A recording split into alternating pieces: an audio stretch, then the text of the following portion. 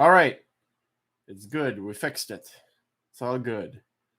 Now I just have to delete this other one, delete this, edit video, delete forever, and get the link up. I'm obviously not going to start any bids and stuff until I get this all sorted out. There we go. Deleted that. Now I just got to get the new day 2 link here. However I do that, it can be kind of convoluted to get these links sometimes. Don't know why it's so difficult. There we go. All right. Link to the day 2. Day 1. This is the new day 2 link. As I say that and I don't put the link in the comment. There we go. Save. Save it. Pin it.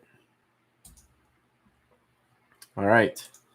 And now I think I got to backtrack and slap it on a couple of other places really quick. Probably a good idea for me to update the auction page with that link.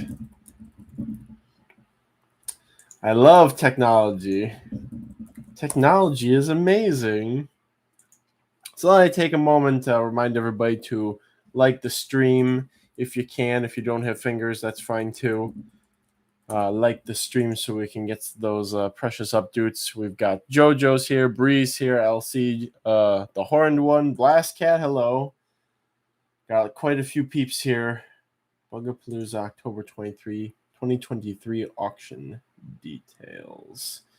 I still feel a bit ashamed that I didn't catch the that I put Bugapalooza instead of Bugapalooza on the official promotional material, but we live in fast times right now. So what's up for menu? All right, we've got 24 people here. Everybody's found me. Okay, that's good. Pin that there. I think we should have pretty smooth sailing, although I will probably update the Discord links here. Look for pin messages. Jump to this. Jump to the OG pinning. To the day 2. Actually, I don't have any links in the official rules, so this is actually pretty good.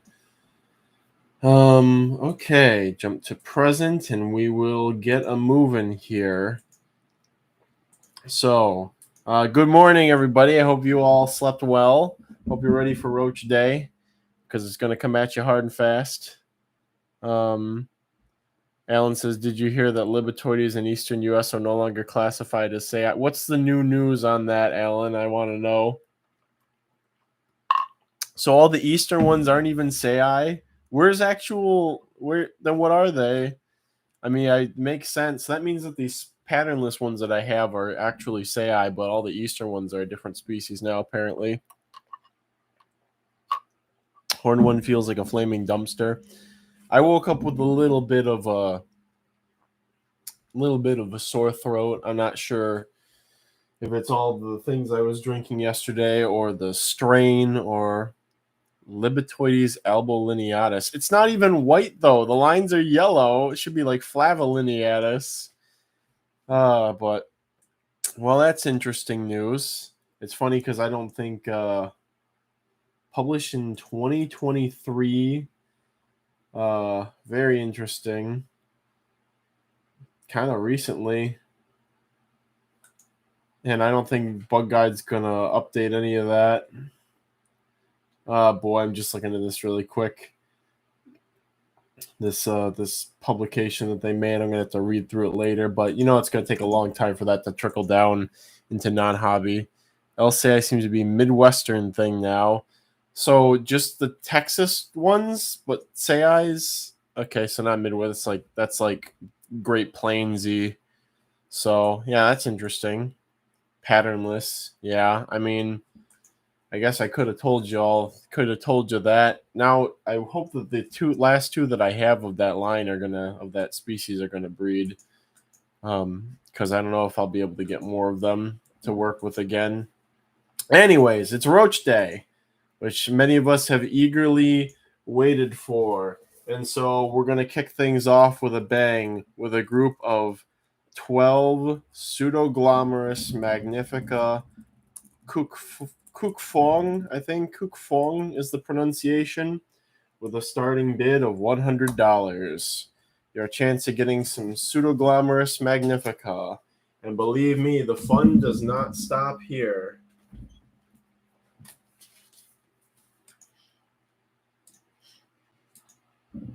Heading out in 15 to 20 minutes for errands and tomato canning. Hopefully can snag some husband forbidden feeders for my new mantis before I head out. My bank account is quivering. This was the day I was most excited for. Sucks I feel so bad. I really wish I was in better shape today too. Yesterday wasn't particularly rough, but I don't know if I'm just getting older or maybe I need a vacation, but I'm feeling kind of worn down. Good morning, humans. Good morning, sirs. Yeah, we got a lot of fun stuff coming up here. We got a lot of good stuff. I guess you don't need our photobot for the pseudoglomerus, but everybody knows what pseudoglomerus magnifica looks like. I just realized, looking at my auction advertisement, I did put a pseudoglomerus on there, so people did know that they were going to be going up for grabs.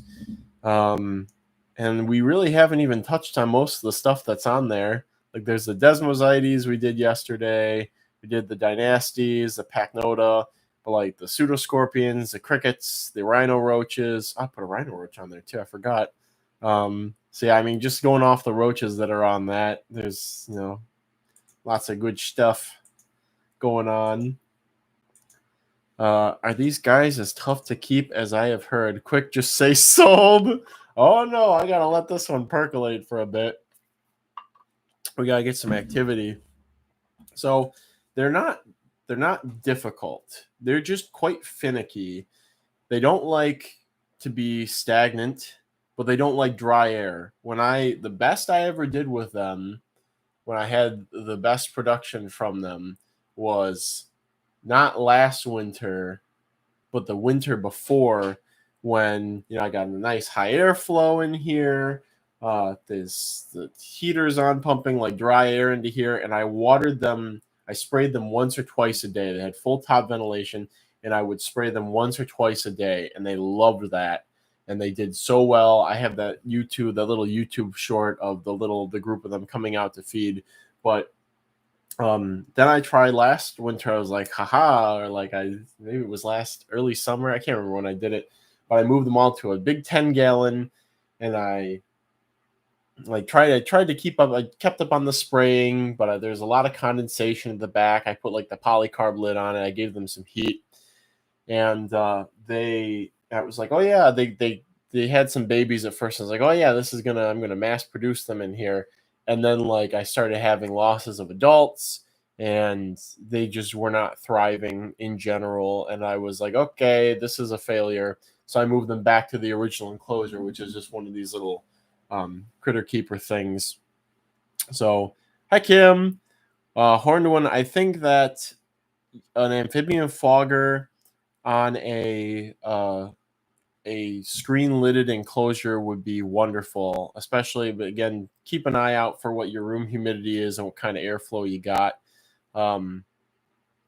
Because again, they don't like to be stagnant. You can't just put them in a container without any ventilation and expect them to do well because the humidity's high.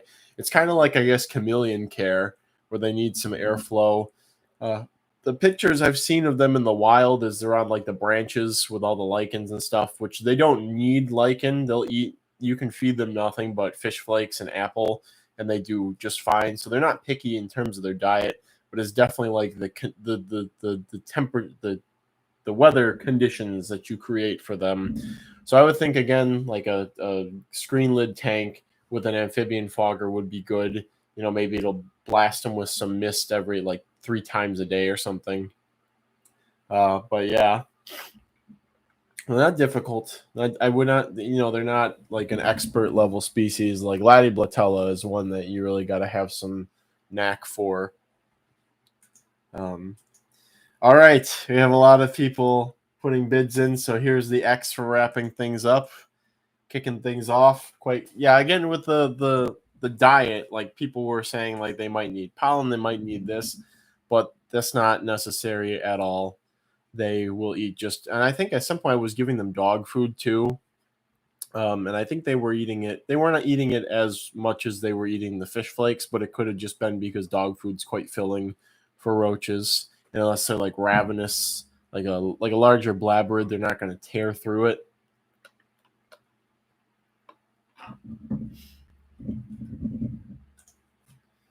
I see a lot of people are gearing up for the end here. All right, Pseudoglomerus magnifica. Going once. Going twice. Sold to Beetle Pixel. Jojo, of course, posting the least flattering picture. Winning bid of 240. Oh, what am I? I'm out of my mind right now. I forgot to pull up my auction records for today. Pseudoglomerus magnifica. 12 count, starting bid of 100, winning bid of 240 from Beetle Pixel. All right, there you have it. Jojo, you savage, absolute savage. That's what Kai wants to do. Kai's not going to do with those though. He wants to be lame and show a spider or something eating a Simondoa. One day the tables will be flipped. I have some plans. Maybe I'll buy one of those. Buy somebody's like recently deceased. What's that huge? The Theraphosa sturmi, and feed it to a colony of giant hissers. I think that would be pretty cool. I'm not going to feed it to them alive. I really don't like feeding stuff to other things alive unless it can't be avoided. Like with fruit flies, it's like, you can't pre-kill fruit flies for like stuff. But for like roaches, it's like, if I'm hand feeding something, I'll just, I'll crush the head first. And depending on whether or not the thing wants it to be moving, I'll usually sever like the ventral nervous system too. So I'll use the tweezers to just like cut through the center of the roach so it completely stops moving. So any sort of sentience that may be there is completely gone. So, all right. Next up, we have a group of 30 Parkoblata boliana from New Park, Alabama. This is the first time in a long time I've offered this species. Starting bid of $40. This is probably the rarest or second rarest. I would say probably the rarest species of Parkoblata. It is just, it was never really thrived in culture, but I think I think that the problem was Alan and I found them in New Park, the area that's supposed to be bulldozed or whatever, which is like some really nice quality forest in what was it? I guess they're making it a new city or a new community of New Park. Alan, I've never had the Macropterus virginica. I want those badly, but like currently, as far as described species, it's probably between these and maybe like Notha. Will there be pictures? I think Alan has some pictures somewhere. Actually, most of the pictures of Boliana that you probably find are from Alan. It's also the smallest Parkoblata. They're smaller than Virginica. Yeah, all the pictures on Bug Guide, a lot of them are from Alan. So here's a nice picture from Patrick Murray. I don't think that's an adult female. Yeah. I have no shame using Alan's pictures of Parkoblata boliana. So anyways, you're probably wondering, what is the key to this extremely rare Parkoblata species? And it is for me, I think it's just offering a good amount of like really well rotted organic matter. So, I've been going. I no longer live in the suburbs of Dearborn where I'd have to go out to like a local forest to plunder for materials. Now it's like, oh, these are the bags of leaves that I would be like either using for my garden or that people are throwing out here. So I do a really nice mixture of well-rotted leaf litter, and there's a bit of woody component in there. There's twigs and stuff. It's been on the ground over the winter and through some of the summer. I bring it inside, I sterilize it, and then I feed it to them. And I think that's really the key is they really want, kind of like a Schnaptera, they want that roughage moving through their system, and it whatever it is, part of their gut flora really wants that, and then they eat other stuff on top of that more ravenously when they have that moving through them. So I haven't had any issues with the Boliana this time. And again, just seeing them in the wild, they're just in this like built up. What's the leaf litter mix in New Park? I remember there was a lot of oak, but there were other things, maybe like elm. I don't remember if there were like cottonwoods or not. It's just a like eastern U.S. deciduous forest mixture of materials. So nobody jumping on the Boliana. All right, we'll put an X here. How unfortunate for you guys.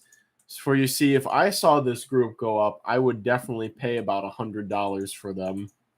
No questions asked for a group of 30 Boliana. Shagbark Hickory, thank you. I'm going to go ahead and read through some of the comments here. Do people actually use them? Yes, there are some individuals have a particular, I'll call it political. Jojo, I hope you don't take that the wrong way. They have a political motivation to use them as feeders. It's a complex situation, basically. But basically, some of these people are kind of being strong-armed into using them as feeders. And I understand it. I feel the ends justify the means. The means justify the ends here. The ends justify the means. That's it. So, as much as I despise that on concept, I completely understand why they're doing it, and I must be supportive of them for their reasons. So, Horned One says, only reach species I have is E. javanica. I'm really wanting a few other species so they come around while I'm still sentient. If we can have them, that's all that matters. All right, Parkablata Boliana, you uncultured swine. Going once, going twice. Pass. All right, very unfortunate, guys. Missing out on some sleeper hits here. All right, next up we have, maybe hop around just a little bit here, a group of 100 Nocticola species, Malaysia. Starting bid of $20. I think the two Nocticola might be the second smallest species in culture. This is making me really want to get Myrmecoblata wheeleri again from Florida. That'll probably be on the list of two gets this winter for this winter trip. I think it's going to be on the list of two gets, and I will put a stupid amount of work into getting them back alive and without drying out. I'll bring basically a culture enclosure with me because that's an important species for me. Differences between the species Florida and Malaysia.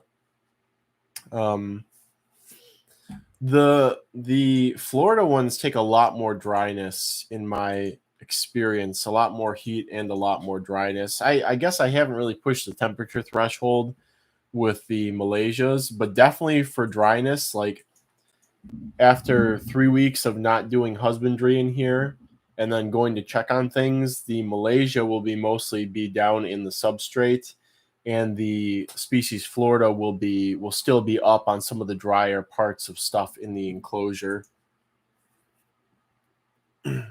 So I'm sure there are plenty of better pictures than the one on my website. I'm quite ashamed of that picture, but I really needed to get it up there. So let's see, Ty Randall's got a pretty decent picture. I actually suspect that, especially if we get an identity on both of these species, I really suspect that the Floridas will become more popular than the Malaysias because of this. Feeder for mantids, I wouldn't really recommend them as a feeder for mantids, except for ground dwelling ones. They don't really go up on like decor and stuff like that, like a lot of the little like ectobiid and ectobioid roaches do. They stay down in like underneath the stuff, and they don't burrow, but they climb through the substrate matrix basically. All right, here's the X for the species Malaysia.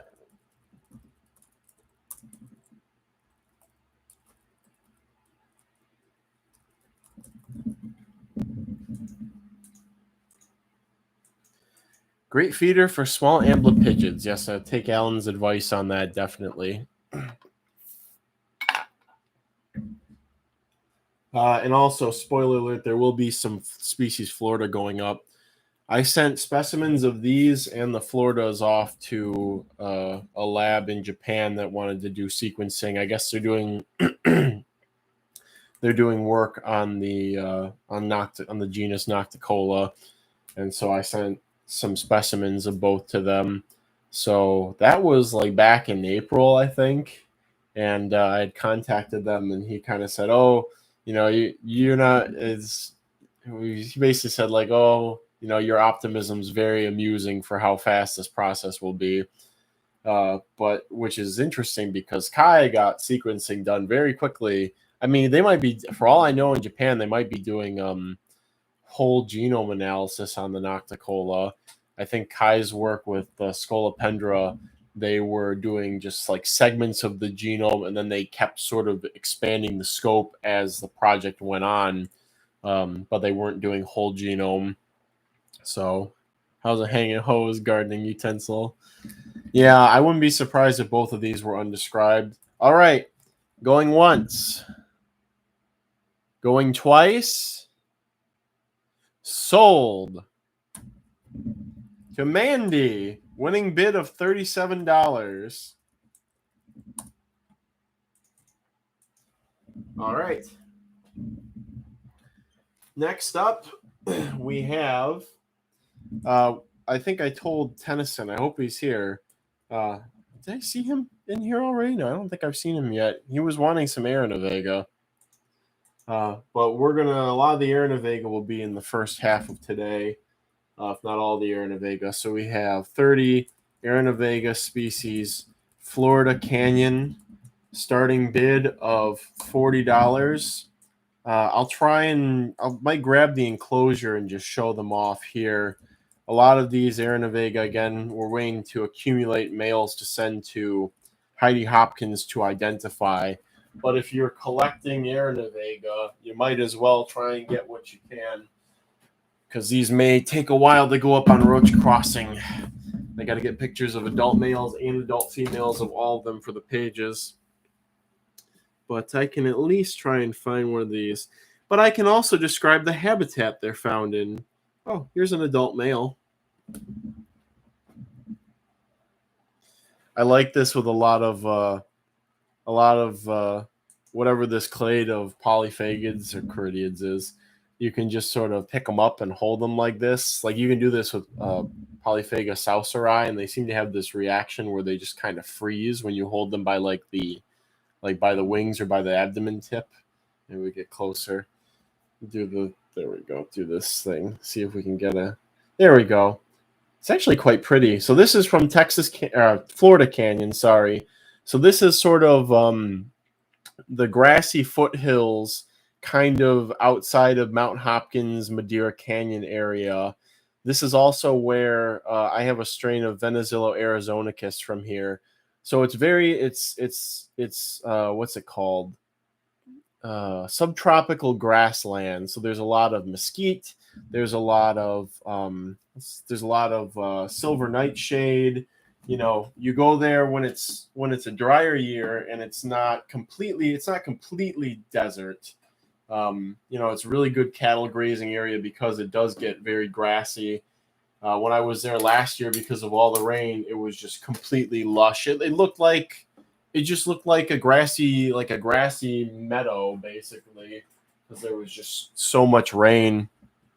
Are these pretty easy? Well, I'll show the enclosure here. If I've been on these, you mind helping me make sure I got them set up perfect. So here's the enclosure for these guys. And this is my standard Aranavega enclosure for a lot of things. So we got, and this is like the final resting place for these colonies. I use these smaller ones to sort of get things started, these smaller size critter keepers or faunariums. And then the final resting place for each colony is inside of these medium ones. This is, you know, you can keep a couple thousand in this size enclosure. So it's about 1.5 inches of sand. From my yard, it's not play sand. And I try to keep this back half moist and then this front area dry. And then I just put the fish flakes here. And if I'm feeling like I'm kind of low on numbers of adults and I really want to make sure the adult males live to inseminate the females, I'll put a piece of apple or a fruit jelly on this side. So this colony has been doing really well, so I haven't had to do that. But like the males do not have the ability to get atmospheric water from, they can't drink water out of the air like the females and nymphs can. So they desiccate very easily. You know, they're not very long lived from the get go, but they desiccate quite easily. So I'll put that there so they can, you know, munch on it and drink when I'm not watering. And then there's a bit of, you know, it's sand lower here. And then I've just been sprinkling a little bit of sterilized dry yard compost here, again, just to kind of give them the option to get a little bit of fiber and to have something to chew on in case all of the fish flakes run out, which this is just some moldy ones on the side here, which they do eat, but they've pretty much eaten all of them at the front here. And then a watering port so I can just spray in here, especially when it's dry in the room. And that's about it. Room temperature here is fine for them. And this is the standard Aranavega care here. And they do very well. These guys have kind of been like the sleeper success. I collected, you know, a handful of them, and when we were in Florida Canyon from under like a couple boulders, and I was just like, oh yeah, cool, another Aranavega species or locality, and I'll just set it up. And I wasn't particularly expecting to find these here or recover this colony, and then they really thrived. So, but anyways, that's anybody who wants to get into keeping Aranavega. That's your basic husbandry there for them. All right, here's an X. I'm surprised Junior's not here. Maybe he'll show up later. He's usually interested in all the Aranavega. In Tennyson, everybody's still sleeping. Maybe they thought there'd be more. I mean, it is a Saturday morning, so maybe I'll drag my feet on putting up some of the spicier. Junior's lurking. All right, good to see you. Good to see you. I mean, I guess I can't remember if you got Florida Canyons before, but if you did, then they're probably doing quite well for you. Shiny Larvitar, there he is. All right. The boy wants his Aranavega, so we'll go ahead and start the countdown of going once, going twice, sold to Shiny Larvitar, aka Junior. We're going to go ahead and 30 mixed for $40 winning bid.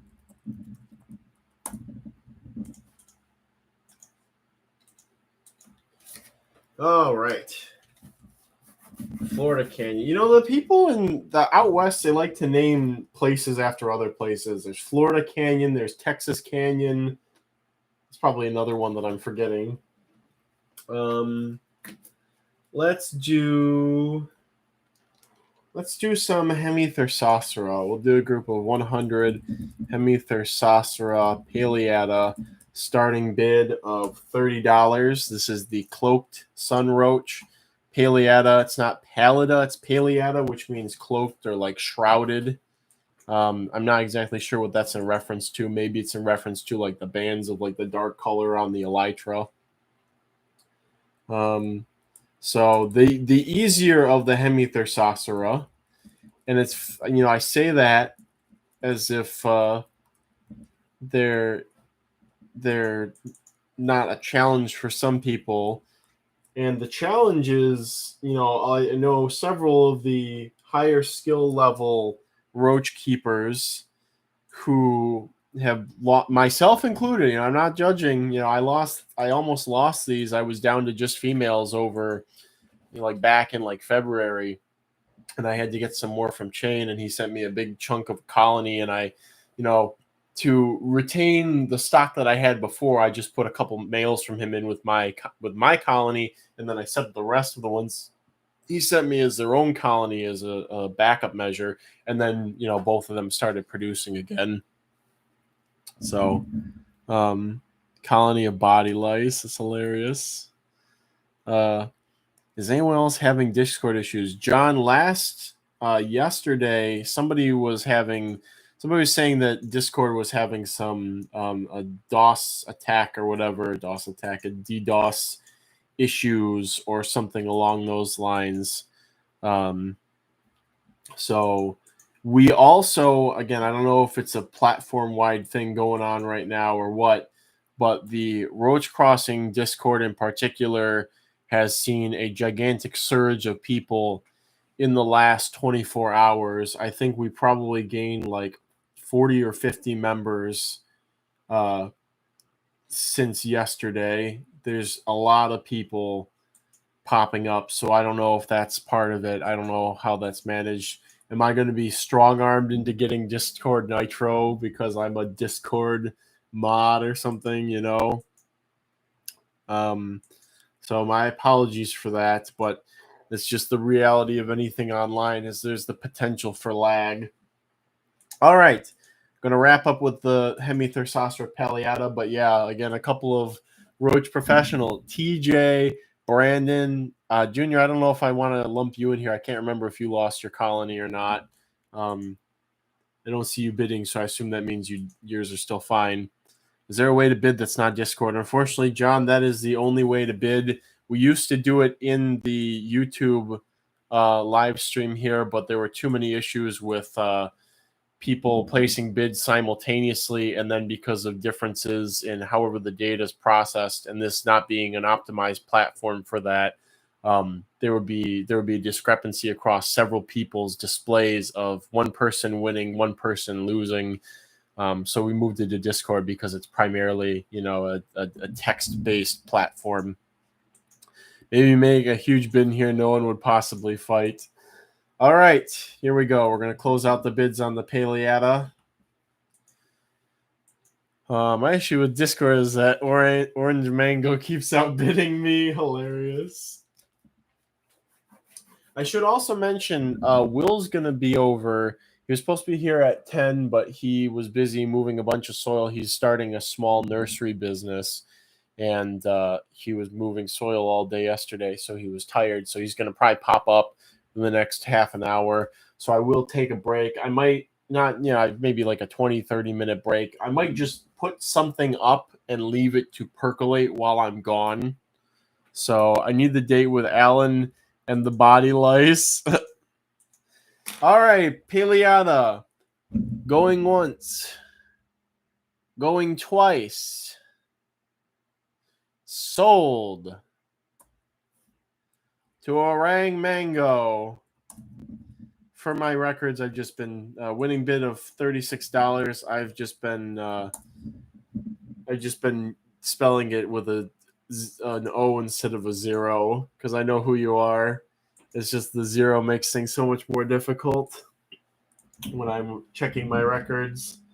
Okay, what we got coming up now?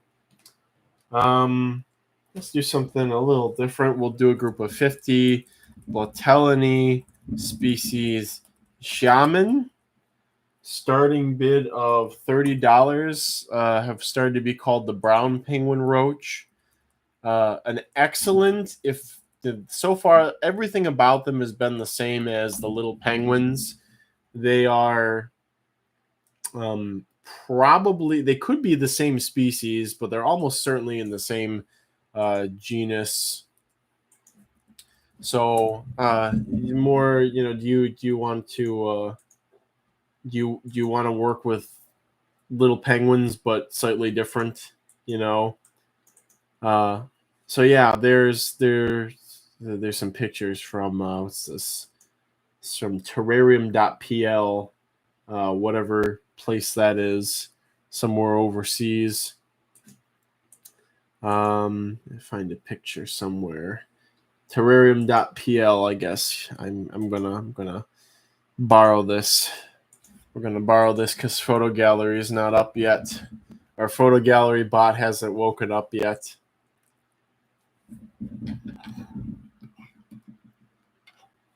So an easy, fast breeding species that I would strongly recommend if you have mantids.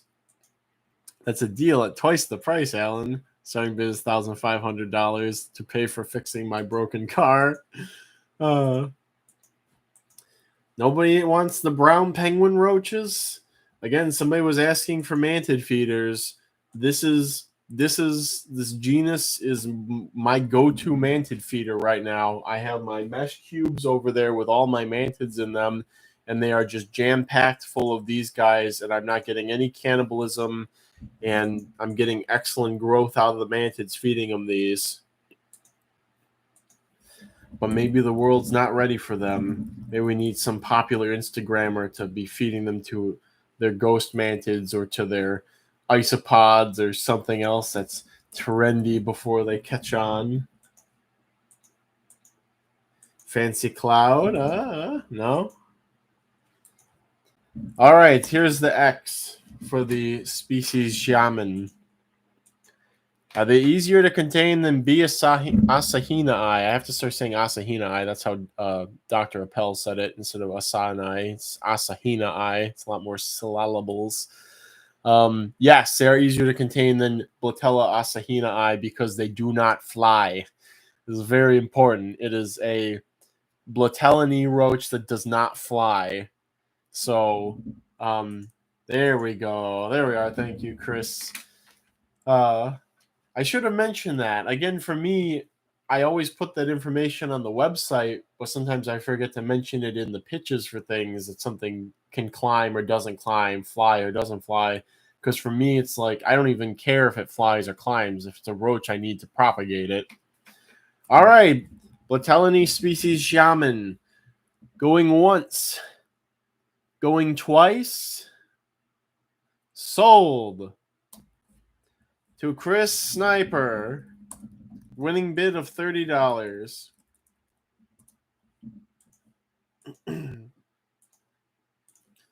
All right. Yeah, Chris, maybe you like these better than the Asahina I. We now also have Blatella lidericalis in culture. I wish we had Blatella nipponica still, but that was before my days of being good with ectobioid roaches. Maybe we'll probably get, before I die, we'll end up with them again, I'm sure, one way or another. Let's see. Let's spice things up a little bit. We'll do a group of 15 40 Oika species Ecuador. Starting bid of 60, whatever, $50. Whatever. Mistyped, but whatever. Do we have a common name for 40 Oika yet? Again, we don't even have a species ID, so I don't know if we do. Do I have a picture of 40 Oika somewhere? 40 spotted bark roach, I think that's what TJ picked. So this is the hobby surrogate for what we lost, which was what was it? What was this? The genus that we lost that is very similar to this. Was it Cappuccino? Was the genus Cappuccino? Somebody, roach person, help me out. What was the genus that we lost? It's in the Xenoborinae, just like the 40 Oika are. But I can't remember what the genus was because I didn't work with it long enough for my brain to cement it. But yes, these are 40 Oika. flat bark roaches, or what did TJ call them? Again, I've just been Fortioica spotted bark roach, Fortioica species Ecuador, shiny larvitar right out the gate. Boy, some of you roach people are going to get some crazy deals if nobody else speaks up on some of these things. What is that other xenoboriny cockroach that we had in culture? Lanxoblata rudis. Thank you. I just not checking there. How smooth the bark do they like? They are not nearly as picky as Lanxoblata about how smooth their bark was. When I was starting this colony, I actually kept them in with my Groundfeederina portentosa masola for like half a year, and they cohabbed and they bred in with the portentosa. Climbing ability, they are good climbers. They're very good climbers, but they do not fly. Issue is no money. Hi, Dynamoterror. Climbing ability. Yeah, so these are, we lost Lanxoblata. I'm partly responsible for that, even though I put so much effort into making the perfect Lanxoblata enclosure. They had a 10-gallon. I bought the smoothest basswood bark that I could. I had a humidity graded, a temperature graded. I fed them like 10 different types of food all at once. They were comfortable on the bark, and I think if I had to do it again, if I even had the opportunity to, I would probably use a polycarb on the enclosure over the winter. I think that, again, the air kind of got too dry for them, even though they had humid microclimates. I had them. I cannot believe the ends I went to with these roaches. And I did get a couple of babies at first out of them, but I could never just get them going again. But the Fortioica I haven't had that issue with, fortunately. A little bit of a dip in numbers, and then they came back from it. But thank you, Orang Mango, for posting those things. Oh yeah, this is a nice picture of some on some birch bark there. Very flat, fortunately or unfortunately, not as flat as Lanxoblata, but not as picky either. Here's the X for wrapping up bidding. Fortioica species Ecuador. Dr. Humroyd chiming in. All right, maybe we'll get some spirited bidding at the last second here, perhaps. But a very fun roach. I'm sad that I lost Lanxoblata and that now they're probably extinct in culture. But I'm glad that we at least have Fortioica because they're basically gigantic Lanxoblata. At least the nymphs are. The adults are quite different. But maybe eventually I will have. We'll find a way to get Lanxoblata again. Somebody will go to Central or South America. All right. Fortioica species Ecuador. Going once. Going twice. Sold to shiny Larvitar. Everybody was holding their bids for the last second there. Junior, you got quite the deal on these. $85 to shiny Larvitar. I see who our active participants are now. Got to be fast on the draw sometimes, especially with roaches. Seems like people really hold back, and then I post my 88 shows last. Let's see. I'll do a Control R. I'll do it for clearance.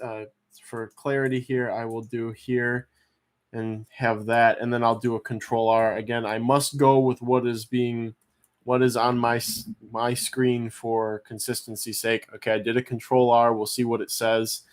If it does say U, I am happy to rebuke Junior's winning. We'll see. It's reloading right now. Again, even after doing the R, it's still showing shiny Larvitar. I do the copy here.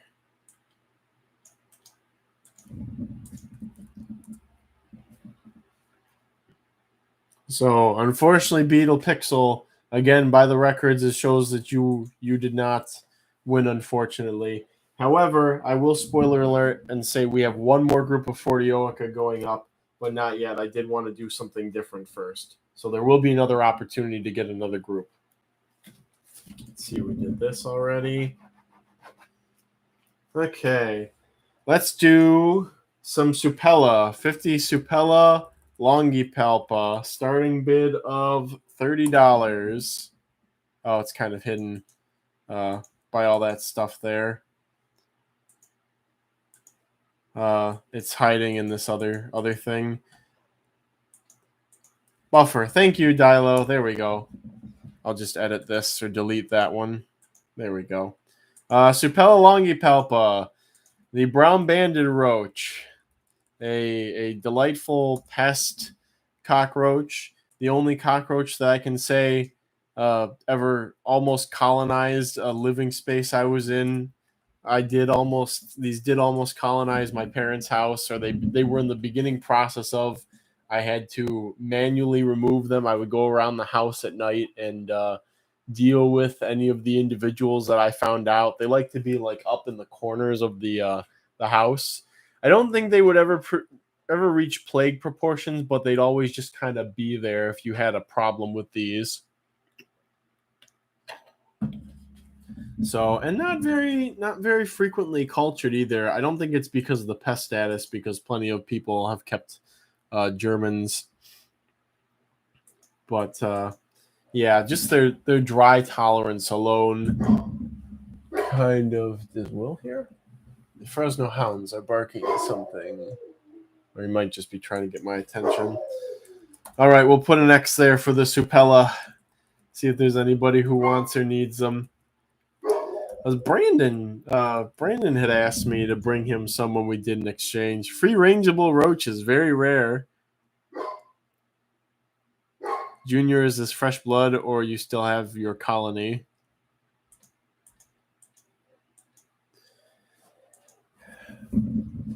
Anyone? Supella? All right, Supella longipelpa. Going once, going twice, and we will pass on them. All right, that's okay. Why is everyone losing 40 Oak all of a sudden? I don't know, Alan. I do not know. Let's see, what can we do next to bring things up to speed? All right, we'll go with something good. We'll go with a group of 20 Eucharidia Linglong, starting bid of $80. Right, let me see. Yep.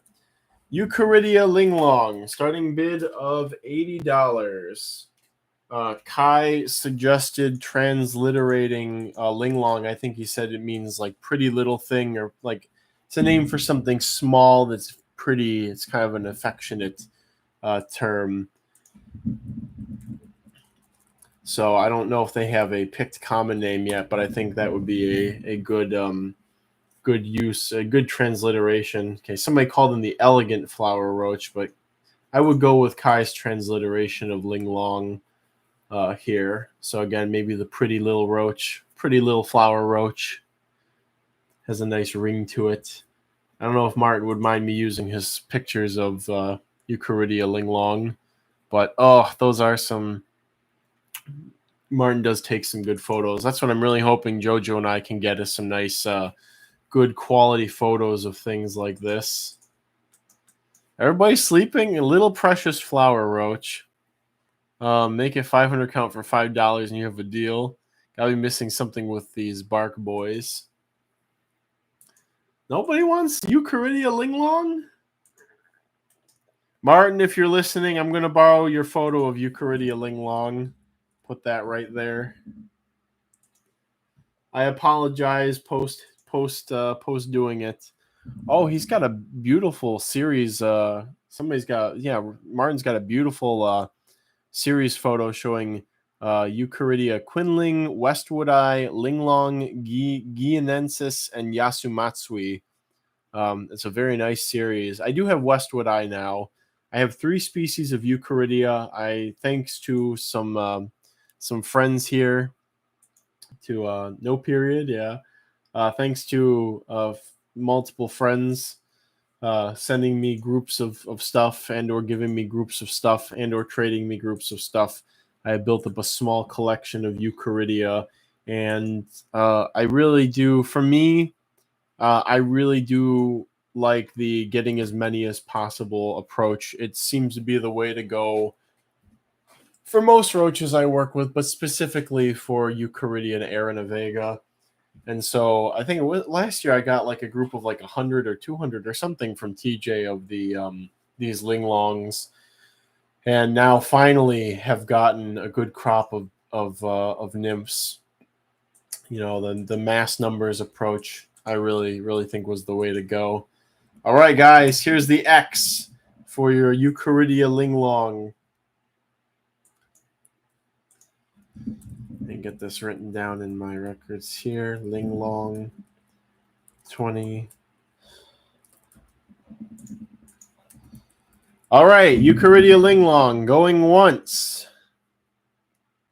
going twice, sold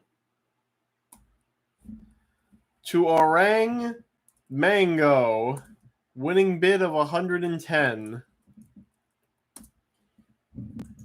for the Eucharidia linglong.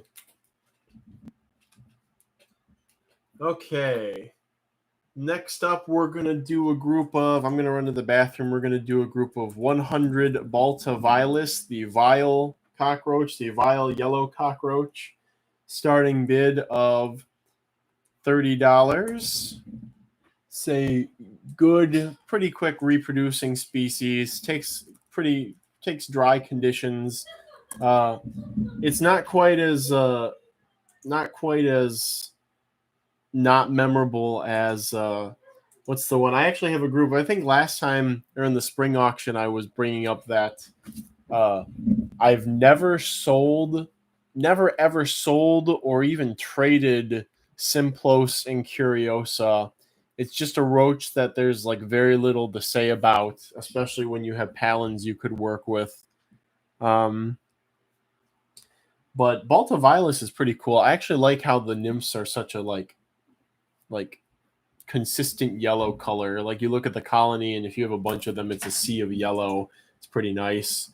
And of course, they are quite dry tolerant. Just nifty, you know, a pretty easy ectobioidy roach. I hear there's some scurrying in the hallway behind me. I might go see what's going on. Picture. Let's see, TJ. Let's see if TJ can help me out here. This looks like a TJ picture. Yeah, looks like a TJ picture. TJ, if you're there, thank you for letting me use your pictures before I get some. I get a picture of. Oh wait, this is an Alan picture, I think. It's funny how I see pictures of. Oh no, it is a TJ picture. It's funny seeing pictures of. Sounds like Nazig is in the hallway. Anybody else hear Nazig? She's being mouthy right now. Here's a TJ picture of Balta Violus of the adults.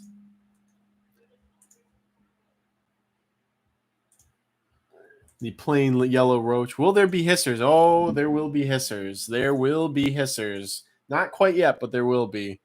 I'm going to run and use the bathroom and just leave the Balta Violus up there. And I'll be back.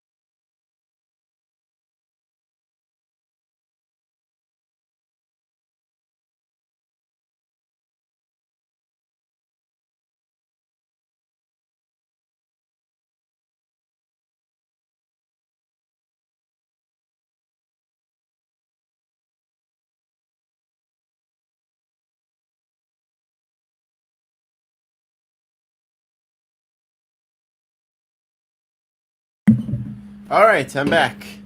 Some people waiting for hissers. Still have Alan has an Incuriosa colony still going strong. All right, here's an X for the Baltavilus, the vile yellow roach.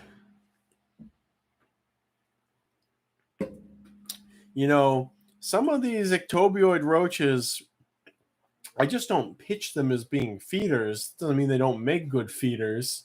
In fact, I would say the average ectobioid roach is an intrinsically superior feeder to most crickets and flies. And there's Will, who just pulled up. So I'm going to have to go manage the dogs, get Will on his tasks for today. Also say hi to Will. I haven't seen Will in a hot minute.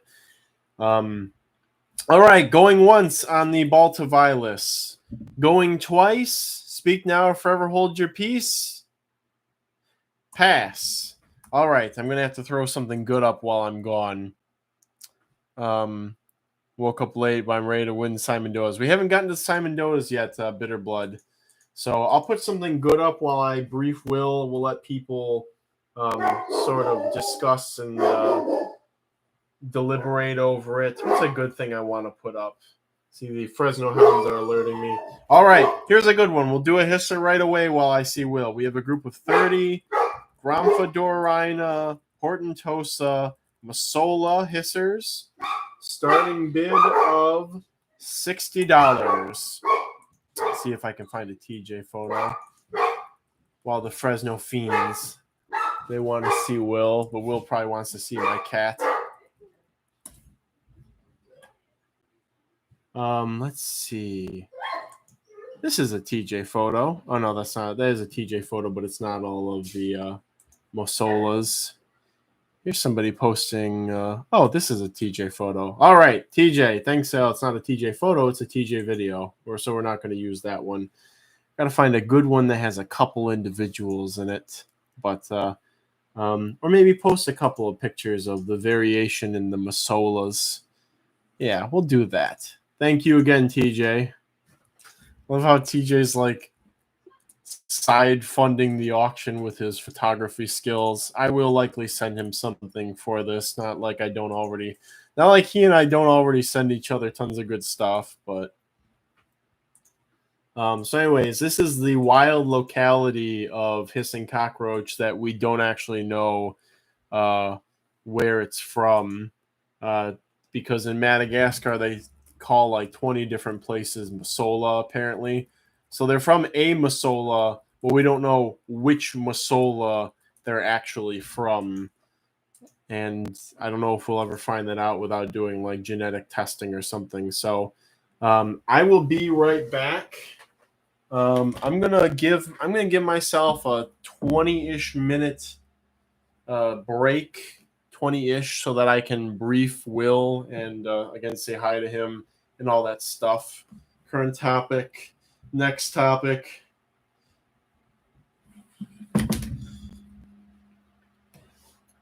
More roaches.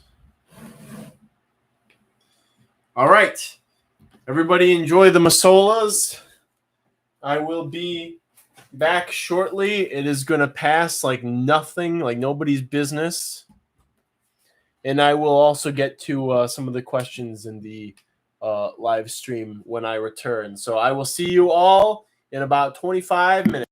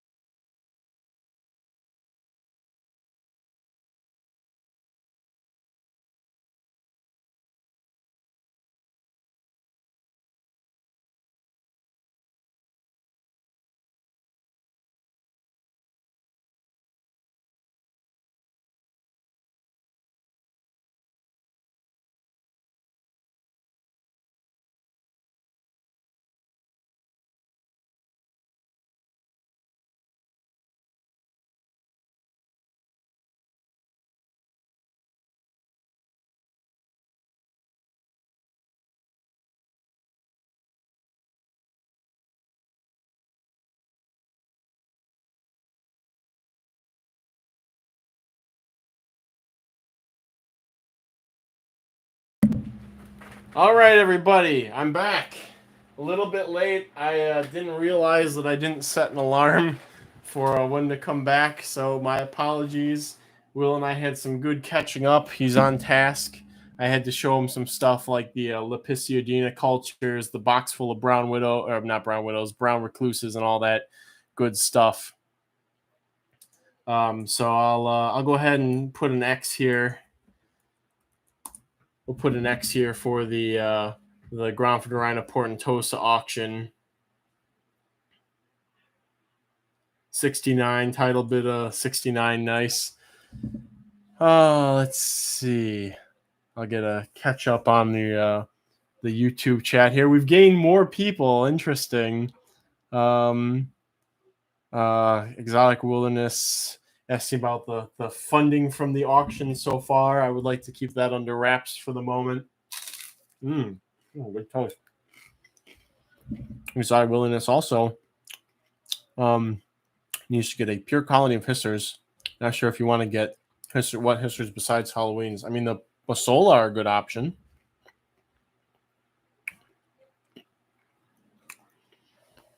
Zen Monkey realized how desperately I want Semendoa. A lot of people really want that. Zen Monkey, Monday morning, Kyle's going to be like, I feel like I forgot something. Oh yeah, an auction. I'll come back here. The bid is at $500. How's the dog doing? Dogs are doing fine. Nazik is always rambunctious in the morning. Pretty reliably after I wake up is when her and Victor do a lot of their wrestling and tossling. He'll just be laying outside buying his own business, and she'll just come up and grab him by the neck and try to pull him across the yard, and then they start chasing each other and all that stuff. Can we do Simdoas next? I actually... all the roaches we're going through are basically office stuff at the moment and a handful of things from downstairs. I will need to take a break at some point just to go downstairs and inventory that stuff. I have not done the basement inventory yet. I was too tired yesterday. But that's not saying that we don't already have like 150 things here from the office alone. So, that's good toast. All right. Wrapping up bids on the Portentosa Masola. Going once. Going twice. Sold. To title. Winning bid of 69. Nice. Nice.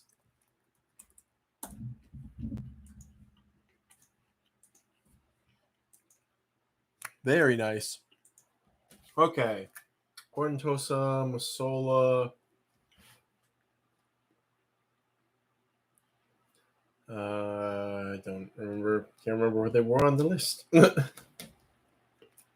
All right, we'll do one that might get a little bit more of a spirited bidding going on. Next, we have a group of 20 Perispherus punctatus. Starting bid of $70. This is the punctate roly-poly roach.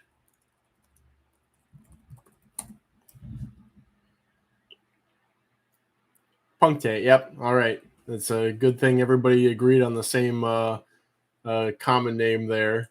So this is one of the roaches that is actually able to conglobulate to roll up into a ball. Pseudoglomerus cannot do that. Perispherus can, and I think there's only one member of the genus Glomerus or something like that. It's more restricted. Or maybe it's Choroidarum. Oh, Glomerus is the Pilomillipedes, never mind.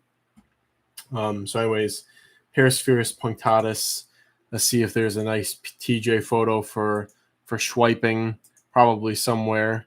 Maybe Martin won't mind if I use his. Martin, maybe one day I will. I'll send you. Oh, there's Martin. Martin, you're here. Thank you so much. I appreciate that. One of these days, Martin, I'm going to have to get something over to you. I don't know how, but you don't need a pick. You need to feel them in your soul. So again, one of the conglomerating roaches able to roll up into a ball. Very cute. easier than Pygmaeus in my experience. I actually have not had a functional colony of Paraspherus pygmaeus since 2016. But the punctatus are thriving for me. I think part of it's the size. I feel like an old man every time I go into when I was at my parents' house or whatever I go into this stuff. But I had a huge colony of pygmaeus in a hexagonal candy container at my parents' house, and they did phenomenal for a while because my parents' house was bone dry in the winter, and I was able to get the bug room up into like the 80s, in the like mid 80s during the wintertime, maybe even the low 90s. And so even the stuffiest, least ventilated enclosure would just have the moisture sucked out of it while I was keeping stuff there. And so then summer would come around, the temperature dropped, the air humidity would go up, and then the colony of the pygmaeus would decline. And that's usually how I started to lose them, or was in the process of losing them, was during the summer. And then they would thrive again during the wintertime because they have this nice positive pressure enclosure. And so anyways, I haven't had those issues with the punctatus. Maybe it's because now everything's ventilated and I pay more attention to my watering schedule and stuff, but definitely can recommend them. Maybe I'll list them as an intermediate species when I put them on the website. Okay, here's the X for the Paraspherus punctatus. Thank you again, Martin. Dillo trying to have a monopoly on Paraspherus. May I bring the enclosure over for a second?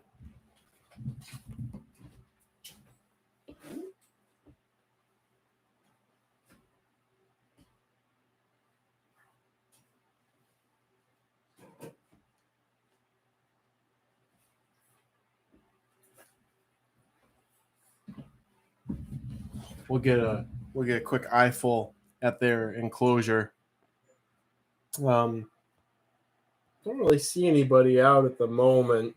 They're probably all under. There's like 3 pieces of bark in here that they absolutely love to hide under, but it's a shallow substrate. There's some mulch. There's some leaf litter and stuff. There's some nice smooth on the underside bark going on in here. Dare I open it? The only thing is, so they're very good climbers. But when you lift up like the piece of bark that they're all under, they have a tendency to scatter and drop off of it, and I don't want to be dropping them all over the place. But maybe we will. Oh yeah, there's a good number of them under here. So you can see, of course, the second I flip it, a lot of them scattered. There's probably more underneath this piece. Oh yeah, there's a couple. A lot of them went down into the chunkier parts of the substrate there. But yeah, I need to be more grateful that these are doing well, because I was bemoaning for a long time that I lost the pygmaeus and that nobody really had a good Paraspherus species going. And now we have these punctatus, and they've been much easier than pygmaeus overall. And they're larger, obviously. Pygmaeus is about half the size as punctatus, maybe even smaller. Wow, they're a lot bigger than I thought. Yeah, the adult females are. Okay. Paraspherus punctatus group going once. Going twice. Sold to Shiny Larvitar. Winning bid of $82. I gotta bring the container all the way back.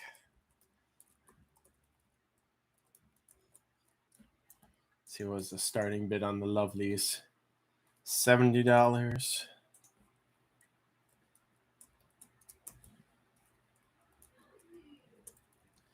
I hear Angela is scolding Nazig. She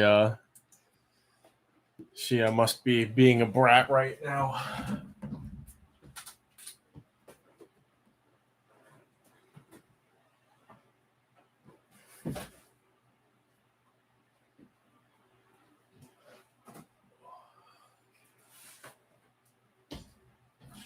Oh, I just left this tripping hazard of a container of Aranavega out over here. Cool. Do you ship to Canada? Danny, you will need to read the Roach Crossing on the website. There's international shipping policies on the terms and conditions page. You will need to read that so that you are familiar with my policies on international shipping. I'm going to just post the Discord link here and pin it if I can.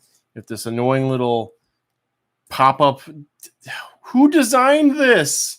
I can't click stuff here because the pop-up's in the way. Come on, man. There we go. You can't even scroll down to move it out of the way because you can't scroll down. Thank you very much, Bree. Let's see if it lets me do this. I want to sue YouTube for this. There we go. Finally. Thank you very much, Bree. I appreciate that. Okay. There we go. Perispherus punctatus. Out of the way. Next up, we will do a group of 100 Aglauterix gemma from Key Largo, Florida. Starting bid of $40. The little gem roach. One of those species that people would always fawn over when I got into roaches, and we kind of never thought that we'd have them. And then we had crazy people like Alan went out and actually collected starting stock of them, and we were able to get colonies. And I mean, back in 2016, I think Alan sent them to me a couple of times, and I messed them up every single time. And then now, finally, we got them going good. I don't think I'm going to ever lose the colony. One of the roaches, some kids straight out of school designed the interface. Yeah, maybe, Chris. And now I might need them in the future. Well, you can always get more from me, Alan. You got dibs on them since you gave them to me in the first place. So, one of the roaches, extremely beautiful for a tiny roach. Ridiculously beautiful. You get orange coloration on some of the adults. Maybe genetic. There may be some populations that it's higher frequency in, like around Archbold in Florida. I have to go back there to try and collect some. It's going to be a heck of a collecting trip this fall. Definitely one of the roaches of all time. Also shares the trait with Latiblatella and Analacta for ability to teleport. You may not think that an organic life form has the ability to teleport. They were collected from the Yard of Satchel's friend, by the way, in North Key Largo. Oh, okay, they're from there. That's pretty cool. How infestive are they? Not infestive at all. Absolutely zero chance of infesting anywhere. That's so funny. These came from the gated community in Northern Key Largo. Such a treat of a roach to have. They're usually found under, you can find them under dried tree bark, but we've also found them, and maybe their original habitat is bromeliads. We found them on Big Pine Key and bromeliads. I'm gonna look that up. I think I have a picture of their wild habitat. Again, part of it is oh, I don't have any picture. It's in the Roach Guide. It's in the Roach Care Guide, the General Roach Care Guide. There's a picture of a nice composite picture of the mangrove forest we poked around in on Big Pine Key, and you can see like the air plants, the bromeliads. So what was it, the jug air plants growing on the dead or half alive mangroves? And that's actually where you could also find a Glauterix gemma. It might be maybe their habitat preference, perhaps. Are you going on a collection trip to the Keys this fall, too? Not in the fall, but in the spring, we're going to do Florida. I'm not 100% sure where I'm going to go yet.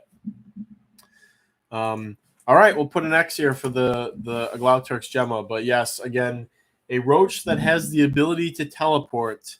It even has the Dragon Ball Z teleportation sound and everything. When you flip over a piece of bark, and about 70% of them teleport behind you and say, "Nothing personnel, kid."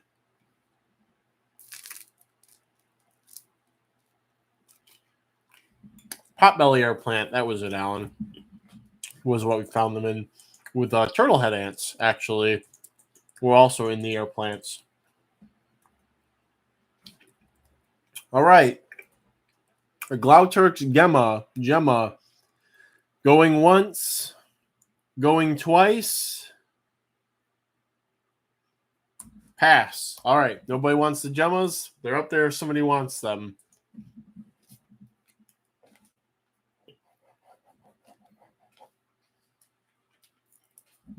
It's funny because after the auction, sometimes somebody will contact me and be like, I really wanted this, and this, but I couldn't make it to the auction. Are they still available? And it's like, oh, my friend, you were getting a great deal. All right. We have 15 of the last captive colony of these.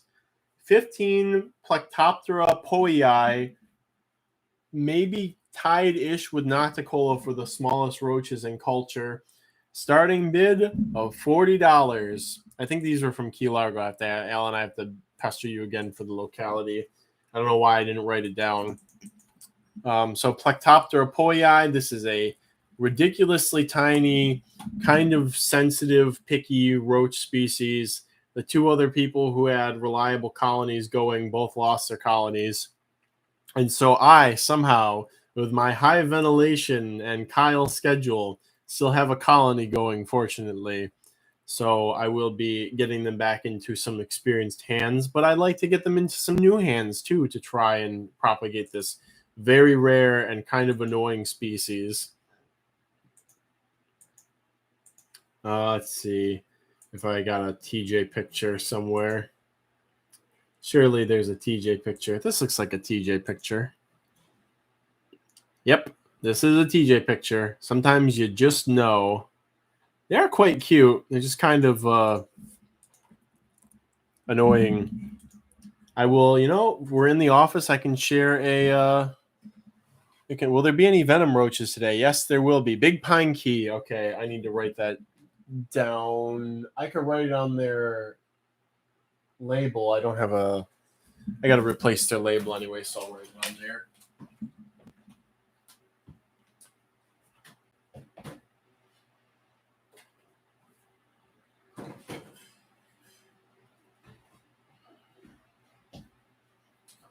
Audience is spoiled today. You get to actually see some setups while we're at it. So this is the Plectoptera poii enclosure. You can see a good number of them hanging out by the front here. Let's see. Get this to focus. There we go. You can see they're doing quite well. So the people, TJ and Brandon, who were having success with these, I don't know what Brandon's setup was, but TJ, I think, had them in kind of a low ventilation setup and was feeding them dog food and fruit and stuff. And that worked all through the winter. And again, Kyle with his ventilation, heat, airflow, blah, blah, blah. That worked through the winter, but then you come to the summer and conditions get very stagnant. And so you need that ventilation because a lot of these species will succumb to like bacterial or fungal infections. And so now I have them in this full ventilated setup. I was getting sparing reproduction through the winter enough to get them, get them by and get them to now. And now the air is humid and they've had a couple of months of that and they have good airflow. And so they're really starting to take off. So you might be able to see some first instars crawling around on the side there. Yeah, there goes the first instar right below the vent. So again, the nymphs are pretty colorful, but this is more of a TJ pictures are somewhat common, but pictures of TJ are rare prizes. So yeah, there you go. Here's Plectoptera poii from Alan says Big Pine Key, so I'm going to write that on my label, and I'll switch it to Sharpie eventually, as I often do. B P B R K B P K. Alrighty. When are Roth's roaches? Roth's roaches will probably be after 2 today. I have to go and do an inventory of all the stuff in the basement, and they will be in that lot of stuff.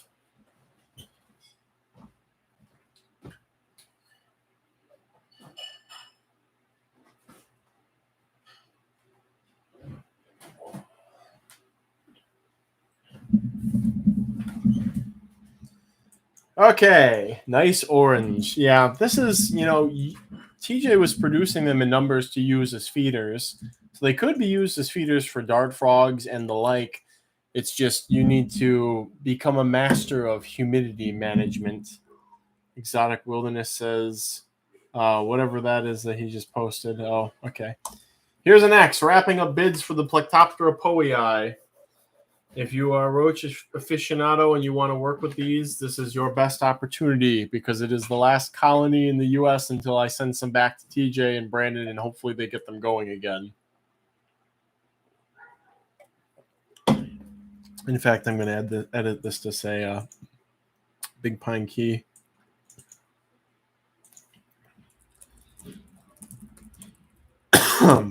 There we go. All right. Going once. Going twice. Pass. Oh, sold to Orang Mango. All right, Orang Mango. Good purchase. I'm proud of you. I'm proud somebody saw the value of these guys. So I also wish you the best of luck. Also, you did see what their enclosure looks like, so you can try and replicate that. And do keep in mind the humidity situation. Glow Spot Cockroach says, it's my favorite. Oh, says the glow spots are his favorite cockroach species. That makes sense. There will be glow spot roaches today.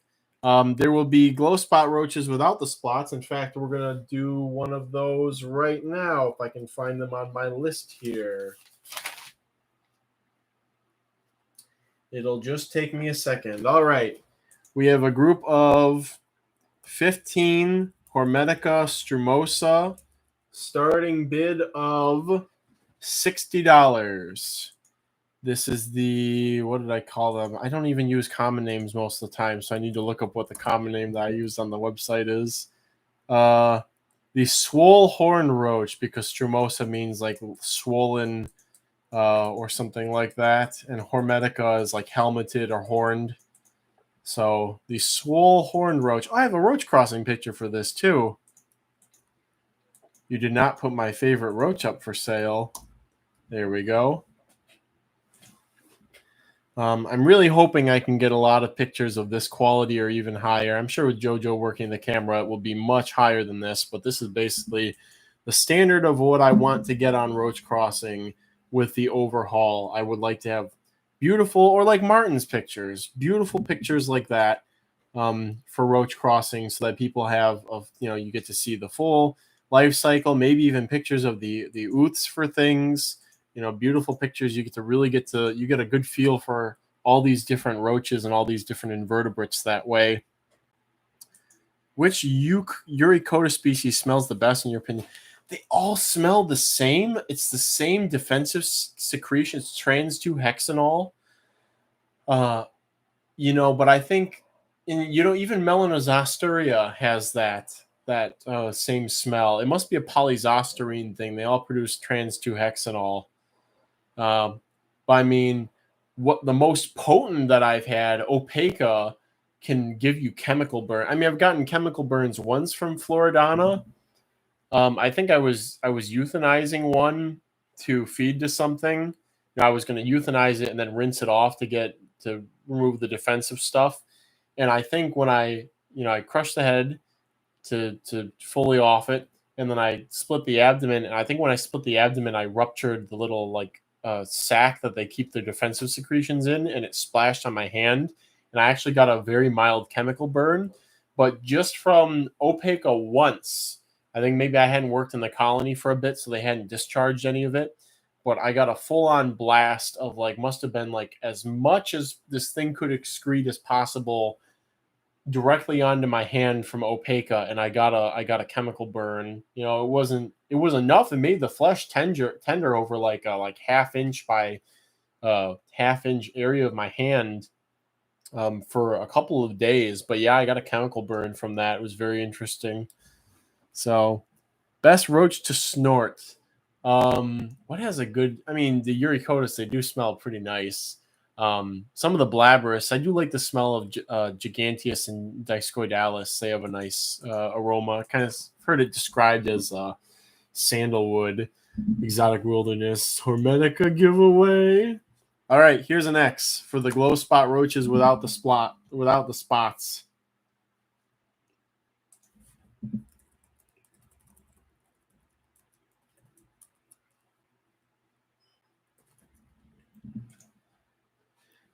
bullying me right now. Very amusing. Again, I appreciate Martin and TJ for letting me lean on your photos. It's a situation I felt a little easier to ask for forgiveness than to ask for permission. But also, photo gallery bots still asleep, so it's not like I could rely on them to skirt the process.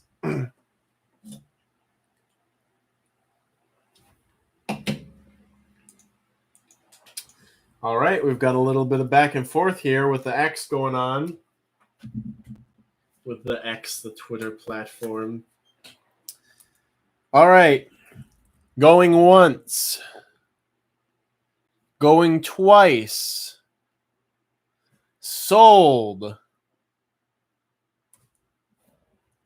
To Shiny Larvitar. Winning bid of 62.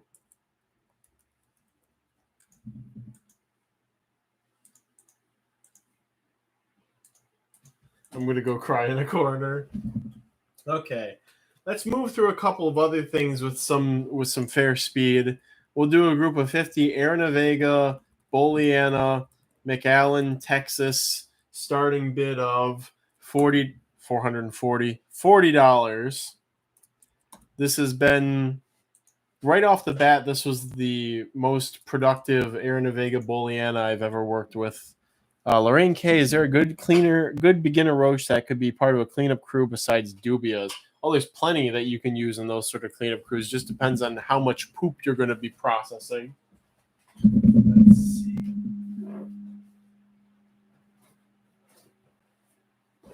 I just so happen to have the McAllen Boliana right here. You can see the enclosure.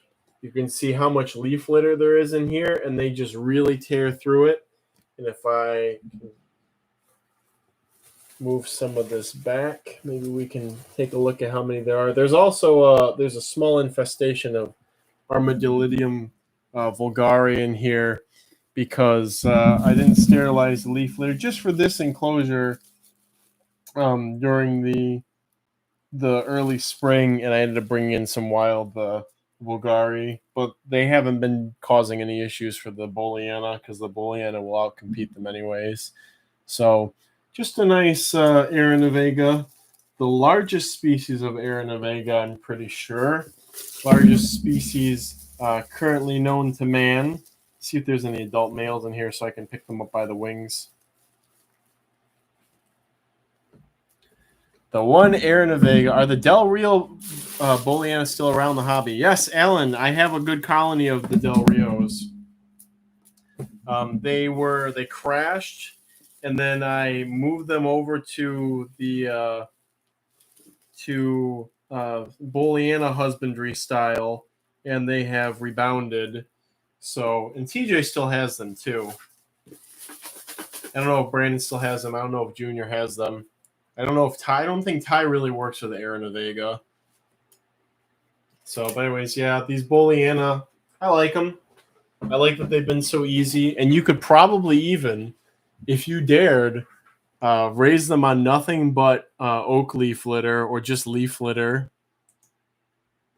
Dr. Hemroyd wants some more of them. All right, we're going to put the X there, see if anybody else is interested. Not much, just one king snake. So you might want to look into a Pycnoscelis or a Eublabrus because there's probably going to be a lot of like fur with the droppings of the king snake if you're feeding it mice. And not a lot of things like to eat the fur that comes out of snakes like after they process it. You could, if you wanted to, you could even introduce some Pyralis moths. Those will eat that. I found when I went to Mike's place to his farm to look for Necrobia violacea. Spoiler alert for the grain pest section later today. Good stuff. I had to. The Necrobia were not as common as they were last year, so I had to pick up a goat carcass and really give it a shake. One that still had a lot of hair and sinew on it. And so I was able to find the Necrobia. And then a beautiful black and white moth fell out of the carcass. And then I did a little bit of sleuthing, and it's a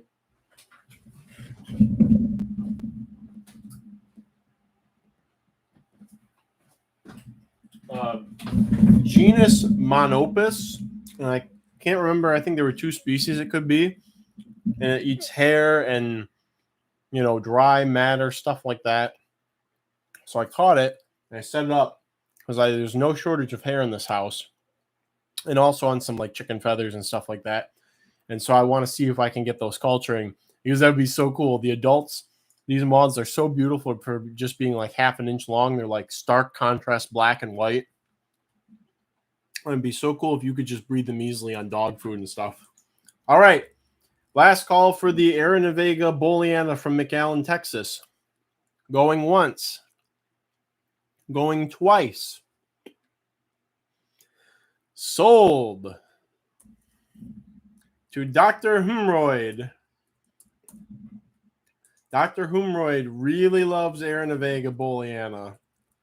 I think we may be hard-pressed to find a hobbyist who loves them more than Dr. Humroyd does.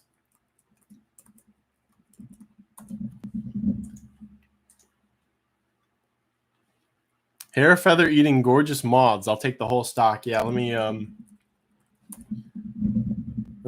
find a picture of if this might actually be the species. I'm not 100% sure.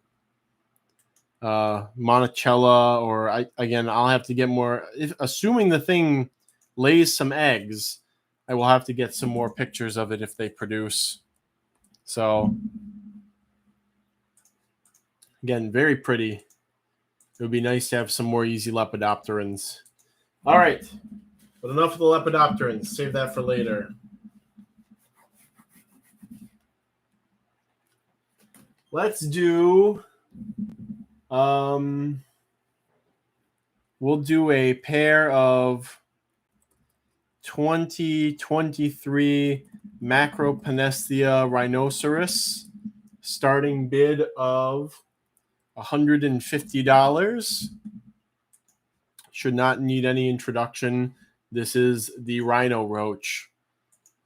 Straight up, nothing more to say.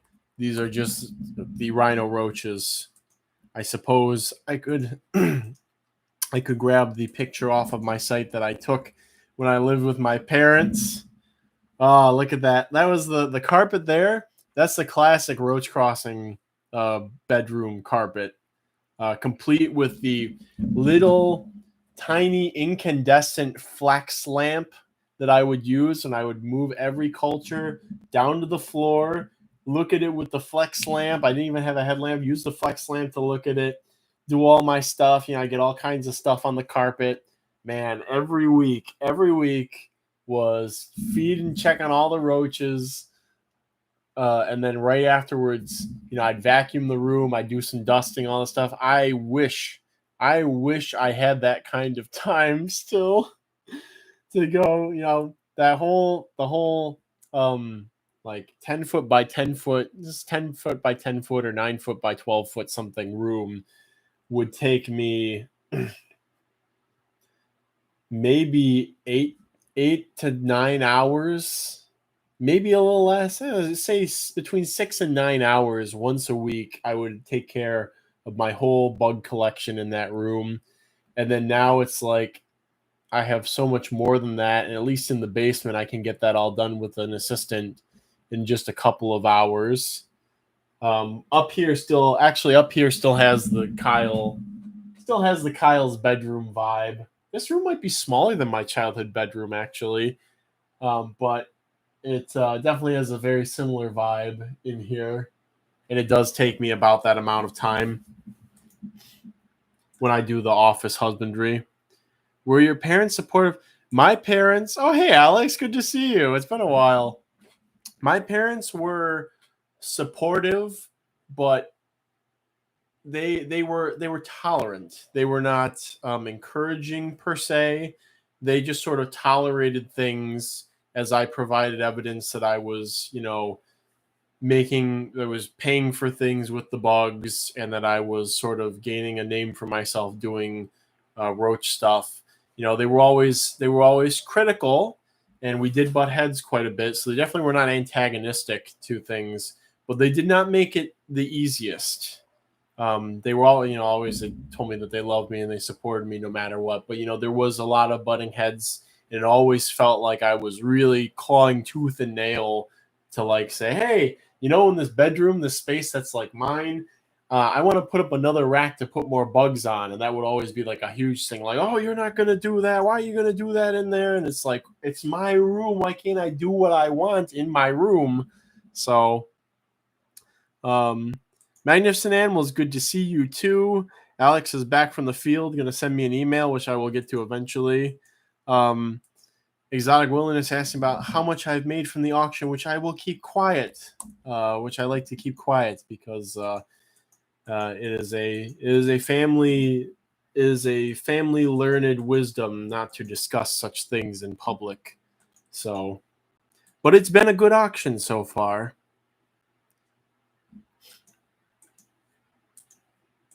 All right, the X is there for the Macropenestia rhinoceros pair. We'll go on to some lighter things soon. Maybe, I don't know. It's fun. Rhinos are so cool. Definitely a bucket list for me. Well, here's your opportunity. It's not like they're very difficult. It's just acquiring them, and they just take their time. You can't rush rhinos. You get like 1 litter a year, and the females can have, seems like 5 litters in their lifetime is the upper limit from what I have, my experience. I had a female who was on her 5th litter just die this year after having a litter. So she gave me one final goodbye, and then she passed on her mortal coil. So I was very thankful for that. So, all right, Rhino Roach pair. Going once, going twice, sold to Braden with a winning bid of $320. I figured people would be pretty enthusiastic about these.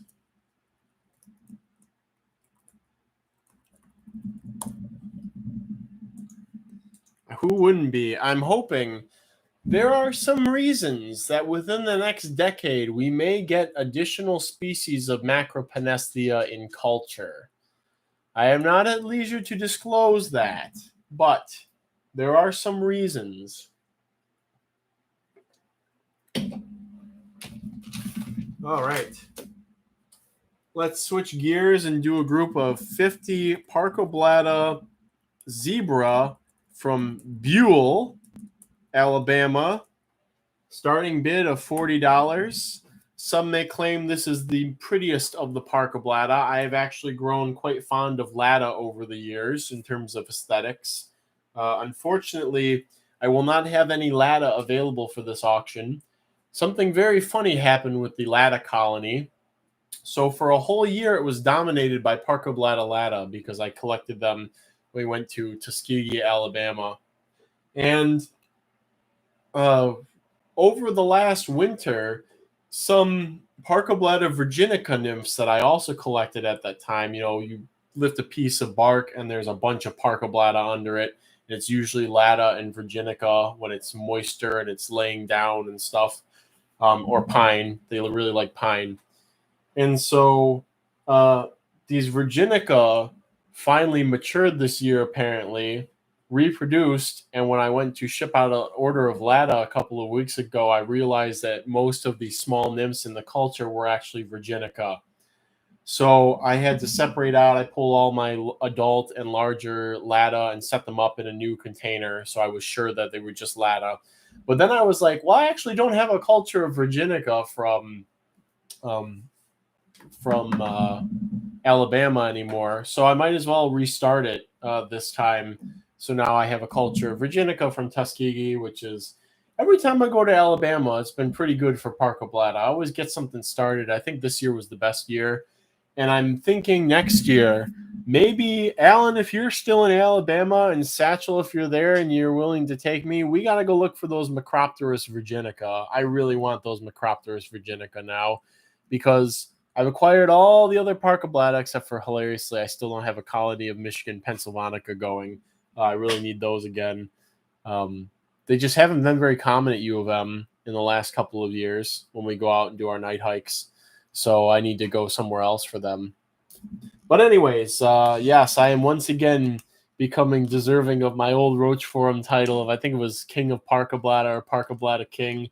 Alan's the real MVP for Parka Blatta, though. He's the one who points me to all these spots and collects all this stuff initially. But I do have a knack for getting them going in good numbers. All right. We'll put an X here for the Parka Blatta Zebra from Buell. And also, thanks to Alan, I have the very nice Montgomery ones now, too. Colony is not established just yet, but hopefully will be by the spring auction.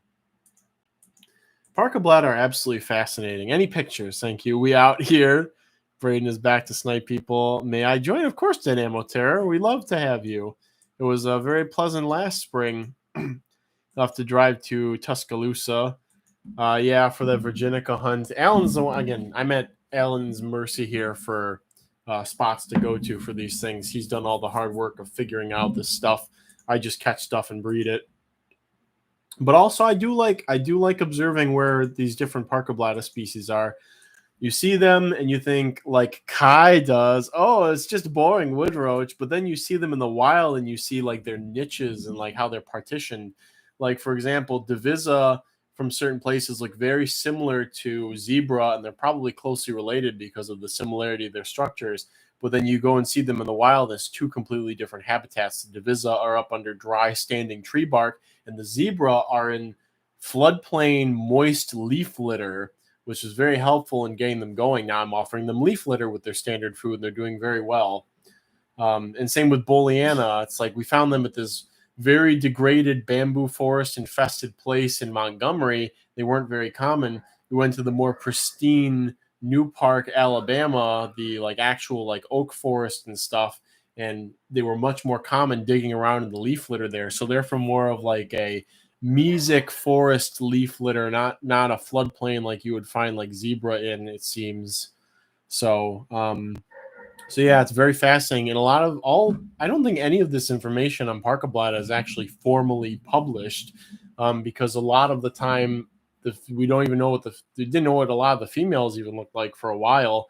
All the taxonomy was done on males, and they come to light readily, so that's an easy way to do it.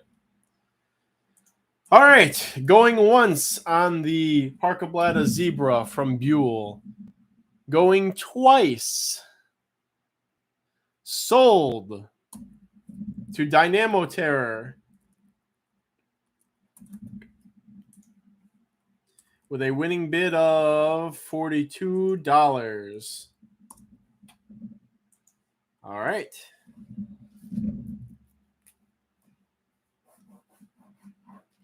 All right. We'll put up something we'll put up a little gimmicky thing here for a bit. 5 Pycnoscelis Sea of Sermonamensis from Redlands, Florida. Starting bid of $20. This is either maybe even a spin-off parthenogenetic mutant of contemporary Pycnoscelis indicus, or just a really weird strain of Sermonamensis, because they are tiny, they're very lightly colored.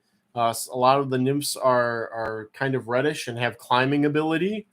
So they're just very strange, and unfortunately, the place that we collected them from, it used to be a papaya farm, and they within the last 2 or 3 years, they apparently they decided to switch from producing papayas to switch it to producing some other some other crop. So they cleared out all the fields, they got rid of all the papaya bark, everything's completely gone. So they're a Pycnoscelis, so they may still be there. But the other problem was whether they were spraying the field or the grove with a bacterial insecticide, or if it's just innate to some of these strains of Pycnoscelis. Couple of times that we tried to establish them, they just melted away from some sort of ooze. Dr. Appel thought it was some sort of yeast that infects them. And so I actually lost my original colony. Alan lost his. I think everybody else who worked with them, Carlos lost his. But Pycnoscelis nymphs and Panchlora nymphs are very similar. And I accidentally had one of these Pycnoscelis that I collected with the Panchlora from Redlands. And so one day I looked in there and there was a Pycnoscelis adult, and I was like, oh, because it obviously would have survived and grown up from being a nymph to an adult without succumbing to this infection. And so I isolated it, and now I've gotten a colony of them going, and they are very different from traditional Surinams. All right, X for Chris Sniper. I'm wondering, the zebra, Pargoletta zebra container is on the bottom of a 3-stack, and I really don't want to get it because the container that's on top of it is the Cubaris benetensis, and that's a heavy container. I don't really feel like getting it right now, guys. Kyle, have you had experience with any of the smaller genre of red velvet mites collected recently? Was interested? No, I have no experience with breeding velvet mites. That's something you probably want to talk to Will about, actually. Or Brandon Maines, I think, had some success with a velvet mite at some point. All right, going once on the CF Surinamensis. Going once. Going twice. Sold to Chris Sniper. I love how that name has stuck over the ages.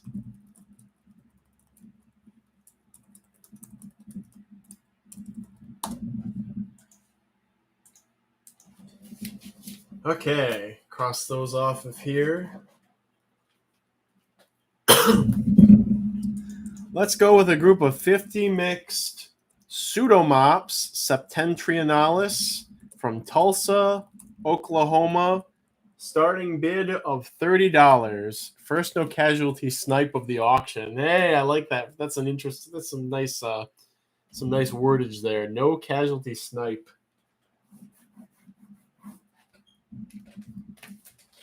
Pseudomops. I tried working with a strain from Alabama and had those available a little bit last year.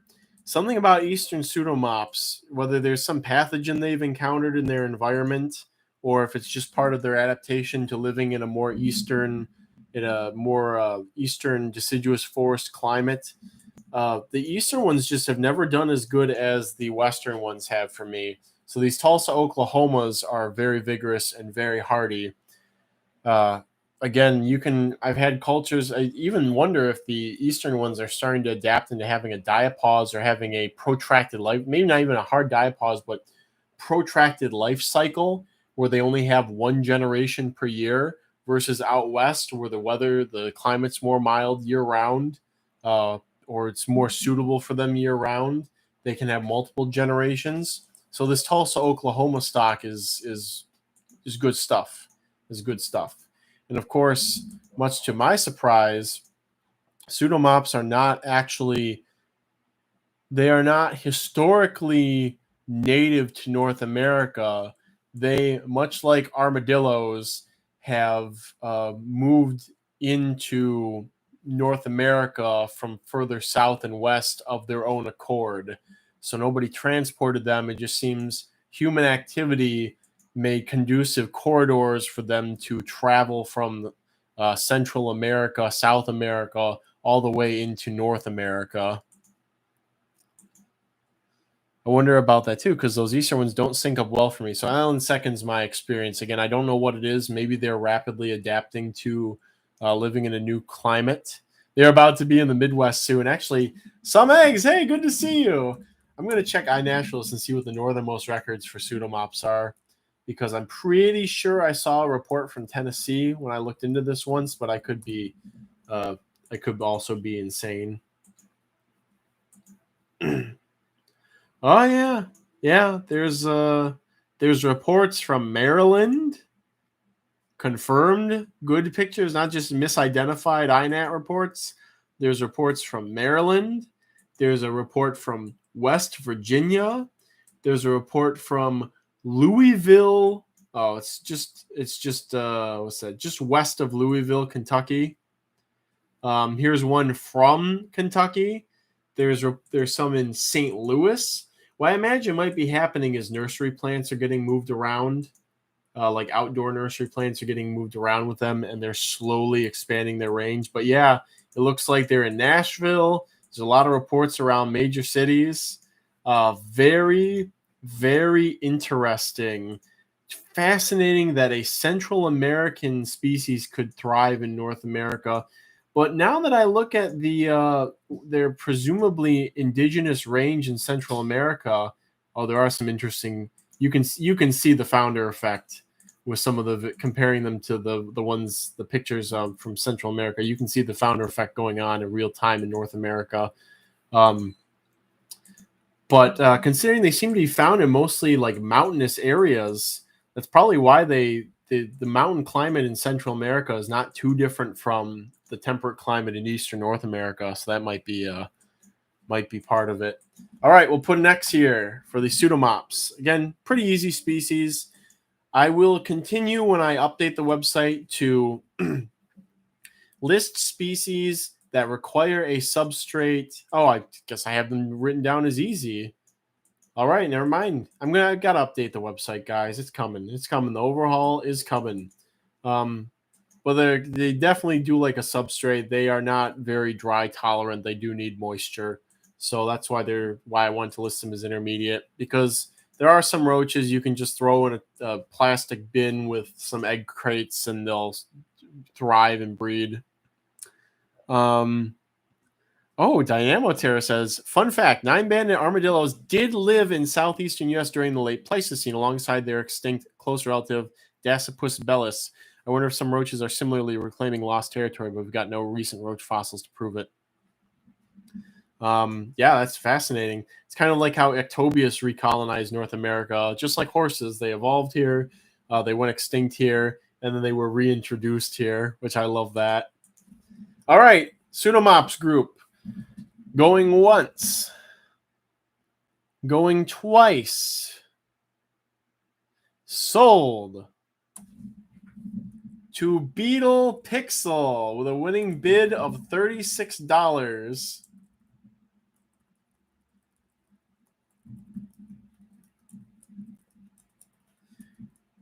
A good price for a group of pseudomops. If anybody got pseudomops from me last spring, whoever got those from me, let me know how they're doing. I hope that they're doing good for you. Doing well for you. All right, here we got a nice meme. We got a group of 100 Blatella germanica, the now infamous V5-101 strain, starting bid of $20. This is a strain of pesticide-resistant Blatella germanica. We're not really sure what they're resistant to. We could never figure out why the strain was labeled differently. I think Alan said actually it's in reference to where it was collected. It's like an address. Maybe it's referring to an address or something like that. Alan says going extinct, just like roach culture is going extinct and getting reintroduced to my collection. Well, fortunately, Alan, I owe you for lots of stuff, so you can always ask me for things. Anyways, anybody need some pesticide-resistant German roaches? Photo Gallery's Apprentice, thank you.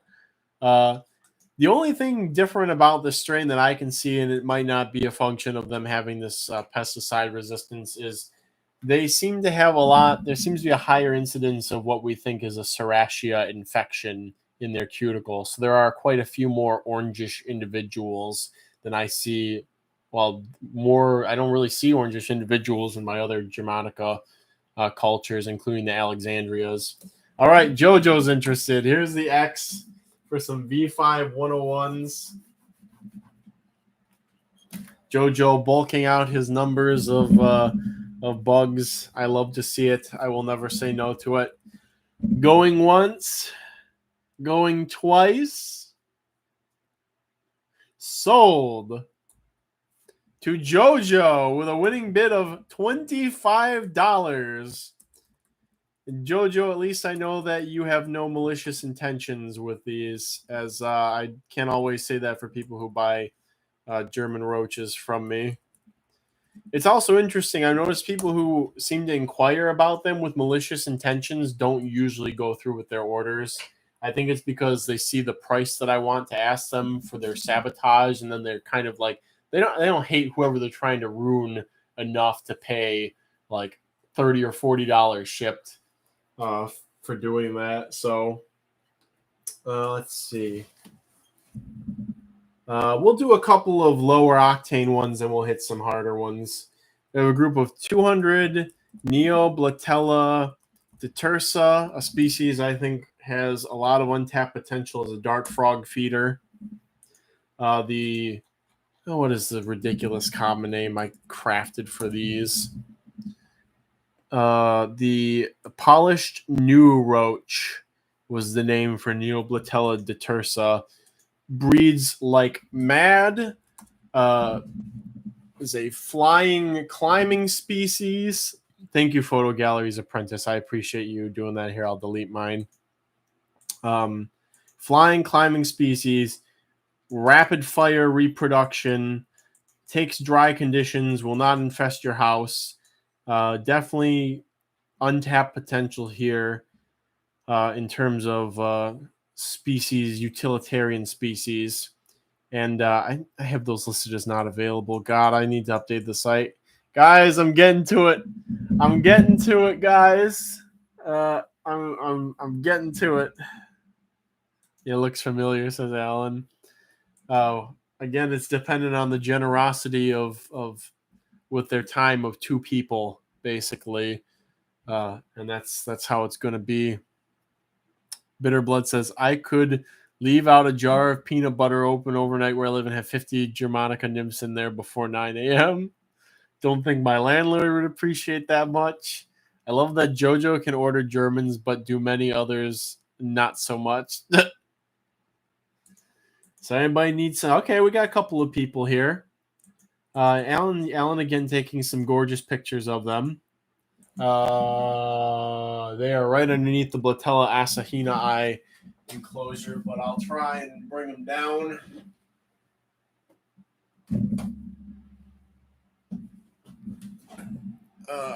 Here we go. You can get a nice side view here of the enclosure. You can see it's dry with a moist corner. You can ignore the corpses because for any deceased individuals, there's like, is that too close? For any deceased individuals, there's like 100 nymphs in the substrate and in the pine cone that's back there. This has been a very productive culture for me in this style. I mean, you can see all the nymphs there too. And these guys are going to go even crazier. They're going to go through the roof in numbers in the winter when the air dries out. Facebook butchered the quality. Yeah. They are very flighty, very climby, but again, as time goes on and I work with more things, you start to appreciate the stuff that reproduces like wildfire, won't infest your house, and flies and climbs because it's most likely to get eaten by the stuff you feed it to. So here's the X for the Neoblatella detersa. I am usually a locality enthusiast, but the thing is, Neoblatella detersa is found like all over Florida, and it's been introduced in like modern times, like within the last 100 years or something. So I don't really see a reason. The fact that they fly so much, they're highly mobile. I don't necessarily see a reason to keep track of the locality for these. However, Alan does know the locality, so if anybody really wanted that, I could get it to them. All right. Going once on the detersa. Going twice.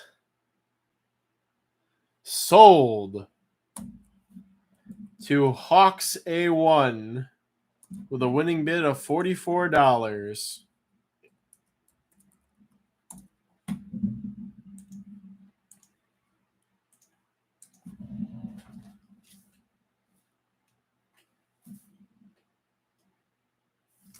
Let's do some of these. I got a lot of these right now, so we're going to do a nice big old group of them. A species we went from pining over not having to having a bunch of them in about a year and a half. A group of 50 Neostylopyga rhombifolia Chinese hobby stock, starting bid of $50. So this is the stock from the Chinese hobby. I don't know how it got to the U.S. As many things do, they find their way here. This is what is the species and strain that is pictured in my YouTube video showing off the large happy colony. Let's see if it'll show us still here. Oh, yeah, there we go. There we go. Picked by TJ, yeah, which my stock comes from TJ. So, but there's also a video here if anybody wants to see them. And their cute little antennae dancing. So the key with Neostylopyga, the key with Paraplaneta brunea and with a lot of these tropical blattids I've found is that, unlike everything else, they don't like ventilation. Or in the winter, when the air is dry and there's high airflow, you cannot water them enough if you have ventilation to keep them hydrated. They dry out so quick and it affects them systematically. They can be fine and live for a long time and all that stuff, but the females will not be able to make their ooths properly. They will come out malformed, or the eggs will not be very fertile. So with these harlequin roaches, I through the winter have a polycarb that I put on to cover most of the lid to keep the humidity in. I actually let condensation build up at the back of the enclosure. They don't mind that. Same with Paraplaneta brunea. They want to be sky-high humidity, and it's probably the reason why brunea are restricted to some parts of Texas and to Florida, is because those are the only places that there's enough humidity for them to even stick around. With the harlequin roaches seconding this high moisture requirements, when our Hawaiian contact has seen them, it's usually after rain. And when he finds them when there's not been a lot of rain, it's been in like deeper, like mulch piles of stuff that is staying completely moist throughout. So they do not like low humidity. They dry out very easily. And again, you may not even see the effects of it if you have a colony. You have a bunch of adults and, oh yeah, they're doing fine. They're eating and they grew and they're adults now, but you will not get good reproduction unless the humidity is very high. Go back through time and tell me to label the Neoblatella I sent to Kyle. It's hilarious. Jojo has already had people asking for Germans for nefarious purposes. You took the Germans off the site because of the nonsense. Yeah, you can put them back on at a steep price. Mad Dog, I don't know if you're in the live stream, but I just defined some stuff about their husbandry. All right, we'll put an X here for the Stylopyga from Chinese hobby stock. I do think I don't know where the old Roach hobby stock came from. The last person who had a good colony and the last person I got the my restarts of my colony from was, I think it was Island Reptiles in New York. And the last time I contacted them to try and get a colony, they said that they had lost theirs. So it seems that the stock that was once traded from 2006 to 2018 in the United States is now extinct. And I think some of the color on the older stock was nicer. There was a lot more white, although I'm sure that variation pops up in this other stock and could be selected for. Maybe even work towards having a solid white one of these. That'd be pretty cool. Maybe it's something I'll get to one day. I gotta re-examine my Hisser projects and move forward from there with like which ones I want to continue, what new ones I want to expand on in the next year, and then maybe look into some of these other breeding projects. Okay, group of harlequin roaches going once, going twice, sold to Pomotu with a winning bid of $76. Pomotu strikes again. Their first winning bid in quite a while. In this whole auction, actually. That's their first blood. All right. Let's do some Aranavega. Let's do some Aranavega. How many do I got here? 30 Aranavega Tonkawa near San Antonio, Texas. Starting bid of $30. This is the longest commercially available Aranavega species culture. These were originally from Bugs in Cyberspace. You can still find the ancient post on Roach forum of the person who was, I think, selling and or finding these. And that's how I got the locality information. Was I think they said that they lived near San Antonio or something like that. The upsec stock probably got inbred. I read on the interwebs that this happens. I read on the interwebs, of course. Hornwood says, will we be able to just ask if you have something available to straight up buy off when you go to ship? Yes, that is completely fine. And in fact, if you do that straight up buying something when I go to ship your auction winnings, that still applies towards the $100 thing for free shipping. So if you are at like $80 or $70 in auction bids, auction wins, you can just buy something to push you over the $100 to qualify for the free shipping. So keep that in mind too. Picked by TJ. Oh, and 30. Beautiful.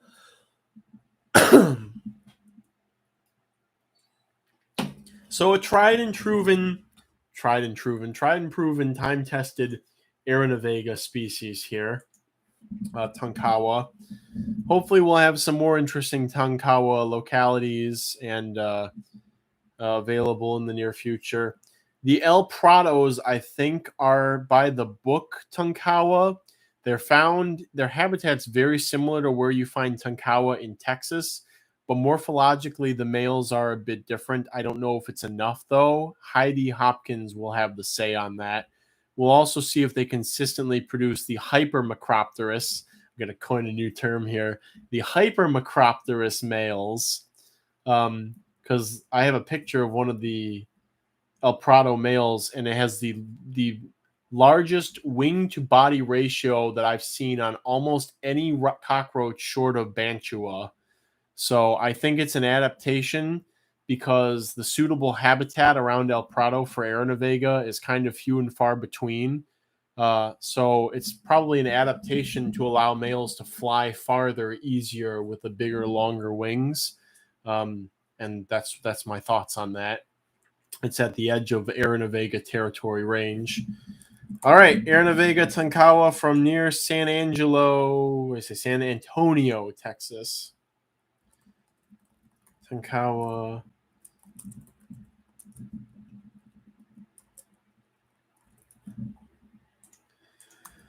Going once. Going twice. Sold to the photo gallery's apprentice.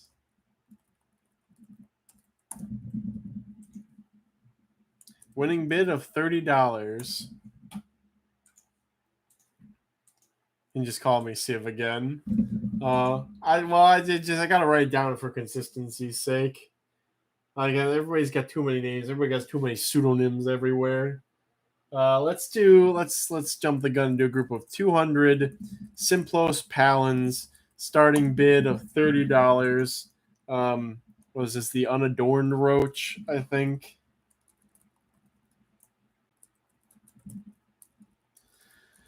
Another species I should really be advertising as a feeder or selling as a feeder. I'll get around to it on the new incarnation of Roach Crossing. As I understand it, this is more popular as a feeder in Europe. They don't seem to have quite the prejudice against climbing things as we have in the United States. So they are pretty fast breeding, tolerant of dry conditions and moist conditions, just a whole spectrum of things.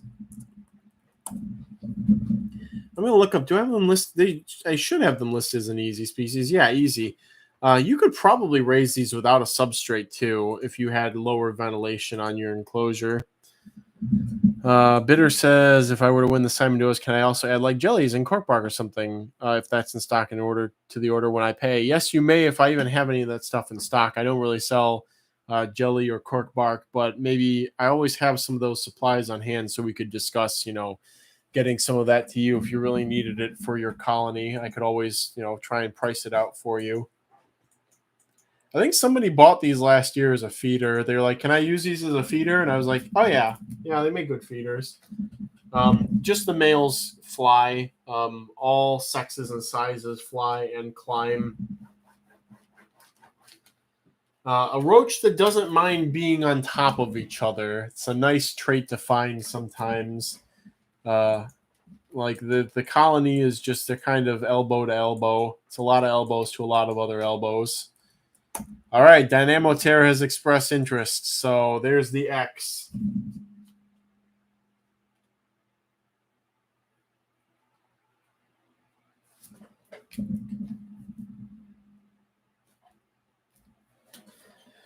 Going once, going twice. Sold to Dynamo Terror. Winning bid of $30. Oh, I forgot, guys. I have something else I need to auction off. It's a beetle. I forgot that I had it. It came from a friend, and I thought somebody might want this. And if it's a female, maybe somebody will be able to breed it. I'm gonna try and look it up on iNaturalist. I'll look it up while I put up a roach group. We'll put up something kind of quick and dirty. Let's do a group of 100 Botella Germanica from Alexandria, Virginia. Starting bid of the $30, $20 starting bid. We'll just have those up there while I look up the ID for this beetle that I would like to sell. So it's just German roaches, guys. This is just your run-of-the-mill, nothing particularly special about them, German roaches. From one of my friends' living mates' apartment buildings. So generously sent. And now I will look up hydrophilid.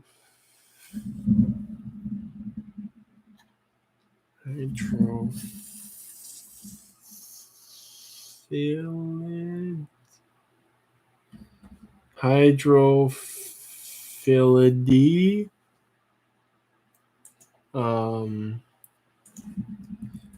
Imperial.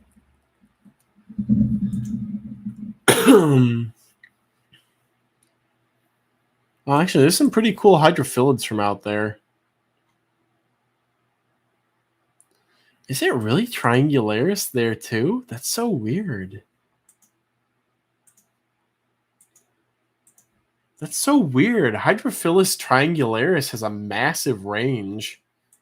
It's also interesting. It occupies so many different habitats across North America, but seems to not really even range into Canada much. I mean, there's plenty of reports from there, but it's like a very not narrow. There's just a wide band that's basically just the United States where these occur. But I'm pretty sure that's what this is: Hydrophilus triangularis. All right, X for the Botella Germanica from Alexandria, Virginia. Going once. Maybe I'm gonna close my eyes for this. Going twice. Sold to JoJo. More Germans, more fun. That's what every country said during World War II, right?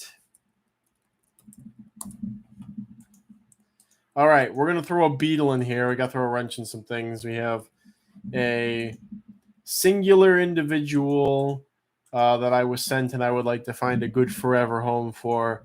Hydrophilus CF triangularis from Imperial County, California. One adult. Starting bid of $1. So anybody wants to work with Hydrophilus triangularis, here's an opportunity. Again, I don't know what sex it is. I haven't really seen Hydrophilus too many times in my life. A couple times in Michigan. It's not the most common beetle around. This is just maybe if you were the right place, right time, or you did a light trap on a rainy night near a lake or something, you'd probably catch more of them. But it is a big water scavenger beetle. I wonder if it's one of if not the largest in the U.S. or in the world.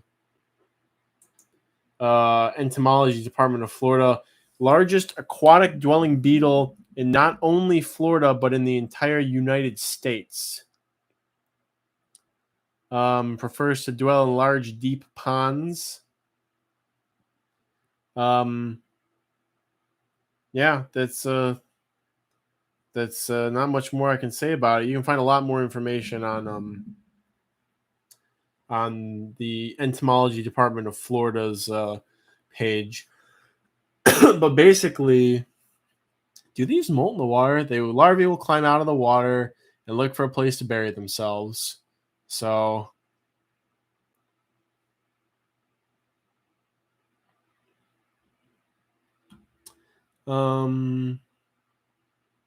anyways, there you go. Anybody wants it? We got one surprise beetle auction today. Oh, got quite a few people who want to work with it. Any toe biter is going to be bid or diving beetles. Allie, this is the only thing close to a diving beetle. It's difficult to stock some of those. The people who used to like sell them regularly don't collect them anymore. I would love to stock the Arizona abatis by captive breeding them. It's on my immediate list of to-dos when I move is to get a big, like, I don't know, even something ridiculous, like a 55-gallon aquarium, densely plant it, and stock it with some fast breeding fish like a Endlers or a Heterandria or something, and then get a good colony of the Arizona abatis going in there. I would love nothing more than that. It's on my top priority for when I move and I can afford that kind of space and setup. And I'm so excited because I absolutely love those Arizona abatis. They're just like the perfect size. They're not as big as Lithoceras, but they're not as vicious, supposedly, in terms of eating each other. I have seen them. I've seen like 6 of them within like a couple of inches of each other with lots of babies around. I really want to culture that species, and I really want to put the effort into doing it in captivity. And so it's on my list. I'm going to do it. I'm going to do it when I move out. I'll probably use hornwort as the primary aquatic plant. And I don't know, maybe like a water lettuce or something for the surface. King of DIY to see how to build an expensive 2,000 plus gallon aquaria. Yeah, I mean, it's a lot of space to commit to an insect, though, is the thing. When I'm used to all these critter keepers and faunariums. All right, here's an X for wrapping up bidding.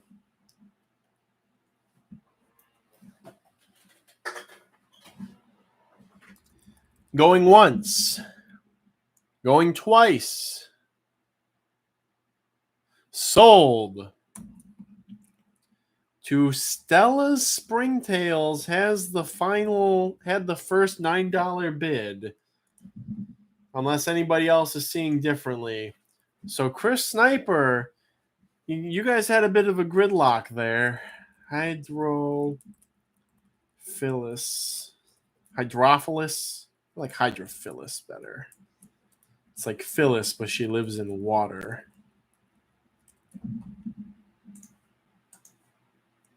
Everybody knows a Phyllis, right? Yeah, you won it, my guy. There was no contest after that last bid. Okay, oh my gosh, it's almost 1. We haven't even made it through the here. All right, we'll put something else up.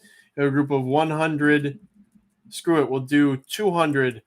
Dipteratrum hanstromi. Starting bid of $30. I think somebody was calling these Handstrom's Little Runner Roach or something. I'm fair with that. Some of these genera are just too convoluted to translate into common names. And I think Dipteratrum hanstromi is one of those. Well, that didn't sound so good. Everything okay in there? Oh, it's a Will. Okay, it's a Will thing. I thought it was an Angela thing. It's a Will thing. Handstrom's Little Runners. Good feeder roach.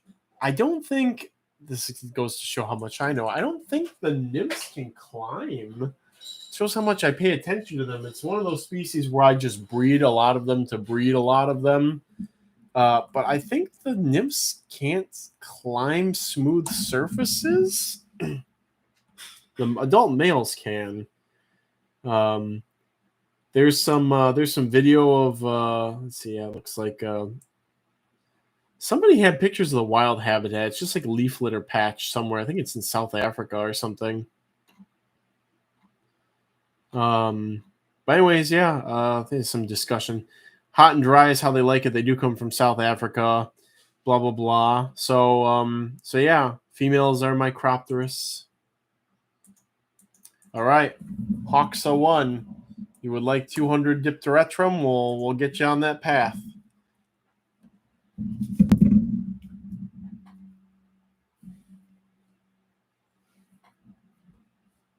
Where do I have them on? I crossed them out already. We'll do something cool. We'll do something pretty objectively cool next.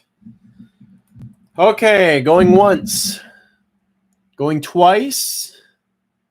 Sold. To Hawks A1, winning bid of $30.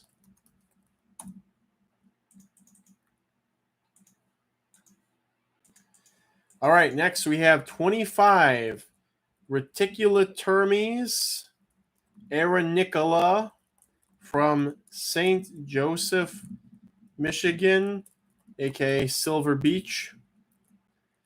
Starting bid of $30. I've had this, so I started a colony of these in 2018 from maybe 15 individuals. And I had that colony going for 2 or 3 years, and then the stressy, depressy, lemon zesty hit, and they dried out. So then last year in July, I went and recollected more from that site with the Bug Boys, and that I've split them up into a couple of groups. I have the main colony that was basically the big piece of wood we found that had a bunch of them in it, and then I have the secondary colony, which is to make sure that I'm not full of it and that I am actually getting consistent secondary reproductive action. I am getting consistent secondary reproductive action, so they're established for me now on both fronts. So this is a species of Reticulatermes that is believed to be rapidly diverging from its close relative Flavipes. There is molecular support for the divergence. Morphological is not quite as supportive, although Will and I took like a whole day to do microscope work when he was working here full time, basically. And we did the head capsule analysis, we did the mandibular teeth analysis, and that's how we determined that they were Arenicola and not Flavipes proper. But Arenicola is currently accepted as a valid species. And the reason they're probably diverging is because Arenicola, which means like sand lover of the sand or something like that, Arenicola prefers dune habitat. So this is a dune termite from the west coast of Michigan. So very easy. You keep them on moist sand and then sort of stratified layer of sawdust or whatever. It's a termite. It's a Reticulatermes. But I have found the sand is very helpful. They like to tunnel through it. And maybe that's a behavioral difference that they've started to gain over just regular Flavipes, is the fact that these burrow through sand and form galleries and stuff in the sand. They don't seem to be too photophobic either. The big colony, there's a lot of tunnels along the front, so I do see them very regularly. Reticulatermes arenicola. So this was the first termite that I successfully got going on a tangible scale. And I would like to offer full established colonies. Do they like pen ink? Oh, they're Reticulatermes, so they must. Do termites have queens like ants? Yes. Termites usually have a king and queen that found the colony, and then depending on the species, there will also be secondary reproductives that reproduce. There can be some of the other castes can even differentiate. In Zootermopsis, they have what is called an assassin, which is a sexually reproductive soldier class, which a lot of other termites do not do. But termites are absolutely fascinating in that respect. It's the specialization of roaches is bizarre. So yeah, Let's see, anybody interested? Somebody was pestering for termites yesterday, and I said they would be included in the roach section because they are roaches. So, anyways, all right. Termite enthusiasts are missing out on this. Reticulate termes with locality information and from an established captive colony. But yeah, some eggs, they are reticulate termes, so they should respond to the pen ink trick. I've done that with flavapeas before. It's fun. Oh, I need to get reticulate termes hesperus. I'm gonna put more effort into termite collecting when I go out west. Not that I didn't last time. I do have a colony from Arizona and from Alabama. I have quite a few termite colonies now that I think about it. Yesterday's auction where we went out. Eukarya says, I collected some termites once, lost them in my house shortly after. LOL, never again. The reticulate termes, maybe flavapeas I collected from Alabama, started building a Tower of Babylon to escape their enclosure. You know, they started building the poo tower, and they built it straight up along the corner. And I've had to, you know, flick it to destroy it a couple of times so they don't escape or don't find a means of escaping, basically. Bitter Blood, I would love a box of termites from Houston. Please do send me some. Chris Sniper, all right. Chris Sniper wants some reticulate termes arenicola. Going once. Seriously, termite people, you're really sleeping on these. Going twice. Sold to Chris Sniper, winning bid of $30. An absolute steal on these reticulate termes from a established captive colony.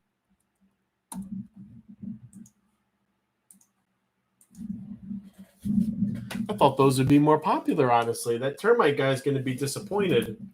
Okay, next up we have a group of 25 Eutherhapha pacifica from Oahu, Hawaii. Starting bid of $40. Dilo, I believe, won the auction for these in the spring, or maybe it was the summer. And unfortunately, I did not take care of my colony, or I was more afraid to water because it was the beginning of summer. So that colony dried out, and I lost several hundred Eutherhapha pacifica. But fortunately, they're kind of used to that because they're from, I think they're native to East Africa and introduced in Hawaii and like what's that area called? Not Australasia. What's the name for that whole area for like the Hawaii Polynesia? Is it Polynesian archipelago or whatever? They've adapted to that, or they were already pre-adapted to it. Thank you guys for telling me that. So drying out like that is no problem for their egg cases. So I had a bunch of nymphs hatch maybe a month or two after I started regular care of them again. So these are Eucharidia with training wheels, guys. If you have any interest in keeping Eucharidia, the husbandry is almost identical, but Pacifica are far more forgiving of different conditions than Eucharidia are. So I would recommend working with these if you're thinking about getting Eucharidia, but are scared by the fact that they're pricier and that they are not quite as dry tolerant.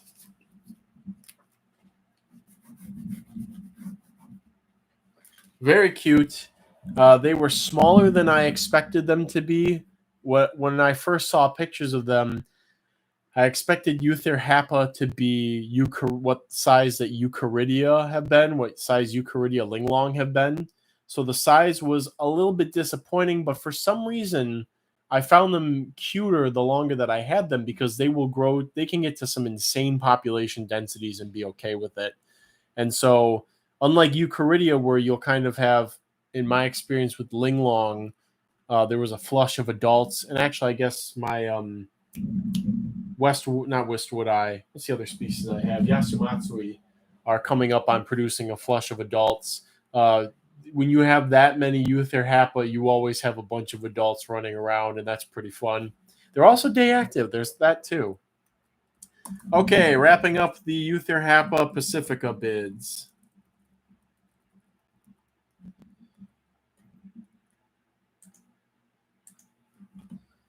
I like people, but Polynesia, yeah, Polynesia.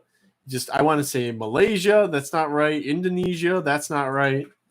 Okay, Pacifica going once, going twice, sold to Pomotu, a snipe at the last second with a winning bid of $46.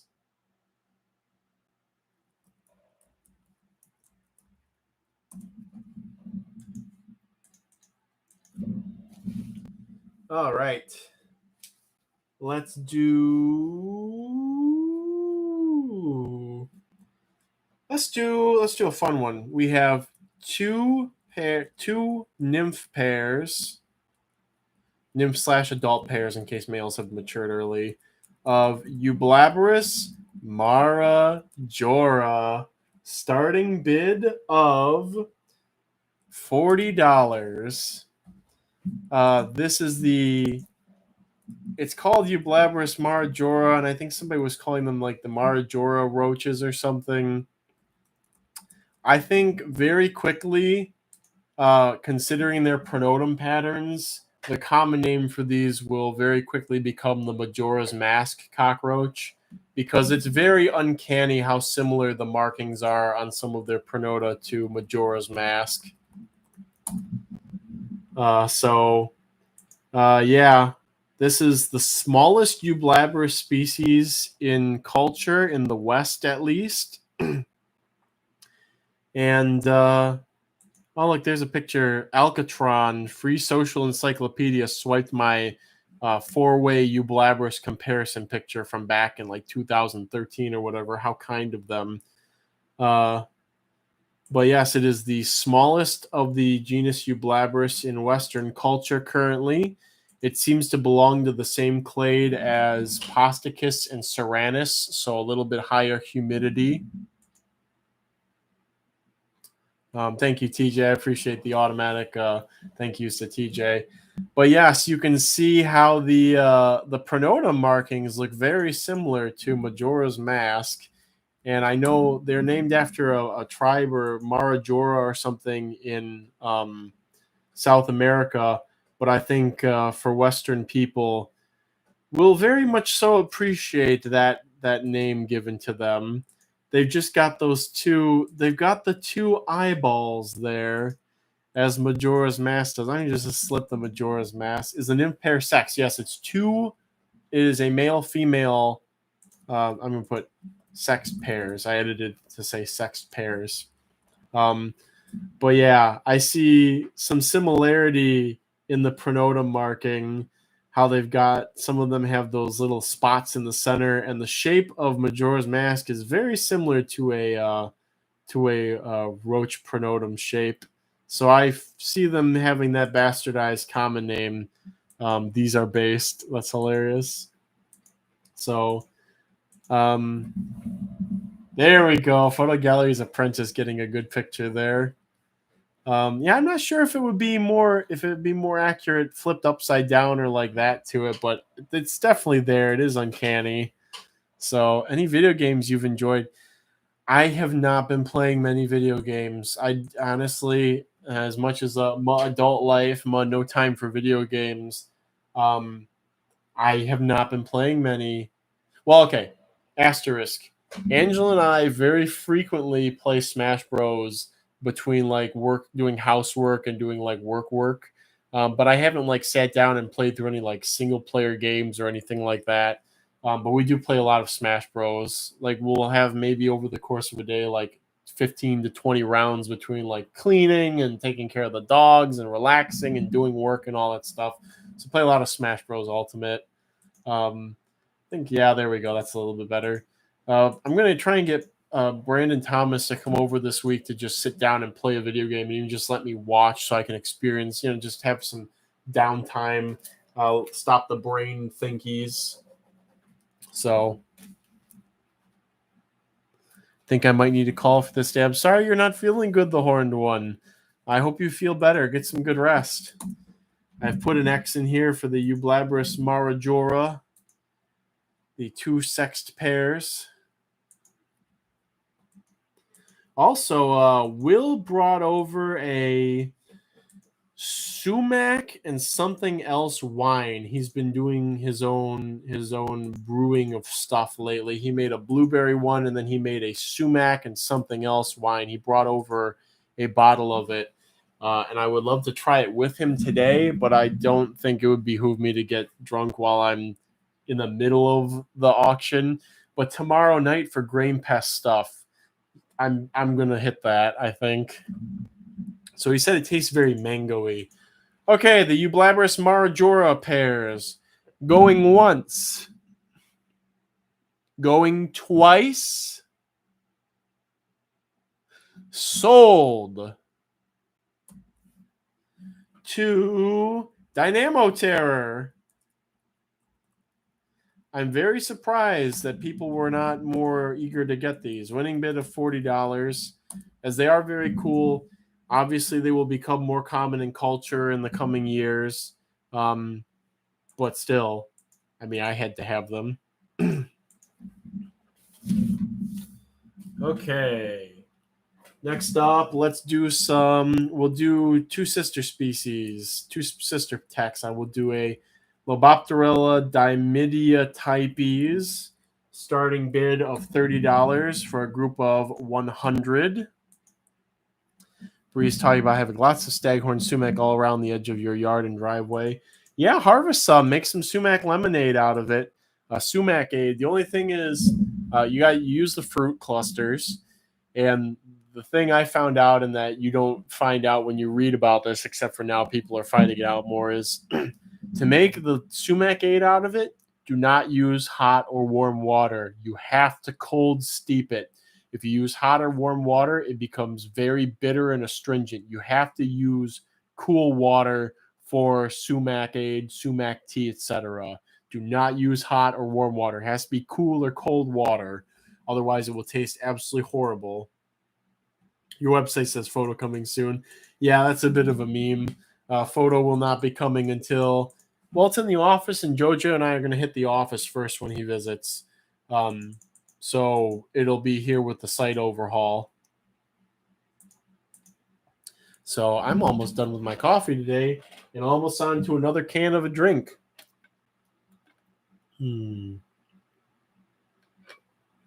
Sweet, sweet coffee. Coffee. All right. Nobody's really jumping on the Lobopterella. That's fine.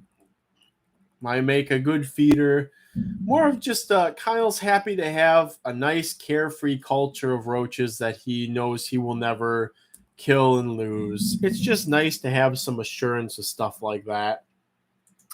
I don't know if that picture's of a nymph of Lobopterella or if it's of Loboptera, which not to ruin anybody's fun, but we will be doing Loboptera next. I will just do them as a couple. And I will sing high praises of Loboptera decipiens because it is a very charming species.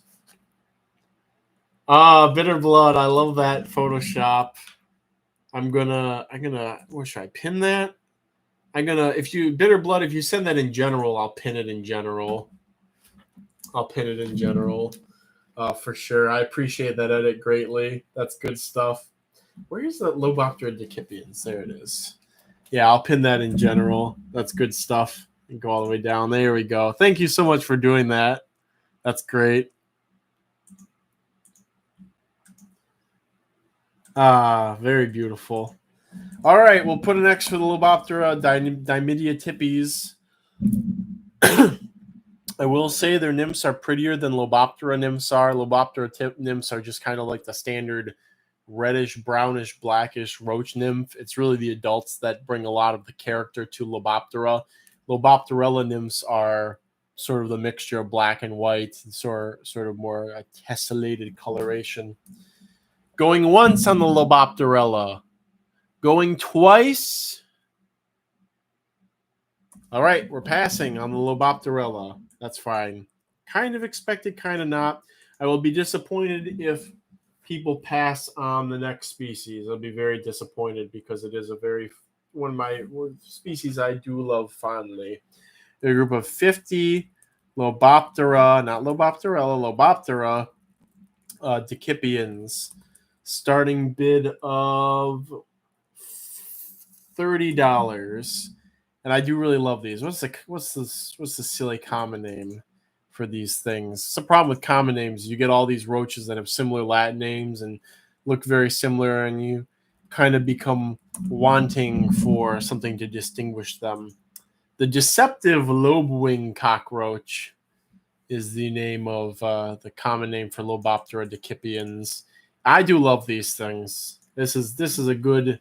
This is a Hood Classic certified roach species. They tolerate quite a dry enclosure. They're day active. They're good size. They're pretty good for handling. I think it was on one of the auctions or on a live stream. I took out an adult and was handling it. They probably, sorry, Kyle. That's okay, JoJo. They probably have some sort of defensive secretion, which would explain why they're like day active and black and white and, not getting eaten by everything in sight. I've never smelled a defensive secretion. I've never wanted to make them mad enough to, they've never made them mad enough to secrete anything. Just cute little non-flying roaches. They can climb. The adults, bitter blood, if you look really closely at the picture that I posted, I'm pretty sure the other picture is an immature.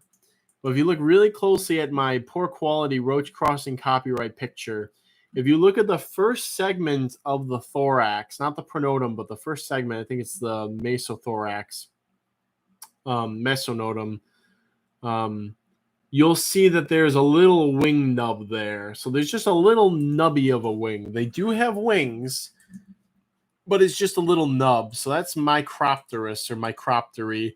The degrees of croptery in insects are apterous, which is no wings, atery, meaning no wings or without wings, Micropterus, which is, as you see in that Loboptera, where there are little teeny tiny nubby wings, Brachypterus, which are like shortened or truncated wings. You see this in Parcablata, in female Blaptica dubia, Bursatria, Hemiblabera, Macropterus, which is what you typically think of when you see a Paraplaneta americana or a Blatella, which is the full set of wings. And now I'm proposing a next degree of winged, which would be what I say height. What I say with the Aeronavate, you say Hypermacropterus. This sounds a little hyperapterus, hyperterus. I think you gotta say you gotta have the extra syllable in there. So Hypermacropterus, which is where the wings are like there's a degree beyond just being fully winged. I think the justification for that term is that in those in Aeronavega, Tonkawa, and even in those El Prados, not all of the individuals had exaggeratedly long wings. Some of them just have sort of a regular macroptery. So I would propose that some insects are in the process of being hypermacropterous because there's some adaptive function to that. And yes, now you know magnificent animals. Now you know why lubbers are called Romalia microptera. Although it's hard with grasshoppers because they might technically be brachypterous. With Micropterus again being the little teeny tiny stubby wings, which there are grasshoppers that are Micropterus. I can't think of any off the top of my head. Maybe toad lubbers are Micropterus, where they have just a little winglet. So yeah, it's funny. The Romalia microptera might actually be Micropterus. So might actually be Brachypterus. All right, here's the X for the Loboptera decipiens. A good species that you could keep with larger species, such as hissers, I would say, would be these Loboptera decipiens. Again, they're quaint. They don't reproduce crazy fast. Loboptera definitely really outproduce them, but the decipiens, they're good little guys. I love them. Maybe one day I'll do a nice big communal enclosure. I would definitely feature some Loboptera decipiens in that. Going once. Going twice. Sold. to Orang Mango with a winning bid of $40. You will not be disappointed with these Orang Mango.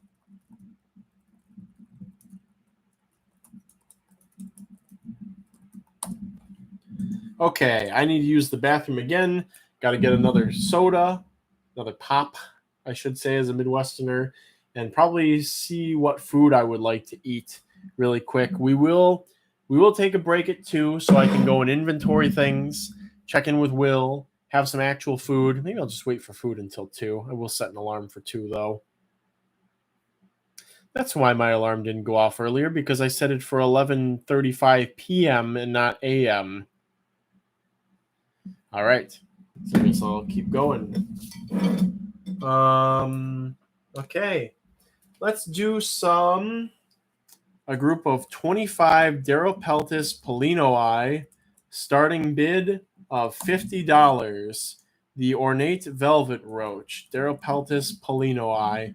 And this is a species that definitely wants higher humidity if you have dry air. Again, ignore whatever Roach Crossing says right now. All this stuff has to be updated. I have much more experience now than I had at any time when I was writing some of the original articles for those things. A lot of it applied to living at my parents' house, and I will have to add that extra ventilation, dry air, blah, blah, blah information. Stella Springtails is back. Magnificent Animals had a spicy noodle bowl. I'll probably have orzo salad and maybe a noodle bowl when I'm done. I mentioned to do 30. However, I'm happy to have them. Yeah, again, I asked people previously. I said, do you want larger or smaller groups? And the popular opinion was for larger groups of stuff. So I'm trying to do where I can over 20 and ideally 50 to 100 of some things, but don't want to go too crazy.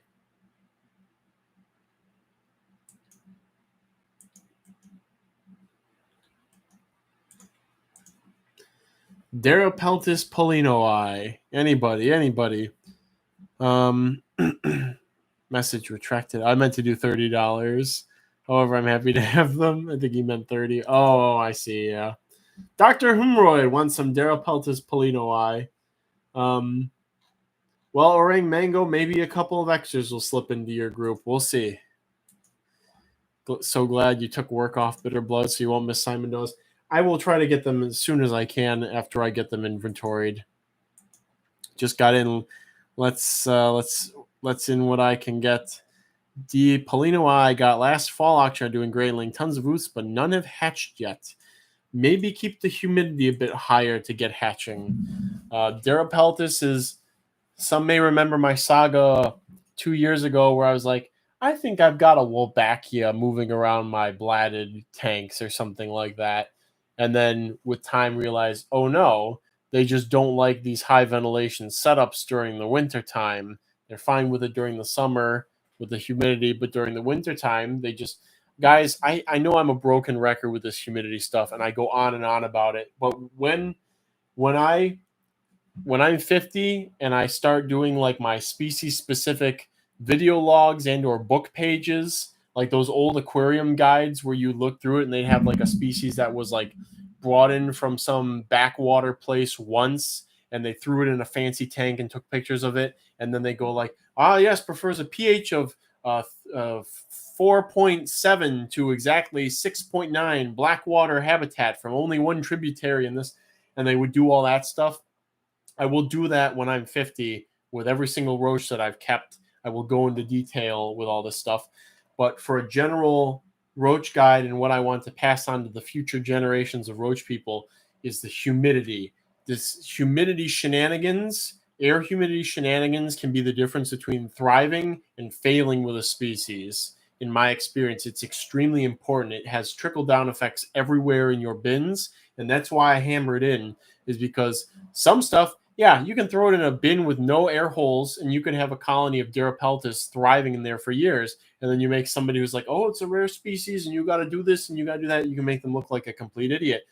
But the full picture is somebody can do that somewhere else and have disastrous results, and it could amount to simply airflow and air humidity because there's no exchange of air in that enclosure, and that could be why, oh, the reason their colony is doing so well is because they're at a university and it's a dry lab room with constant airflow and pressure, and the heat, the radiator kicks on that hasn't been updated since 1940, kicks on, and the air drops down to like 5% humidity in the winter.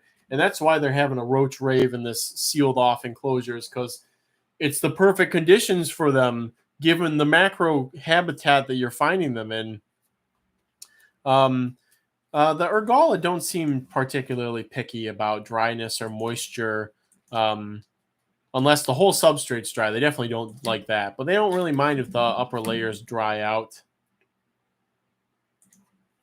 All right, Dr. Hemorrhoid wants some Darapeltis pollinoii. So some other people want some Darapeltis too. All right, okay, all right. Okay, going once on the Darapeltis. Going twice. Sold to Hawks A1 with a winning bid of $51.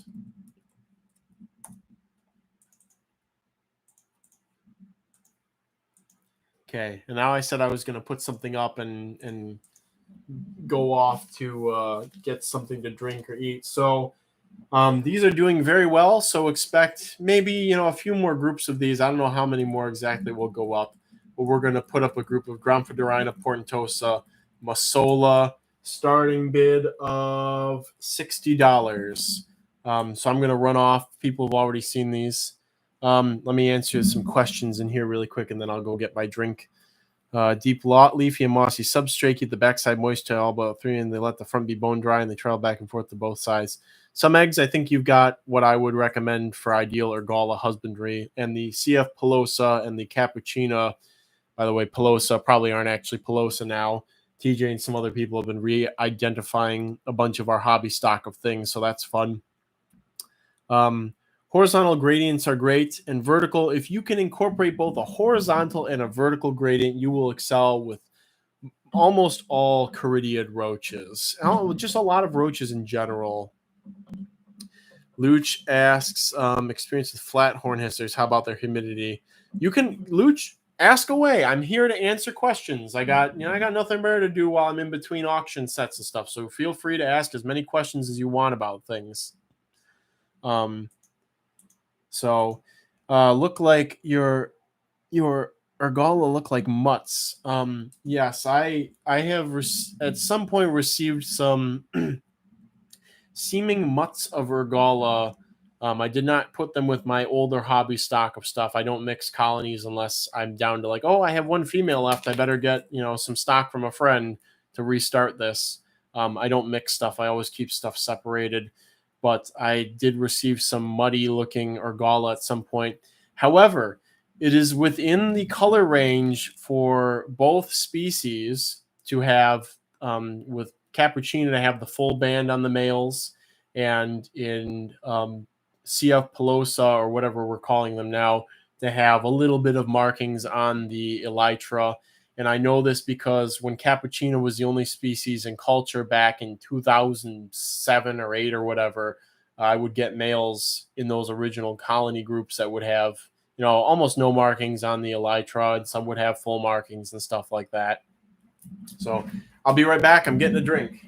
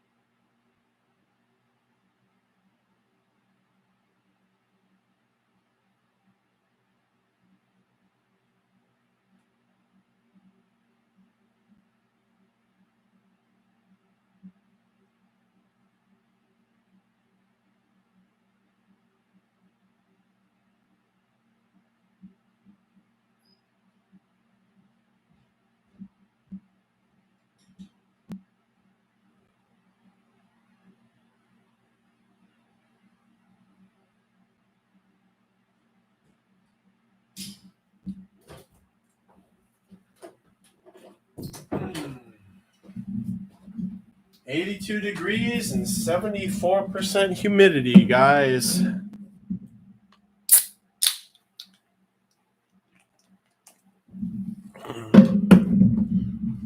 So we have some comments on Argala.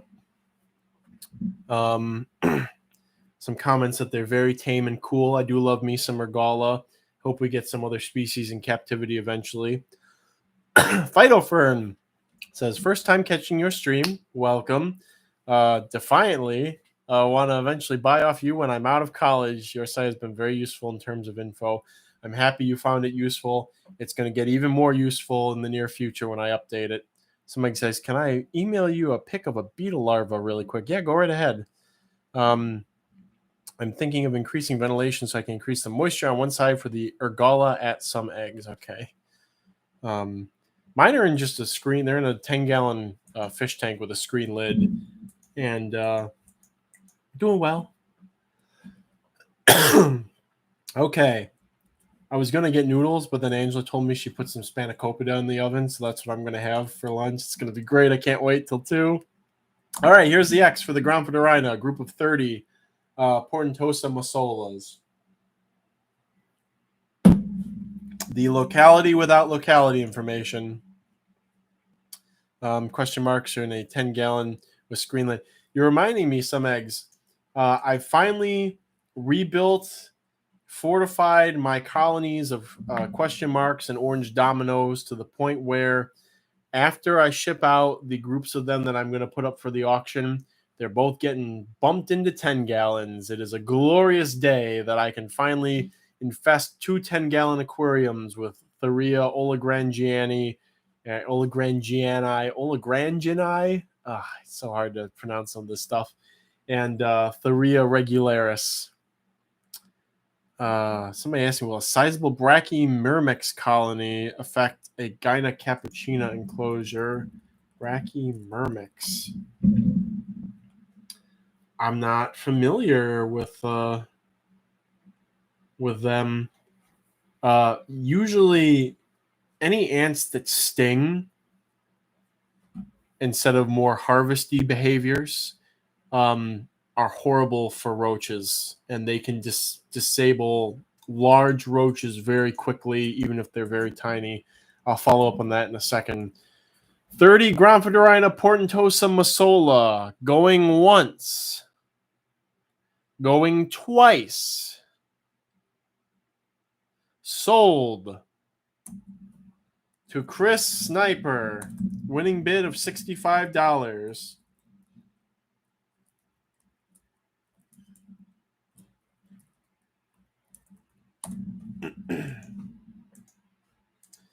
Get the next thing queued up here. Oh, we did those already. Let's do another Parkablata. Let's maybe do a couple Parkablata. We'll do some 30 Parkablata CF Divisa, Riverwalk Park, Alabama. I think it's just Riverwalk, Tuscaloosa, Alabama. Starting bid of $40. Alan suspects that this is an undescribed species that is very similar to Divisa. I'm a little skeptical of it still. We'll see when I try some crossing experiments.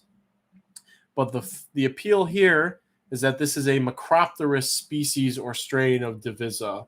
They're female Macropterus, which is very bizarre for female Parkablata. The only reliably Macropterus female Parkablata are Notha and Caudali, which form a clade. So it's very weird that this Divisa has Macropterus females.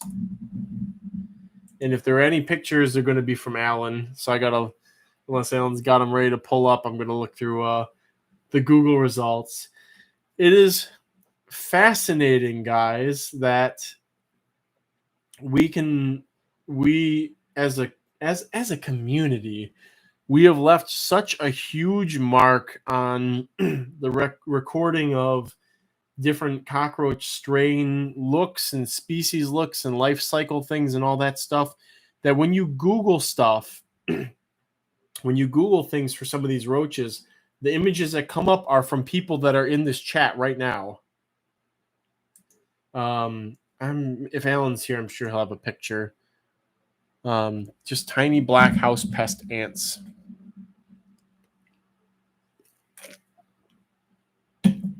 Some eggs recommending putting your Thorea colonies in glass tanks with screen lids. It is the way to go for a lot of roaches. Again, I blend the pragmatic with the aesthetic with the faunariums. I love the look of roach colonies in fish tanks. Maybe it's just because I started off keeping fish when I was younger, but it encourages you to engage with them more than if you have them in just a plastic bin. I feel you can look at them at night. It's a nicer aesthetic when you walk in a room. Dynamo Terror says they don't sting, just tiny black house pest ants. I've had on and off over the years. Tapenoma was a sessile, move into different roach bins, and the roaches don't really care. They don't do anything to the roaches. They're more after some of the food that's in with them. So expecting goog things.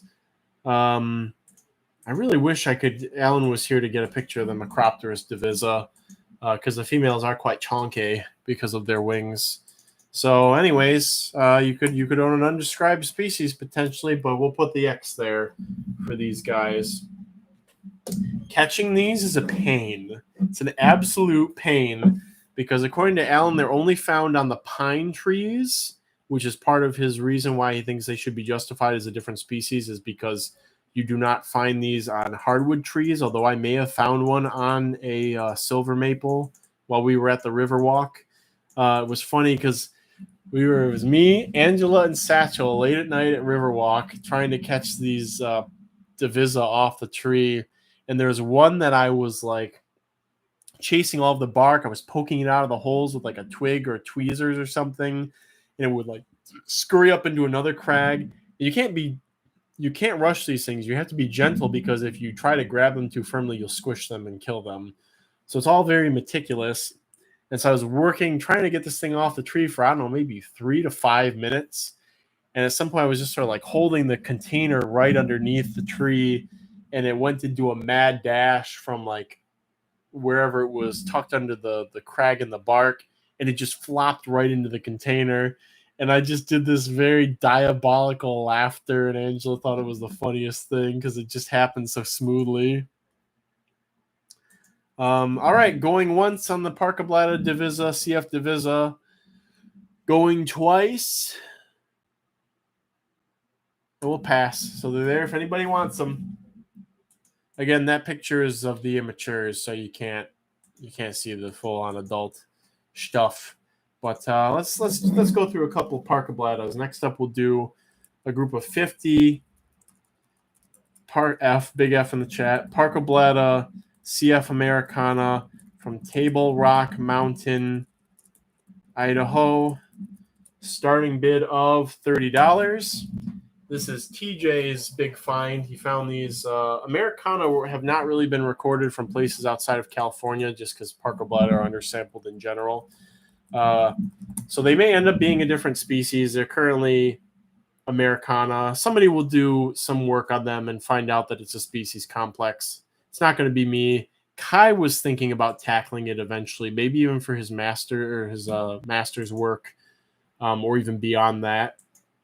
But there are definitely several clades on the West Coast. They're currently all lumped. That is a tragedy, as they are very different in habitat preferences. For example, there's these Americana from more not quite as chaparral habitat areas. And then there's the one that a lot of people, including myself, fail with repeatedly, which is the more scrubby land area ones from other parts of California. Still have not gotten those to go, but at least these other ones are better. Only find this Table Rock Mountain Parkablata. Okay, he says tabletop mountain, but I'm pretty sure that he said it's actually called Table. Yeah, it's Table Rock Mountain, not tabletop. So it's an older post from TJ. Yeah, I can't really find many pictures of them. But they are just a sort of, actually kind of a nice, pretty red-orange coloration of Parka I guess I could show the colony. I think that's a Virginica female in the first picture. Oh, JoJo's got some pictures of the nymphs. Very reddish orange. Kind of pretty pretty for Parka nymphs compared to the brown ones. So put an X here, and I'll go write this in here.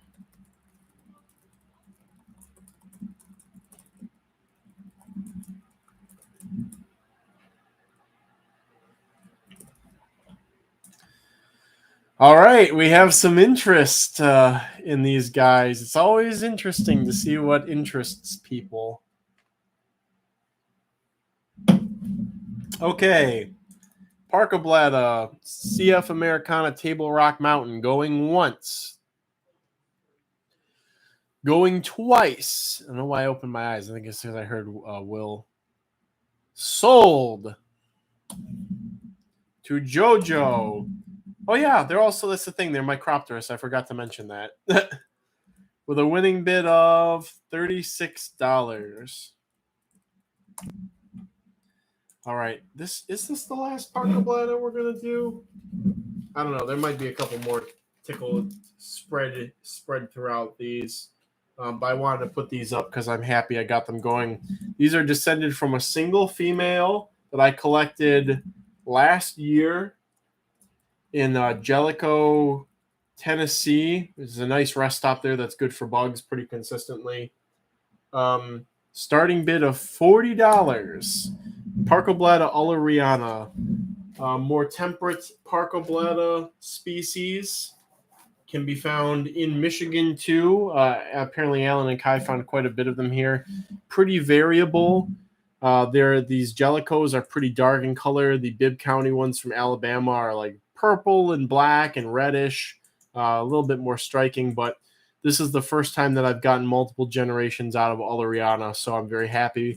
And also, considering the colony was started from a single female, that tickles my pickle. Aren't Ollers found in Canada?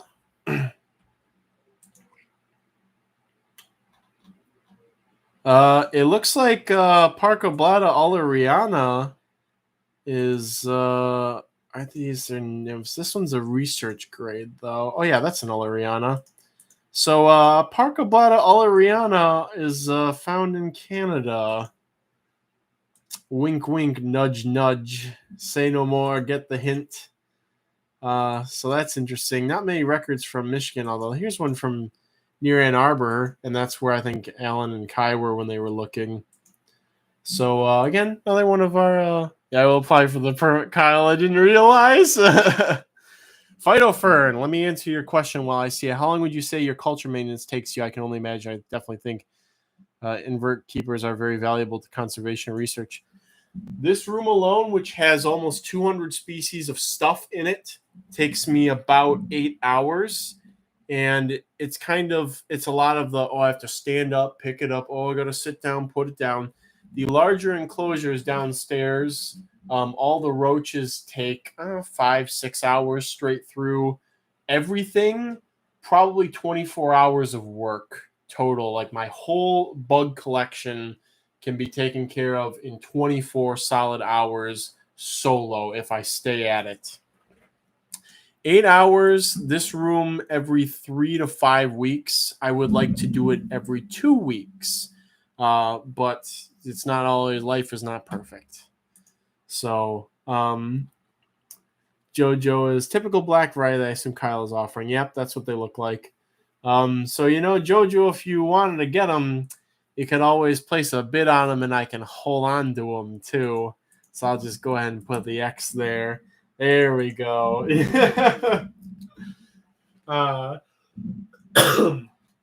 Yeah, there are research. Again, there are, I guess we have more Parkoblata. I guess I'll get to that later.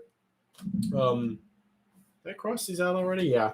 So there are research grade records from my naturalists that are confirmed Oleriana. They definitely are Oleriana. There's nothing else they could be at this latitude.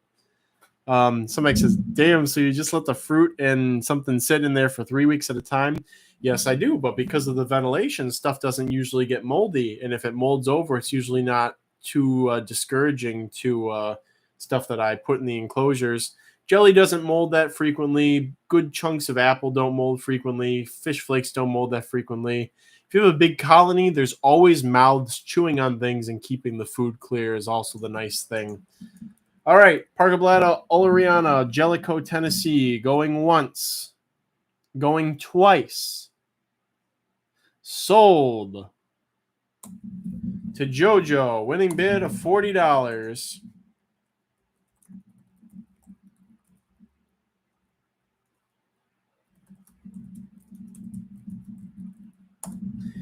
Cheddar doing business with you.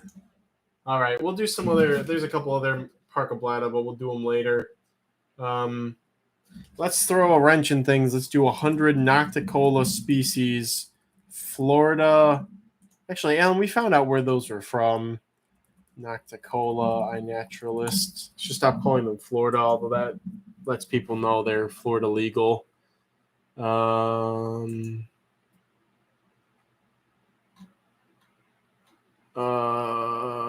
Cave roaches. Go all the way over to... Yeah, I like to start calling them by the exact location. University Park. It's University Park, Florida. Starting bid of $40. These are the Florida Nocticola species, which we very recently got into culture. Alan thinks it's the same species as species Malaysia, but I'm pretty sure that they're not. So we're going to find out when the molecular work's done, I suppose. As I stated previously while we were doing the Malaysia auction, the university parks seem much more dry tolerant. And from the description of the habitat they were found in, wow, look at the thing. It's got like no eyes. The description of the habitat they were found in, definitely different. The Malaysias were found in a tree hollow or like a tree crotch with a bunch of rotting wood, supposedly. These were found under rocks and ant nests. So the color seems different to me too. These seem to be browner than the species Malaysia. So there is. I took this. The photo came from the original INAT report. You can find more pictures of them on INAT if you just look for Nocticolidae and then look at the reports from Florida. This does appear to be a parthenogenetic species too. Their males of Nocticola seem to usually be winged. No winged individuals exist in this species or in the Malaysia. So there's a good chance that it's parthenogenetic. I'm pretty sure that I took a immature species Malaysia, tossed it in one of my millipede bins, and a culture formed. So that's a good credence that species Malaysia is actually parthenogenetic. And we suspect that these are too. All right, Braden's showing some interest. So there's the X.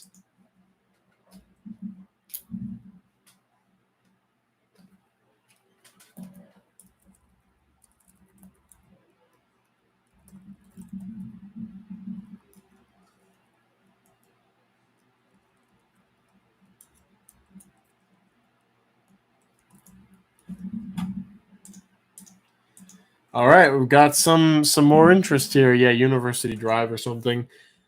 In the last couple of years, I would say we have gained about 3. Oh wow, I love this picture they provided on Flickr of where they found the Nocticola. This is so dumb. This is so dumb.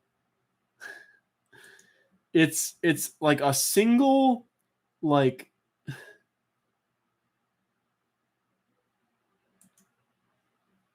there's like a couple of like rocks like limestone rock refuse that like somebody like when they did work here, somebody dumped in this open grassy field. Like that's not my job to clean that up. And this is so dumb. And apparently this is where the Nocticola were found. Just you'd never expect anything cool or special to be here. It's just an open, like a mowed field with like two rocks in it, just in the middle of it. Like if I saw those in Michigan, I would be like, I'm not flipping that. There's not gonna be anything cool under that. And that's where they found these Nocticola. It's crazy. They don't climb smooth surfaces also. Eukarya, I did Malaysia's already. So I'm not sure if I'm doing any more. So if you want a Nocticola, here's an opportunity. All right, Nocticola species, University Park, Florida. Going once. Going twice. Sold to Braden with a winning bid of 47. Roach people really love to wait till the last second on their bids. GG. Chris Sniper almost in there at the last second, too. Alan says, I didn't find them under that rock when I went there, but they were under rocks under huge trees nearby. Super dry in that grass field. It makes sense. Yeah, I'm pretty sure that they're a different species, but we'll have to wait for the Japanese analysis. Okay, we're going to do some 25 Melanozosteria soror from Oahu, Hawaii. Starting bid of $40. This is a lovely polyzosterine roach. Our only reliably cultured old world polyzosterine species, because people keep going back and forth on losing and having Drimoplaneta colonies. Actually, Junior, if you're still there, let me know how your Drimoplaneta are doing. So this is the only old world. I guess I don't know if Hawaii is in between. I mean, it's native to I thought it was New Zealand or something, or maybe it's a Polynesian species. But it's the only old world polyzosterine, or like not North American, not South American's polyzosterine cockroach that we've gotten to culture reliably, unless Junior's having long-term success with the Drimoplaneta, in which case I stand corrected. But these have definitely been much easier overall. The white-edged wingless cockroach. What a beautiful common name. Oh, here's an invertebrate dude picture. Don't mind if I do. From TJ. Oh, I gotta go through all of his stuff to find it though. Why couldn't it be easier? I don't want this low quality, low res image. There's some beautiful Melanozosteria species. Unfortunately, this is not exceptionally striking. It's basically the old world equivalent of our Eurycotus.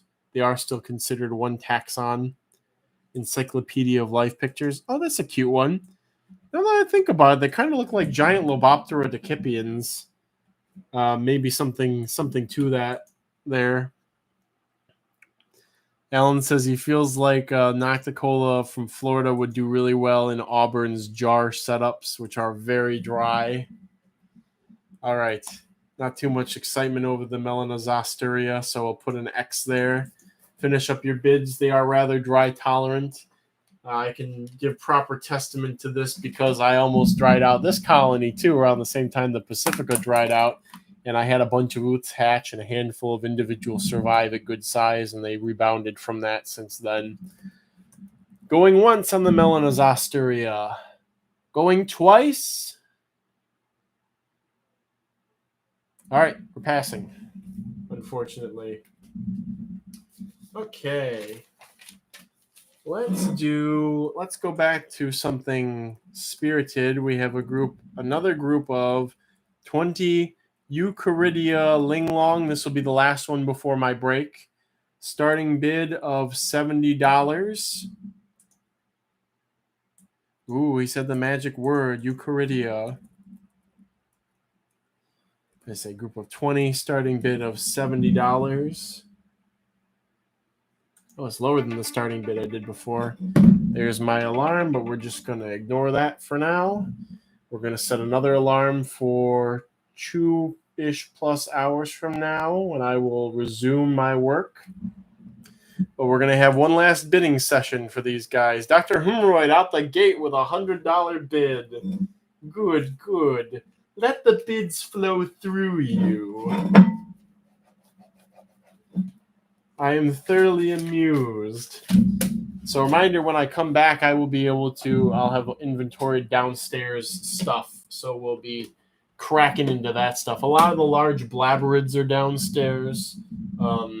There's some, Simon Doa are downstairs. Dorlia are all downstairs. Stuff like that is all downstairs. So we will get to that. Plenty of good stuff. I'm going to start writing on my board here while I watch the numbers rise. It won't be the first time that I will watch the numbers rise today or tomorrow. Current topic, roaches. Next topic, more roaches. Of course. How could I be so foolish? I got to change my little drawings here today, too. I have all the stuff from yesterday still. I'm slipping, guys. We're going to get some good roachy drawings going on here.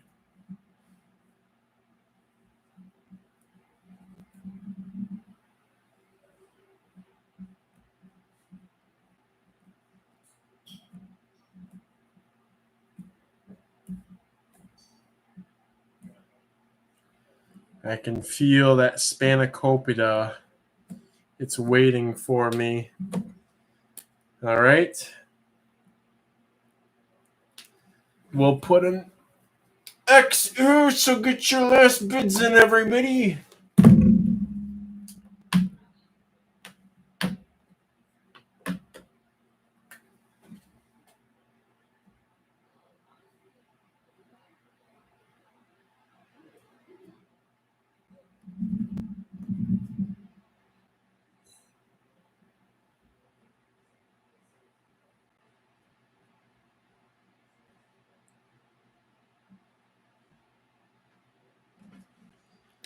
I get some good drawings in while I can. There's a nice little purple hissing cockroach here, maybe. Maybe one day we'll have enough mutations to select for purple.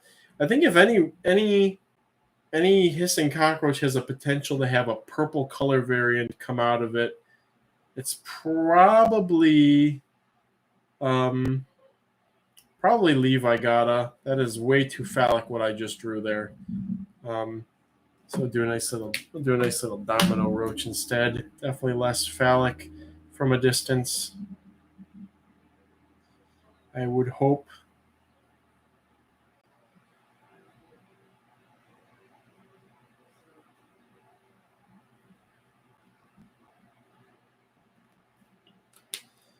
All right, wrapping up bids on Eucharidia Linglong, the pretty little something roach. I get all my supplies here. Take my sweet time. What is this container doing here? Oh, I never put these McAllens back. Going once.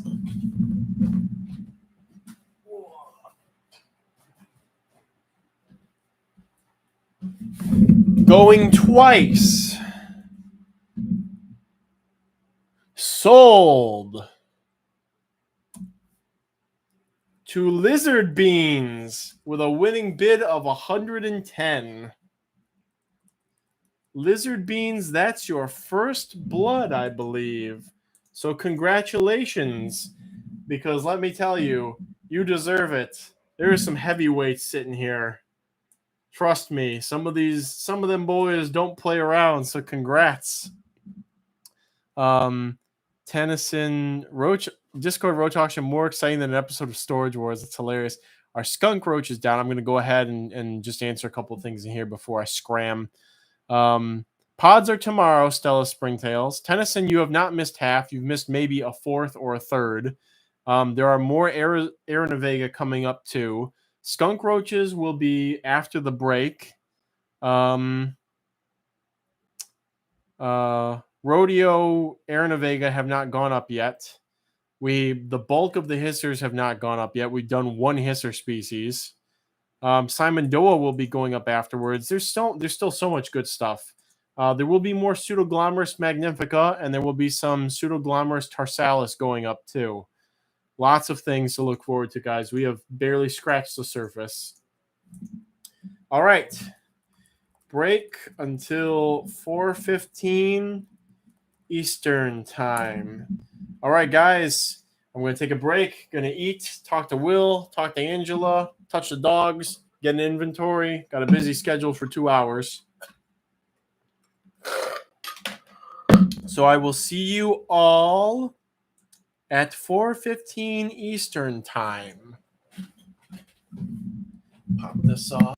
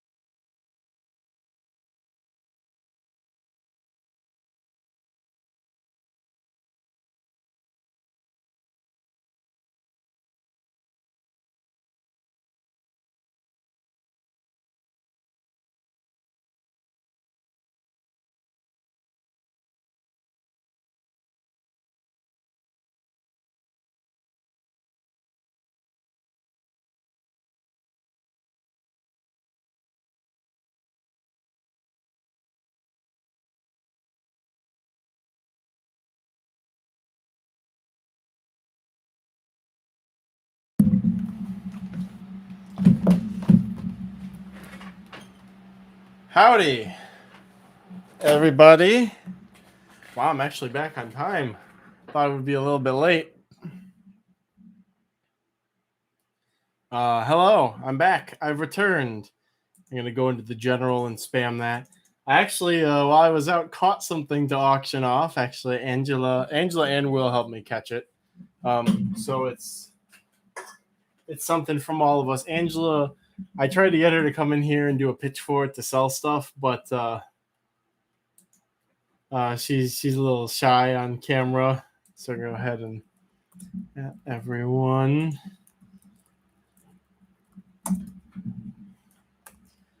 Yeah, what did I eat for lunch? I had some spanakopita that Angela made, and then I had some orzo salad, and then I got to taste test the sumac mango wine that Will made. He sweetened it a little too much sweetened it a little bit too much for my taste, but the flavor other than the sugar was divine. It's probably the best wine I've ever had. It's really funny. So yeah. We're going to start off with a Roach adjacent thing in a second here.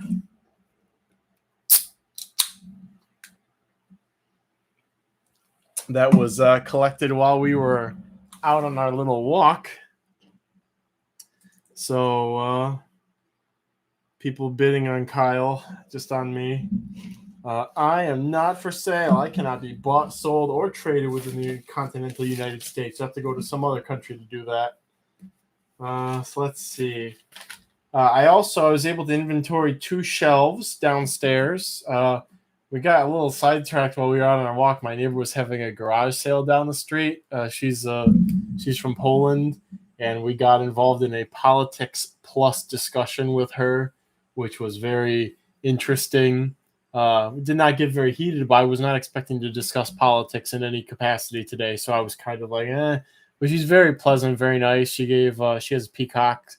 So she gave Angela a peacock tail feather. So it was good.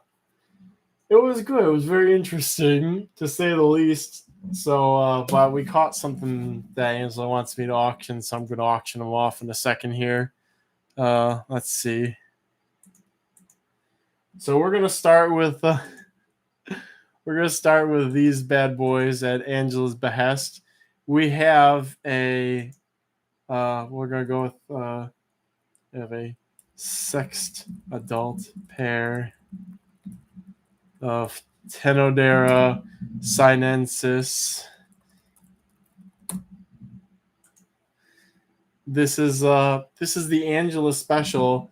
We caught these 2, not in flagrante delicto actually, but I realized there's a female in the plants because I saw this male take off, and I think he went in to get a little something and realized that she's already mated, and then he decided to bounce, and the extra motion was just caused by us going outside.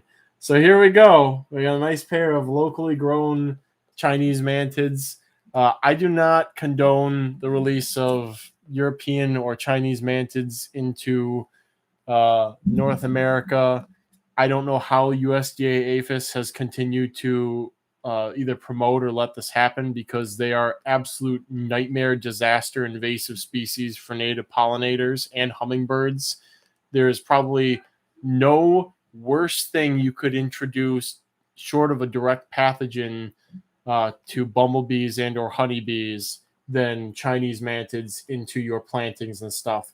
They will sit on top of goldenrod or asters and just eat everything that comes in indiscriminately. Absolutely horrible invasive species. Do not release these. However, for a captive mantid, they're big, they grow fast, and that's cool. So I recommend them as a captive species, not for release. But here's a pair of them freshly caught. Again, Angela was going to come in and do a sales pitch, but she's like, no, I'm shy and I don't want to be on the internet. There are sparing reports of Stagmomantis from Michigan, but not like maybe 1 or 2. More into Ohio. Stella Springtails, don't let me win these. I don't know what I'm doing. Yeah. Here, we'll put an X here. See what people think. I breed those and keep them captive. They're definitely invasive everywhere. Yeah, I don't know what the government was thinking, said Kyle most of the time. Like, these are not eating your crop pests. These are eating the things that pollinate your crops. Why are you letting people release these all over the place willy-nilly? This is awful. So the climate might not be good for them further south, too. There's also another species that was probably imported during whatever this shoddy biocontrol phase was. It's like Tenodera angustifolia. It's a narrow-winged mantid. I actually knew a person from USPS who had them going. He was like, "Oh yeah, it's just the hind wings a different shape." So I was like, "Okay, that's kind of cool, I guess." But yeah, as much as I enjoy mantids, absolute horrible things to have in your native plantings, and so I was going to dispose of these, but Angela's like, they were loving each other. They're love bugs. And so there you go. They're lovers, even though she may already be gravid. All right. The love bug pair of Chinese mantids going once, going twice, sold to Phil D for a winning bid of $20. Angela will be very pleased to hear that. And actually, I was going to tell her I should just like list them for $20 because I figured that's what they would probably go for. So, congratulations, Phil D, on your lovely pair of loving Chinese mantids. So, yeah, these are, I would say these were more common when I was young, but like in my parents' neighborhood, they were pretty common until everybody stopped having gardens and stopped having anything other than like beaten to death shrubs and crappy cut down trees and mowed to the dirt lawn. Now there's nothing there. But here with our nice little our swatch of plantings, we still get a good number of them around here. So, okay, we'll get back into roaches proper with a group of 20 Bantua robusta Namibia with a starting bid of $60. This is this is baby's first Paraspherine roach. I think this is the first in after the renaissance of roach crossing, which happened circa 2020 or 2020. Yeah, it was like late 2020. This is the first Paraspherine roach that I started to do well with and rekindled my faith in working with this group of roaches. And yeah, the males are ridiculous. They're absolutely crazy. The fact that their wings are so long compared to their bodies. Very night and day between the male and the female here. Females are pretty long-lived. I would not be surprised if 4 years was possible with excellent care. Somebody's asking, there will be Gynecophorum. I have to go downstairs and re-inventory for those, though, actually. Goofy Roach, yeah. Grim Dark Lemonade. Horned had a Chinese mantid stuck to car the other day. He took a ride to the store. It's funny because the males are really good flyers. Actually, we had to chase the male all over the place to actually catch it. So they're pretty good flyers. Females, they just hunker down wherever they kind of get impregnated. So Tennyson asking for care on the Bantua. Dry with a moist corner. Sort of that old roach keeping idiom of they're fine with the dry with them. Keep the one quarter of the enclosure moist at all times. Otherwise, they just seem to be less picky than other Paraspherinae. Maybe not pickier than, maybe not less. Paraspherus punctatus are pretty easy to please. But again, I had the quickest, easiest success with these guys after TJ sent me my first ones. I think it was TJ who sent me my first group. Yeah, very neat species. Food, again, I don't do anything special for most roaches. It's fish flakes and or dog food. fruit jelly and or apple pieces. Usually fruit jellies I give to tinier ectobiids because they keep moisture better. And then I will, as a colony gets larger, I'll try to switch them onto apple halves or apples with like a piece just cut off of it to expose the innards. And at some point, again, you have so many mouths that somebody's always eating, so the food never goes bad. So jellies are kind of a good way of getting things started. Long boy. I love the emojis there. Long boy. I really do like these. They have some character, like the just absolutely wonky difference between the males and females. And the nymphs do have that very like granulated appearance too. Females start off with a sort of a blush on them, and then as they age, it seems to get rubbed off the bloom that they have. All right, we're gonna put an X there. The adult size on these is about an inch for both the male and the female. As you can see, even though the males, their bodies are so small, their wings are just absolutely long boy, as was pointed out.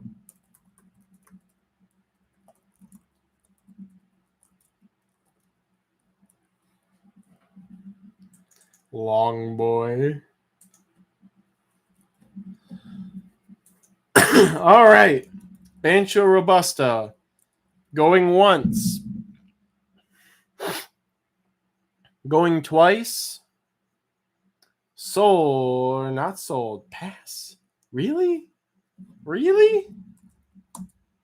All right. I don't understand. I may never understand. Well, whoever comes back to pick those up is going to get a heck of a deal. Bitter blood. If I don't win the Simon Does later, I'm going to eat an entire quart of ice cream. Sounds like a reasonable course of action. Tennyson wants some Aaron Vega. Who am I to get between a boy and his Aaron Vega? We're going to do some Aaron Vega. We're going to start with 30 Aaron Vega CF 10X from Animas, New Mexico. Starting bid of $40.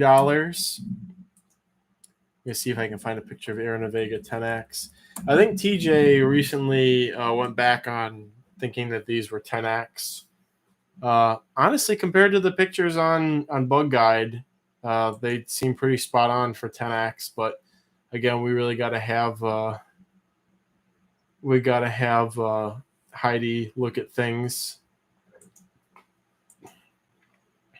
She will be the final say. Guadalupe Mountains. Yeah, these are found in extreme western New Mexico. It's like the area where you walk a little bit and you're in Arizona. You walk a little bit more, you're back in New Mexico.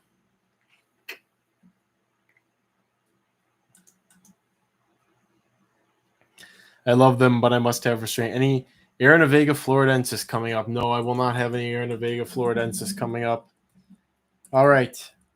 Putting an X there for the Aaron Vega CF10X from Animas, New Mexico. Dennison wants Aaron Vega, not 100% sure which ones. We got a couple of them left. All right, going once, going twice. Sold to Chris Sniper, winning bid of $40.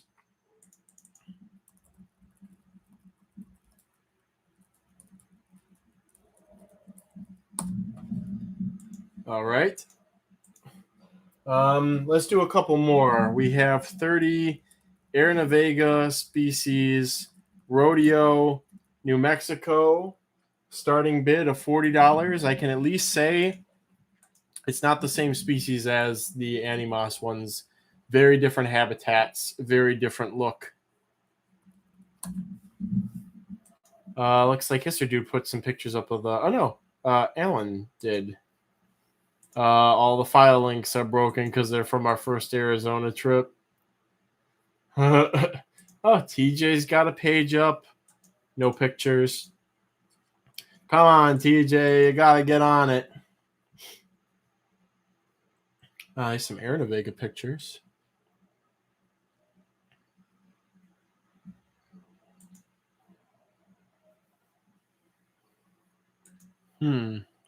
Got pics.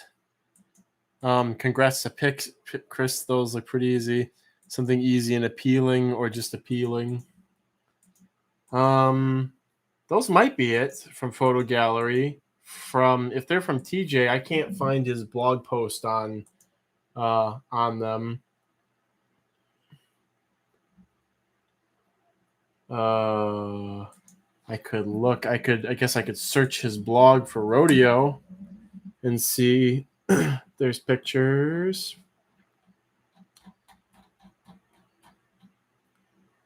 That's the Animos ones from that February 2023. Let's see. I can't remember if I actually sent him rodeo or not.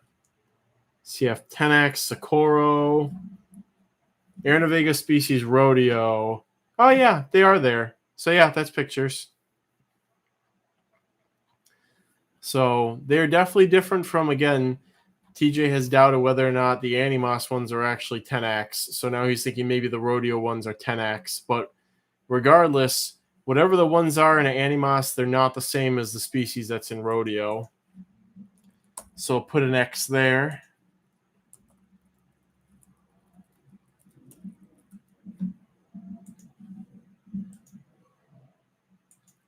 So he has the rodeos as CF10X on my phone, so I got to go back and forth between apps. Maybe we'll have a combined thing eventually. The nice thing about the YouTube live stream is it saves it, but you know. All right, Aranavega from Rodeo, New Mexico. Going once, going twice. All right, we've got a pass on the Rodeo Aranavega unless anybody wants to claim them.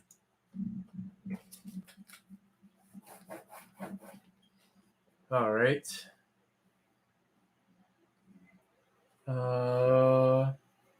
Let's do species Pina Blanca. We'll just do one or two more Aranavega, and then I should get on to some other species to engage people. So let's do 30 Aranavega species Pina Blanca 1. Starting bid of $40. I don't think, if anybody has pictures of these, it would be do a mystery pack. That could be a fun idea. I could do that eventually. Sounds fun. So these might be, maybe it wasn't Grata, I think, that we thought they were. But this is a, maybe I can, let's see, Pina Blanca 1.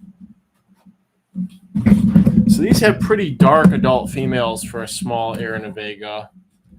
So let's see if I can find any willing participants here. I would not be too surprised if these end up being a Pacha. That would not be very surprising to me. Subadult male, bunch of nymphs, but where the a male, an adult male. I love me some adult men. Oh yeah, that's a pretty Aranavega. So the females are almost black, or pretty much solid black in this species, whatever they are.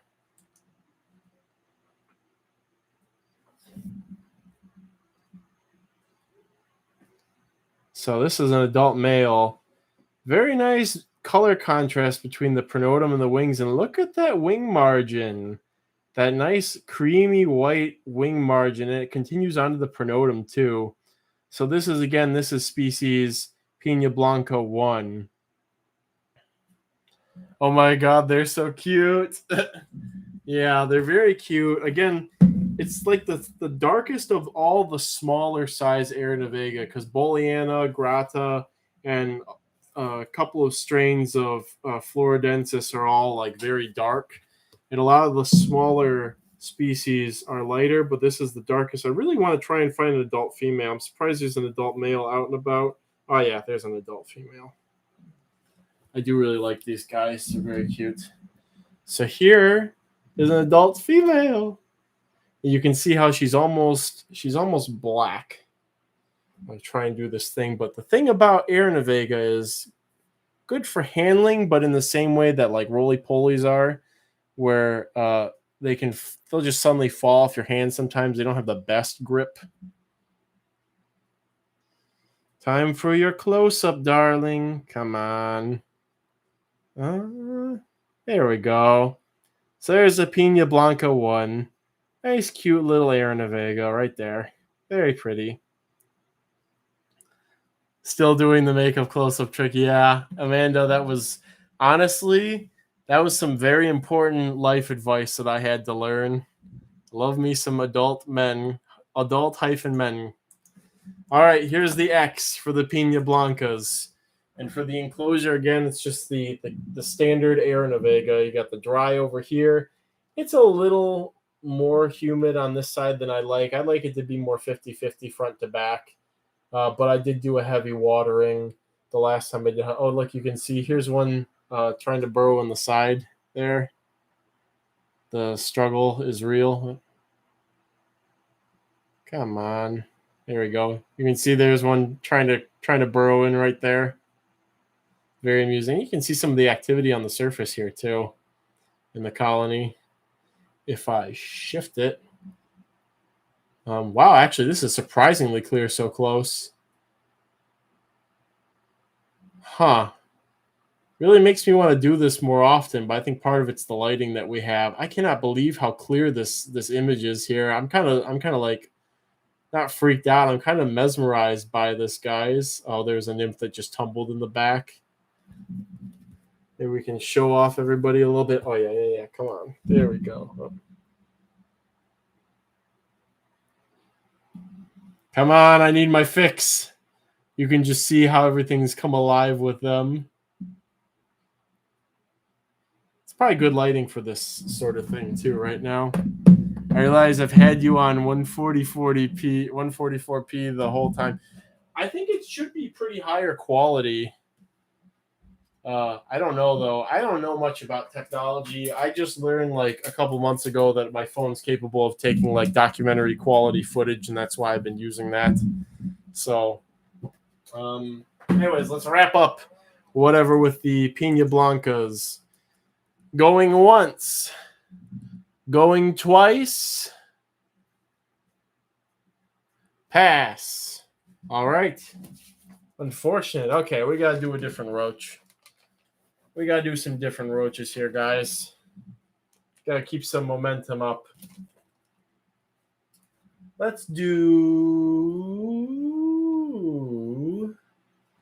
Oh, what the hey. Let's do another group of Pseudoglomerus magnifica. That's a good way to get some hype going again. From Cook Fuong, starting bid of $100.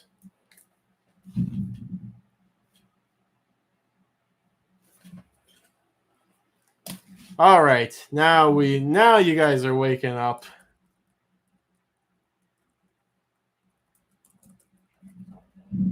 And about time too. If only I wasn't in a college dorm, I'm already smuggling my existing cultures. I mean, Aranavega is a pretty easy thing to keep on a small scale, but I understand the college struggle and how draconic they can be. Dr. Humroyd with a solid 200. Damn, whatever you do not put them with ice pods, at least Panda Kings.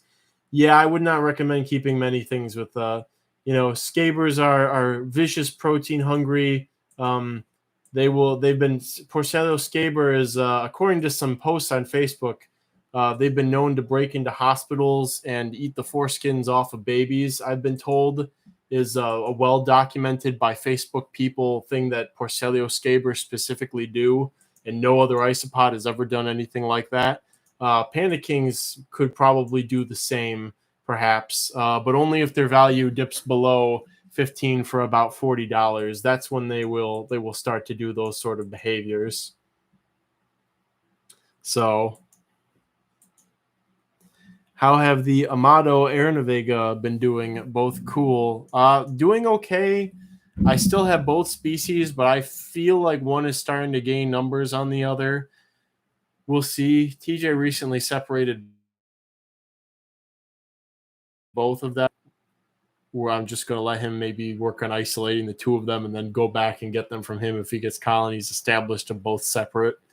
But it's kind of cool to have them both together as long as I can rest easy. They're not going to cause any problems for each other.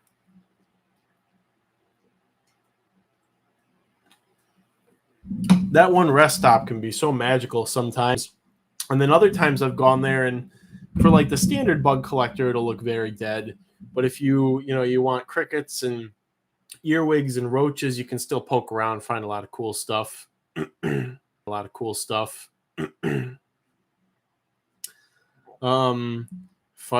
I got giant stills, but they probably won't be as comfy if they find out about my roach cultures.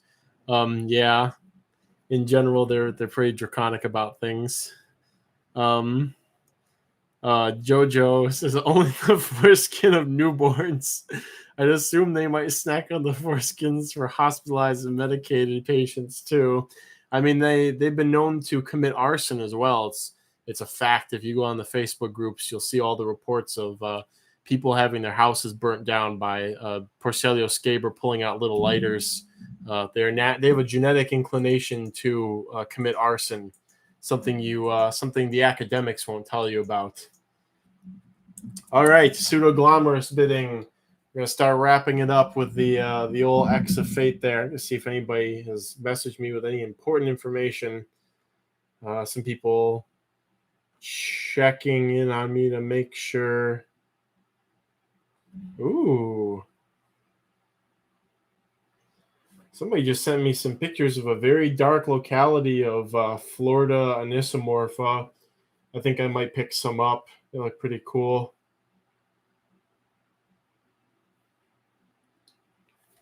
Oh, yeah. They're worth more, but not for me today.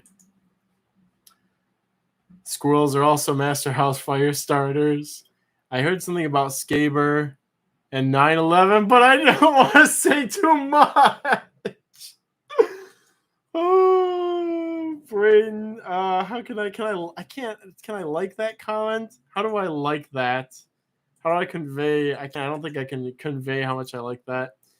Patrick says, when do you think you get to Theria petavariana?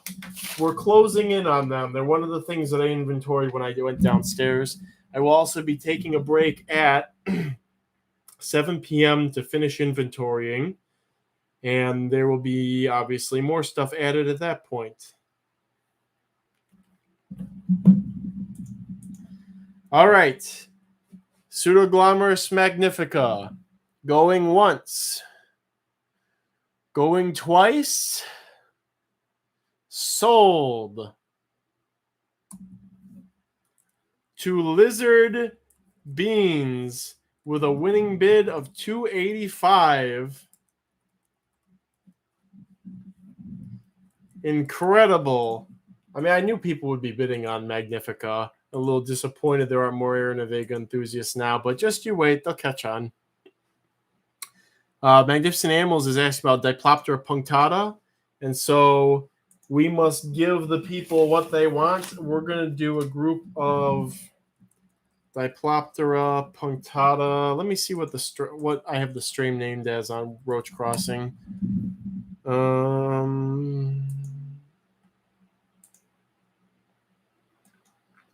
Okay, so I had two strains of punctata, just keeping them separate for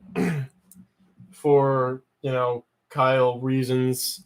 One's originating from University of California, Riverside. The other one's from the Clemson Insectary in one of the Carolinas. So we're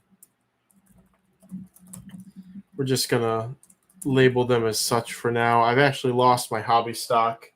That was a while ago, though, I think. Or I may still have them. So we have a starting bid of, let's bump the count. We don't have to do that low of a count.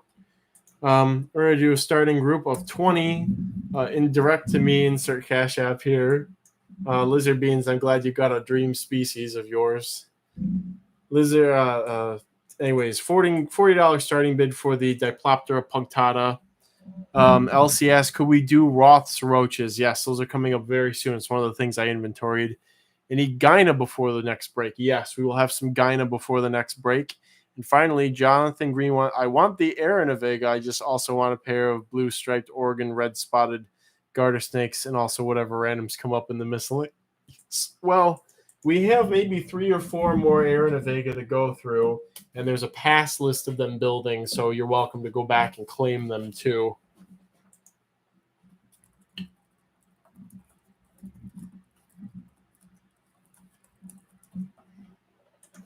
All right, we have a $40 starting bid.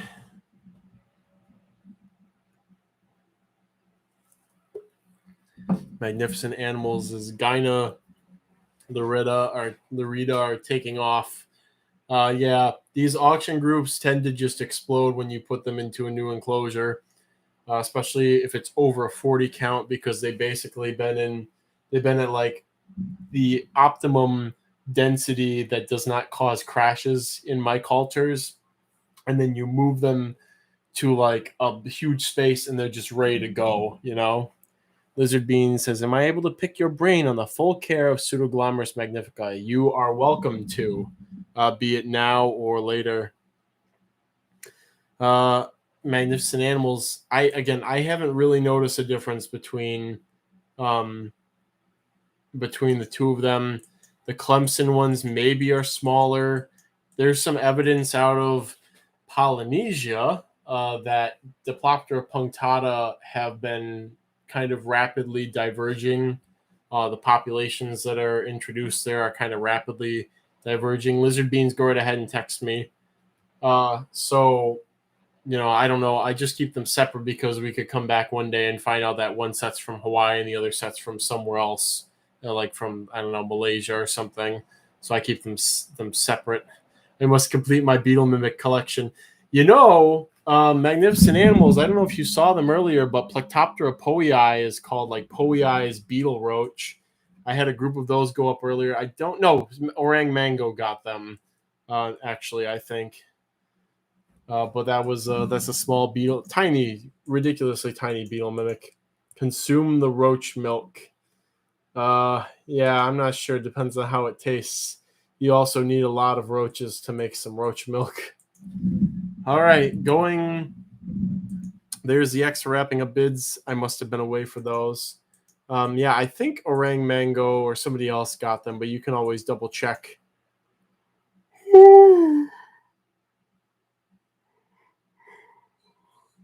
Excuse me. All right, going once on the Diploptera punctata. Going twice. Sold to Beetle Pixel with a winning bid of 55. 55.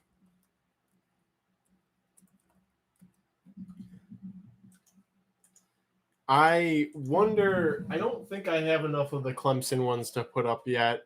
They will get there eventually, but I don't know. It will not be within the next month-ish. Tennyson, there are a couple more Aaron Vega coming up.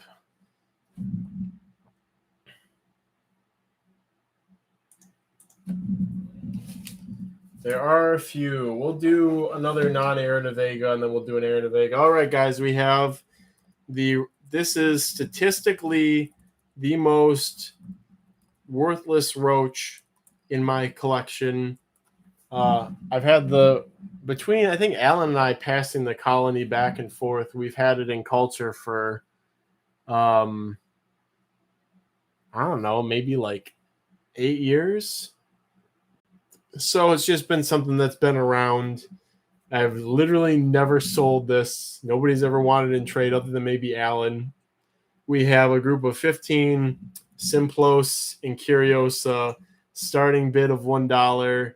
I didn't have enough to auction before. All right, Mad Dog is about to give me my first ever sale in any form of Bitter Bloods bidding $5. I love this stuff where the meme is it's so undesirable that then people kind of start to want it.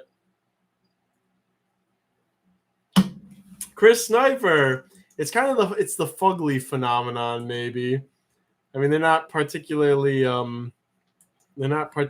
fugly, though. I mean, they're just sort of a simple roach. I'll look it up.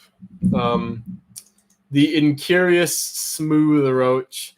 My description is hilarious. It's 2 sentences. All the fun of the unadorned roach, only with both sexes fully winged.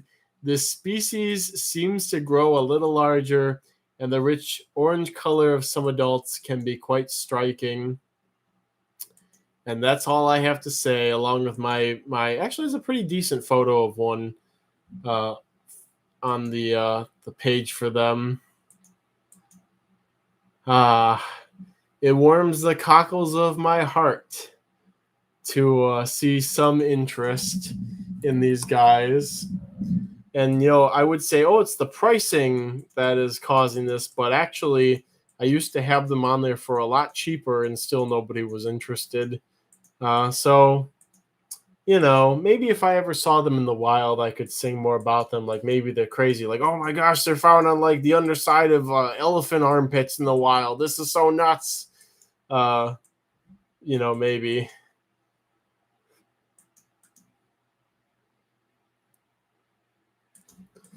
All right, going once. Going twice. Sold to Chris Sniper, winning bid of $16. I appreciate it. Everybody who bid, I really appreciate the interest. And maybe the price point was part of it too. You just sort of figured like, oh, might as well. Why not try? Underrated, TBH. If you don't sell them like ever, why is the count so small? It's because they don't really reproduce explosively either. So we've just been doing something wrong with them the whole time we've had them, or it's just sort of part of their biology is not to, their ooths may be smaller and have larger babies than other Simplose species.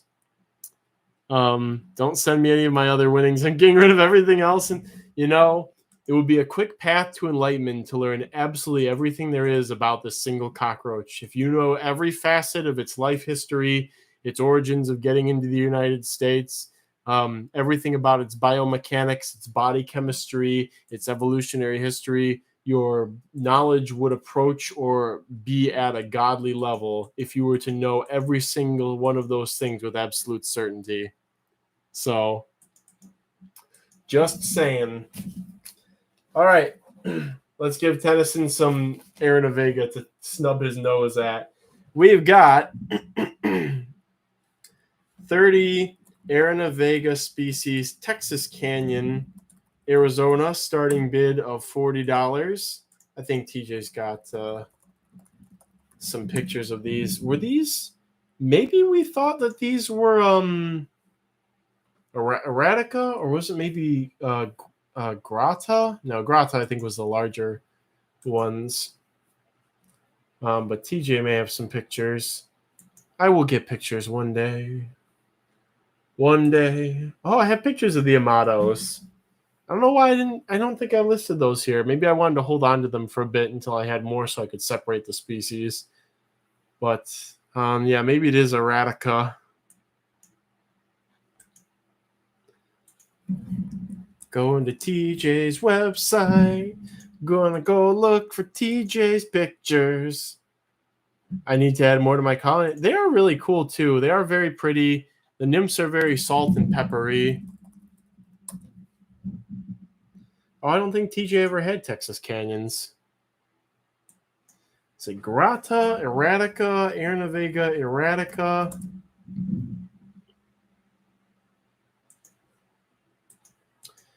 Photos, says Photo Gallery. Well, I don't necessarily have to have photos since Dilo wants them or wants more of them. So we'll go ahead and put this here and everybody can live on a prayer. Yes, the bot's in fact asking. It's Aranavega. They're cute. They're small. Unless they're Boliana or Grata, then they're kind of chunky. All right.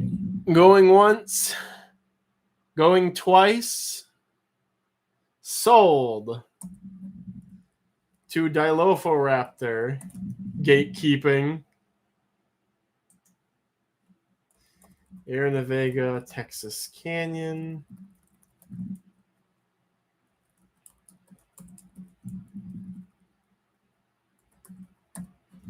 All right. Now, there was a really cool Aranavega I was sent from California when I first started roach keeping, but I was brain dead, so I couldn't get them going. Thinking back, my setup wasn't the worst, but still, it was the smallest Aranavega I've ever seen. I think maybe it was Darwin Eye. I think that's the smallest one. But the adult male was like barely like half of an inch, and the female about that size too. And I kind of really wish I could get those again because they seemed absolutely adorable. Like, that's a jump downwards in size even from the smallest Aranavega that I currently keep.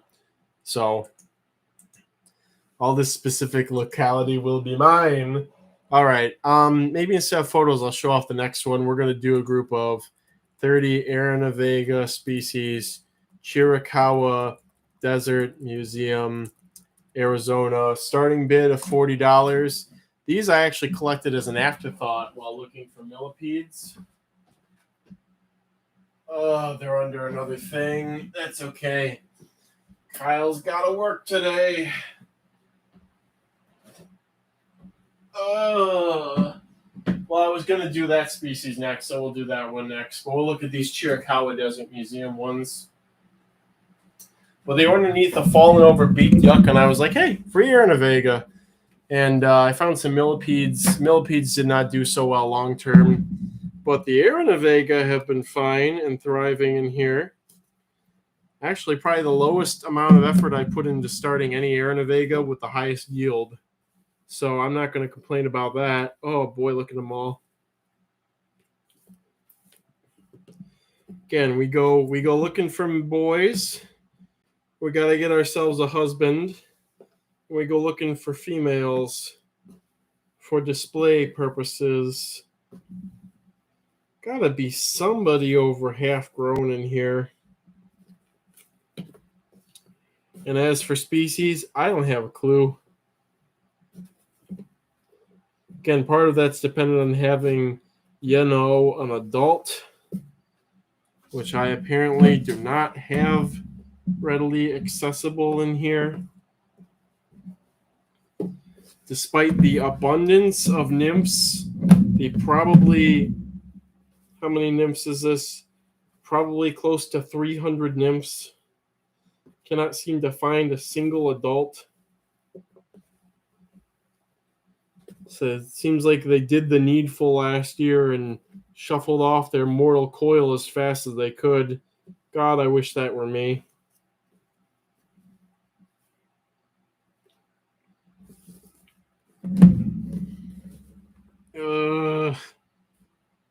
I'm dropping my spaghetti all over the place. This is so embarrassing. Well, maybe I can at least show off the colony from the side. If this ever focuses.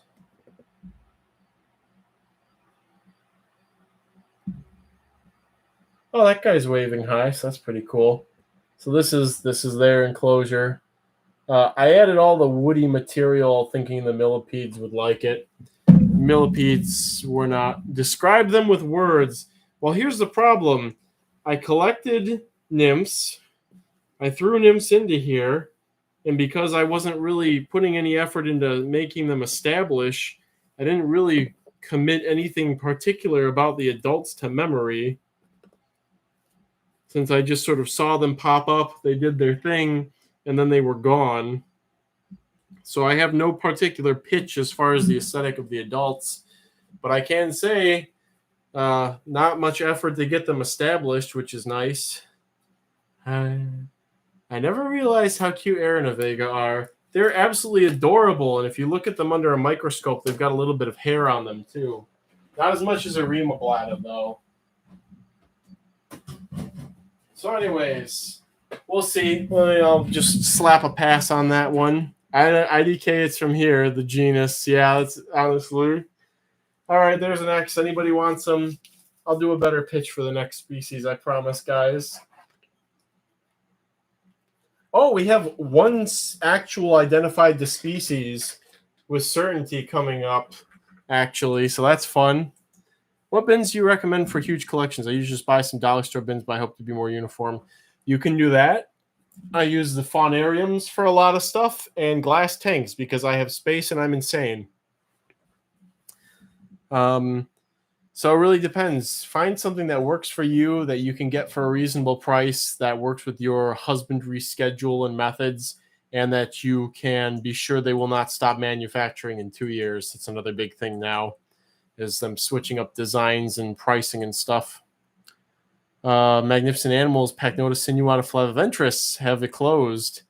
Oh, wonderful. Babies from a Pair you won. Okay. These Aaron and Vega from the Chiricahua Desert Museum. Going once. Going twice. All right. Pass. We're passing on them. So they're up there if any of y'all want them. But the next ones, the harem has been started. The next ones... I guess I didn't have the container ready to show. We'll do this actual species identified one. We're going to do 30 Aranavega apacha from Cave Creek Canyon, Arizona. Starting bid of $40. This is my spiritual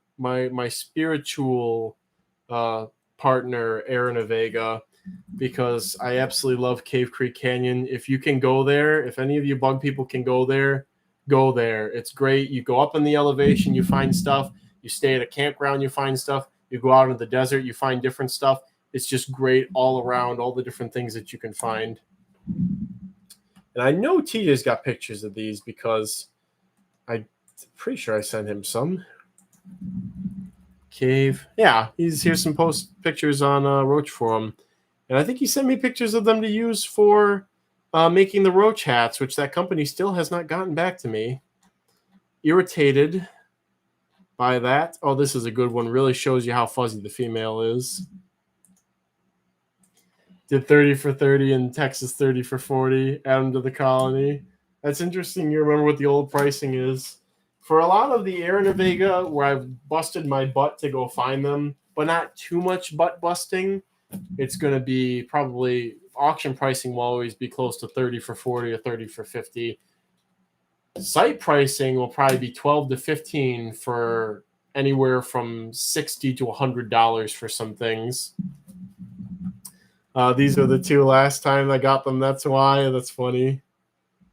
That's very amusing. I don't know if we had the Apache identified or not, but anybody, if you pop open that Discord picture of the Aranavega Apache, you can see just how hairy the adult females are. So yeah, I really like these. So many fond memories of collecting and then recollecting and then recollecting again at Cave Creek Canyon to finally get a colony going for multiple years. Hornwood's in a creek bed looking for bugs on his phone. Orange Aranavega was a no-brainer once you told me. That's great. Yeah, I think 10X is probably the most orangey-ish one. And then Tonkawa can be orange, but I think it's more because of something different in captivity. You know, the humidity or exposure to something makes them more orangey in captivity. Satchel misses Arizona. All right, here's an X for the Aranavega Apache from Cave Creek Canyon. So also, the year that these were the most abundant was the year that there were a bunch of Xylorhynchus larvae, probably Thestalis, in the leaf litter, and the roaches were found kind of in the places where the Xylorhynchus had eaten the leaf litter, pooped out, and then moved on. And you could find quite a few of the Aranavega there. And then when Will and I went there, it was so wet that year. It was not impossible to find. It was very difficult. I had to look in very dry spots, like up against trees and in the spots underneath rocks that did not get wet when it rained. So, but it was nothing like that one year with the Xylorhynchus where I think I don't know, I found maybe like 100 Aranavega. So, and it's funny because you may be worried about over collecting, but this is like all of this can be done in like a 1,000 square foot area at the campground. And there's like miles and miles and miles and miles and even more miles of this habitat all the way through there. So, all right, here we go. There's the X. Going once. Going twice. Sold to Dilophoraptor. Bulking out colonies. You know, these are two good species to have if you kind of wanted to have kind of different Aranavega. They're very dissimilar. And on top of that, I would say go with like a Tonkawa or something, kind of round you off. And a Booleana is huge too. All right. I think this is the last Aranavega. It is the last Aranavega. So we'll get them done and we'll move on to some other stuff. We have Aranavega 30 Aranavega species, Sahuarita, Arizona, starting bid of $40. And these guys are pretty colorful. They're like the Las Cruces Aranavega at multiple stages. And I'm pretty sure, I should also mention, this is a nice little communal enclosure of Aranavega and Venezillo Arizonicus. And they do very well together because they're found together in nature. So here's some Venezillo Arizonicus thriving going on here. And there's probably even more than that if I lift up this other piece. Oh, there's an Aranavega hanging out with them on the underside. You can probably see it. It's the biggest, roundest thing.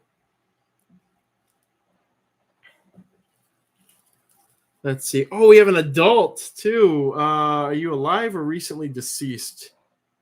I can't really tell with this one. We have an adult male of the Sahuaritas.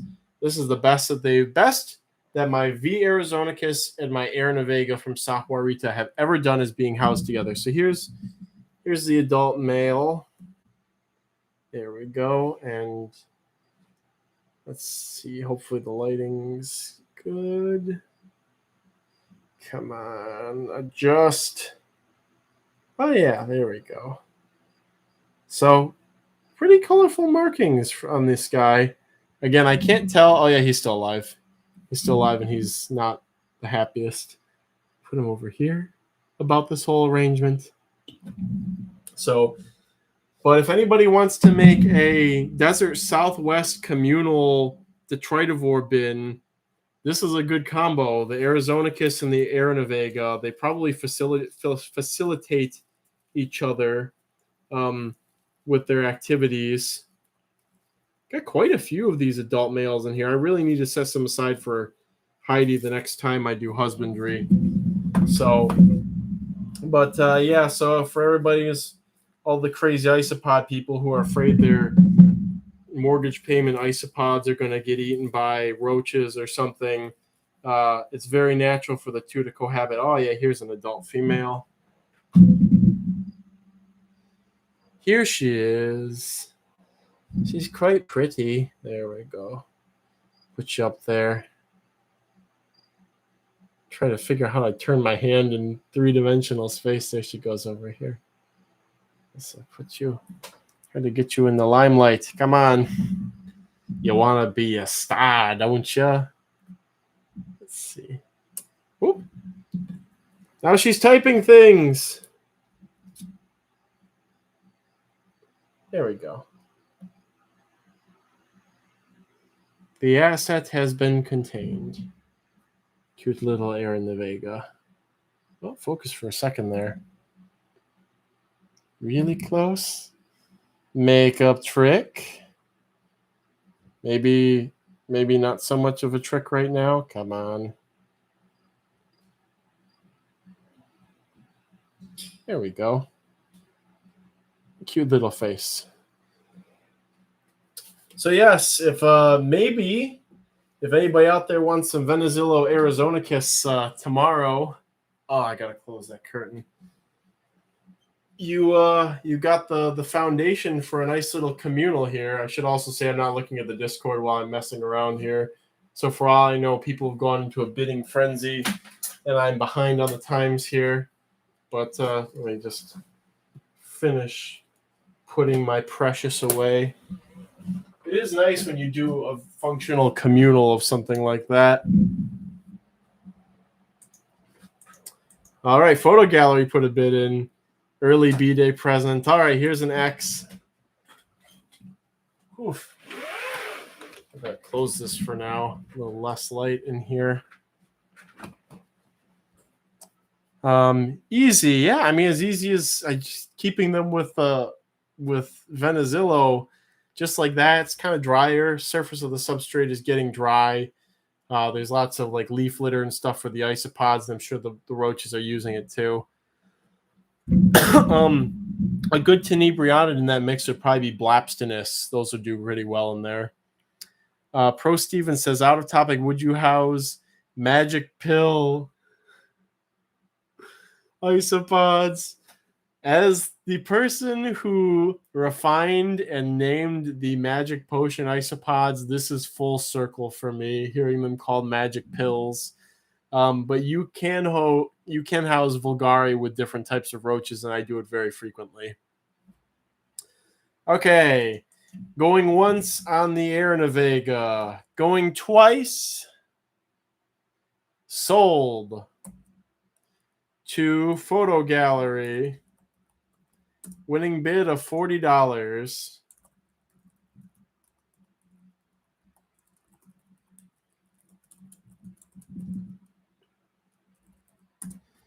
All right, and with that, we exit the Aranavega arc.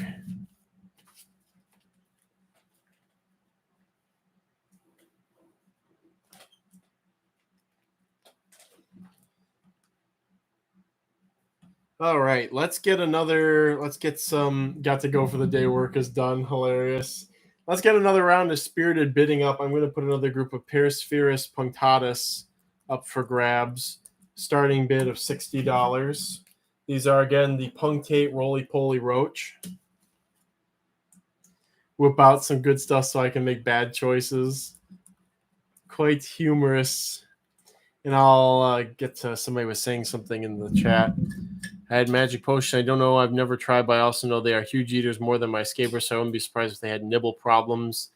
I keep all kinds of isopods with all kinds of roaches and all kinds of millipedes. And really the only isopods that I would flat out avoid putting with millipedes are with millipedes and roaches. It depends on the roaches, though. Like hissers are good with pretty much everything. But are any isopods that shred and turn the substrate to dust is my litmus test for whether or not I should keep them long-term with smaller sensitive roaches or millipedes, because anything that shreds substrate and turns it to dust is going to outcompete baby roaches or baby millipedes or baby what have you. So Trichorhina tomentosa, be careful adding those to things. Dwarf purples to an extent, not as much. What are they called? They're like I haven't committed it to memory yet. Something phallus. Phalloniscus baldnii. Okay, but just kind of be careful. Nagurus nanus, kind of be careful. Agabiformius, be careful. Maybe on the same level as Trichorhina. Porcellio dilatatus is another one. Those are like a jumbo substrate dustifier. So that's why I would say be careful with using some judicious decision making. One of these days I may have an Aranavega phase. I'm enjoying the Tonkawa I got recently. They're nice because a lot of them have the same husbandry and there's all their little variations, and I do enjoy seeing males pop up, and I want all of them. I hope to get as many species as I can before I leave this earth. Phytophern, the mentioning of large terrestrial mollusks is forbidden. So be careful and be sure to bide your tongue before making such insinuations in the future, as many government agencies are the big not fans of large terrestrial mollusks. So do keep that in mind. Emma says, you have to spend 100 each day for free shipping, or is it all lumped together? It's all lumped together, $100 total. Tennyson is the one who recommended the Tonkawa, so it'll be my first year in a Vega. Yeah, they've been tried and true for many years in captivity, so nice. Rude, but nice. All right, here's the X, guys, for the Perispherus punctatus.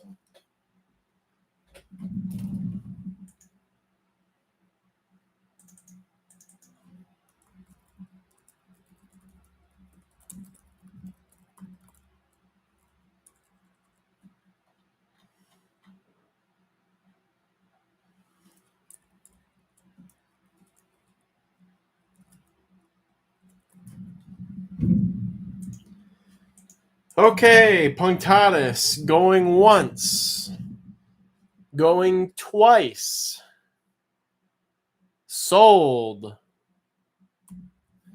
to Phil D with a winning bid of $90.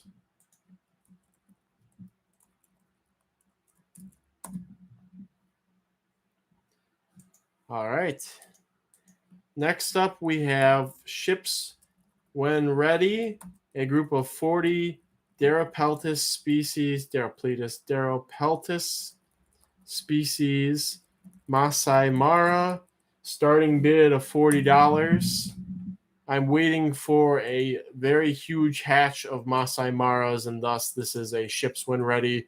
Wait for the hatch, wait an instar or two, and then ships out. Zen Monkey says spending $100 each day does make you a Chad, though. It does, in my book especially, I will say. You get ultimate Giga Chad status for spending at least $100 every day, or even spending anything at all each day. So yes, the Masai Mara, this is the black velvet roach. One day, let's see, it's been 15 years of me fawning over Darapeltis erythrocephala. One day I will have them. One day, somehow, somebody other than the Asians will have them. And it will be a very happy day for yours truly. One day. Don't know when.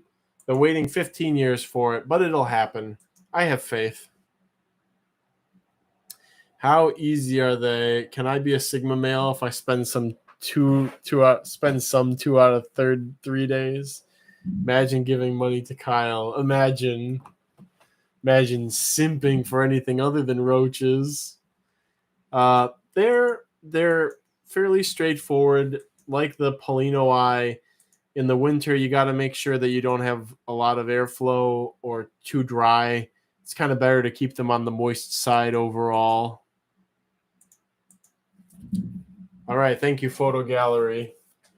Photo Gallery still here putting in that hard work.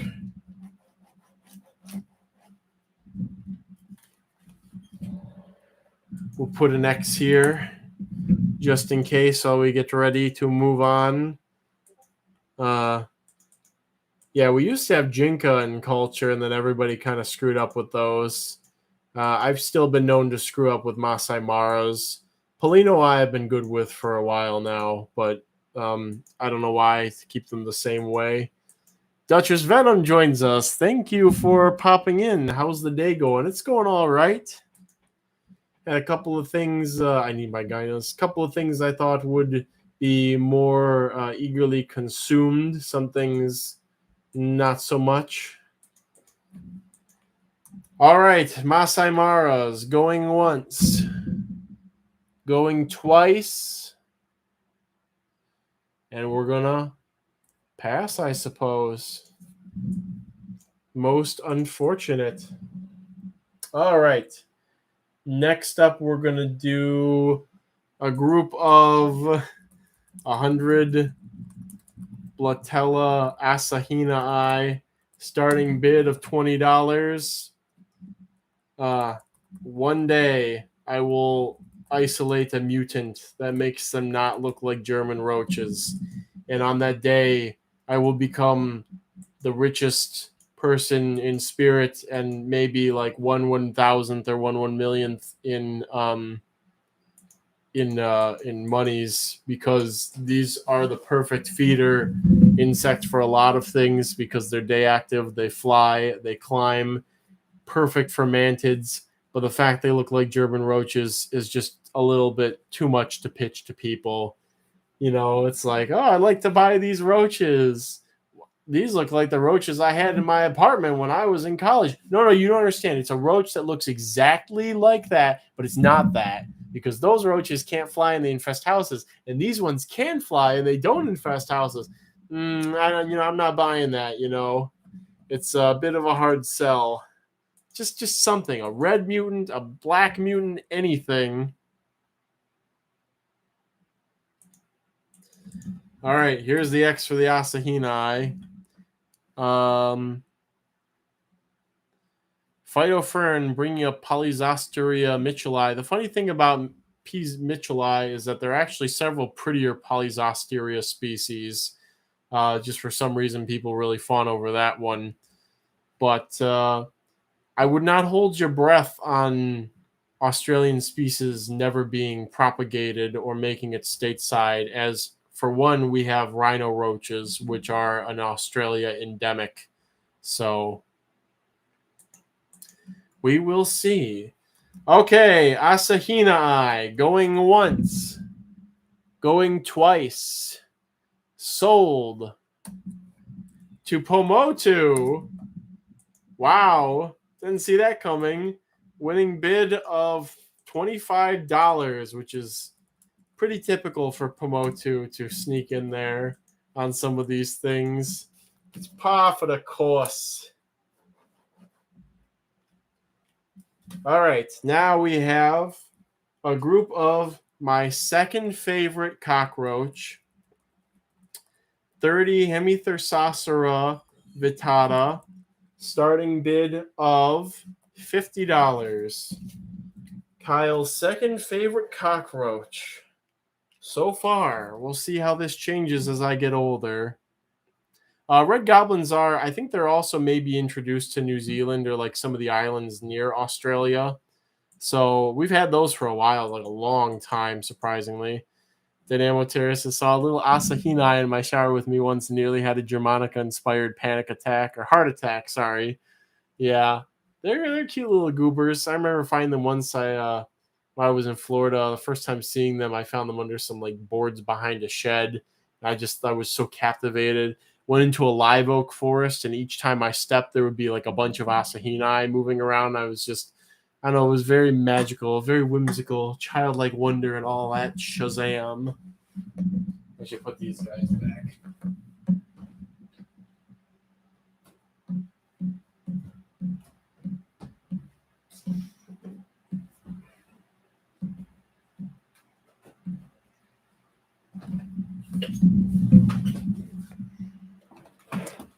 But yes, my second favorite cockroach, day active, beautiful.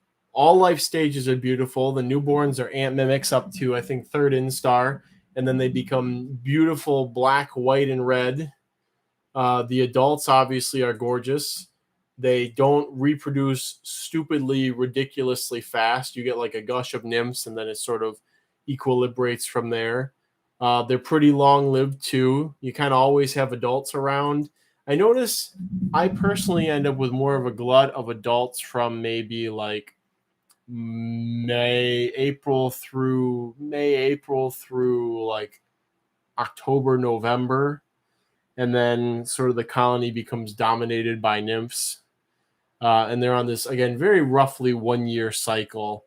But again, a fantastic roach. I think I'm going on my fourth generation now. Are just lovely. You can hear plenty of other people sing their praises for the Vittata.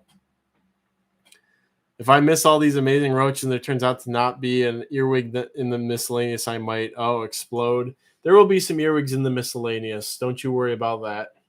I'm making sure of that. All right, I'm putting the X up here. How easy? Intermediate, because they need semi-frequent care, pretty frequent care in the form of misting. They like to be dry, well ventilated, but if you don't give them a misting every day or couple of days, especially if it's really dry in the air, you're gonna lose them. And the most sensitive part of the whole life cycle are the newborns, the first through third instar. That is when cultures are made or broken of this species, because there have been multiple times before I got them going in consistently.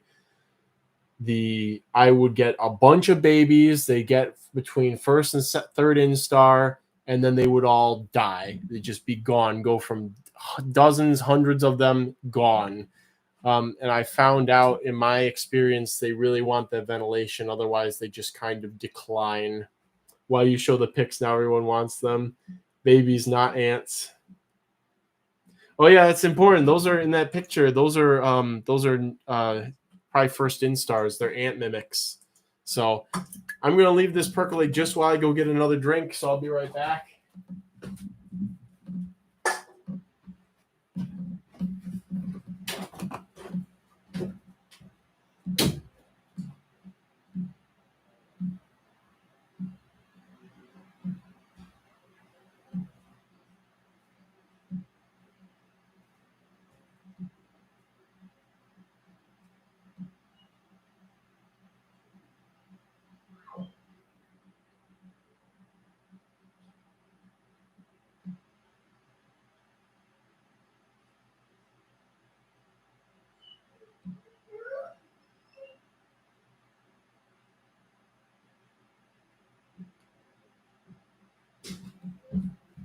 See you at 7.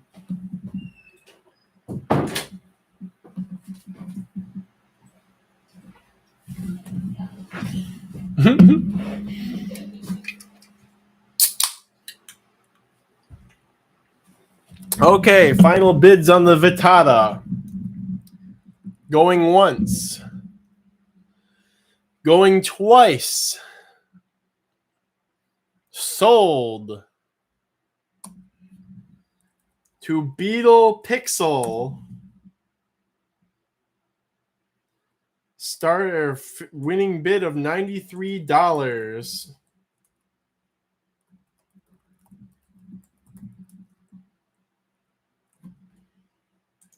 Congratulations on winning my second favorite cockroach species. Winning bid 93.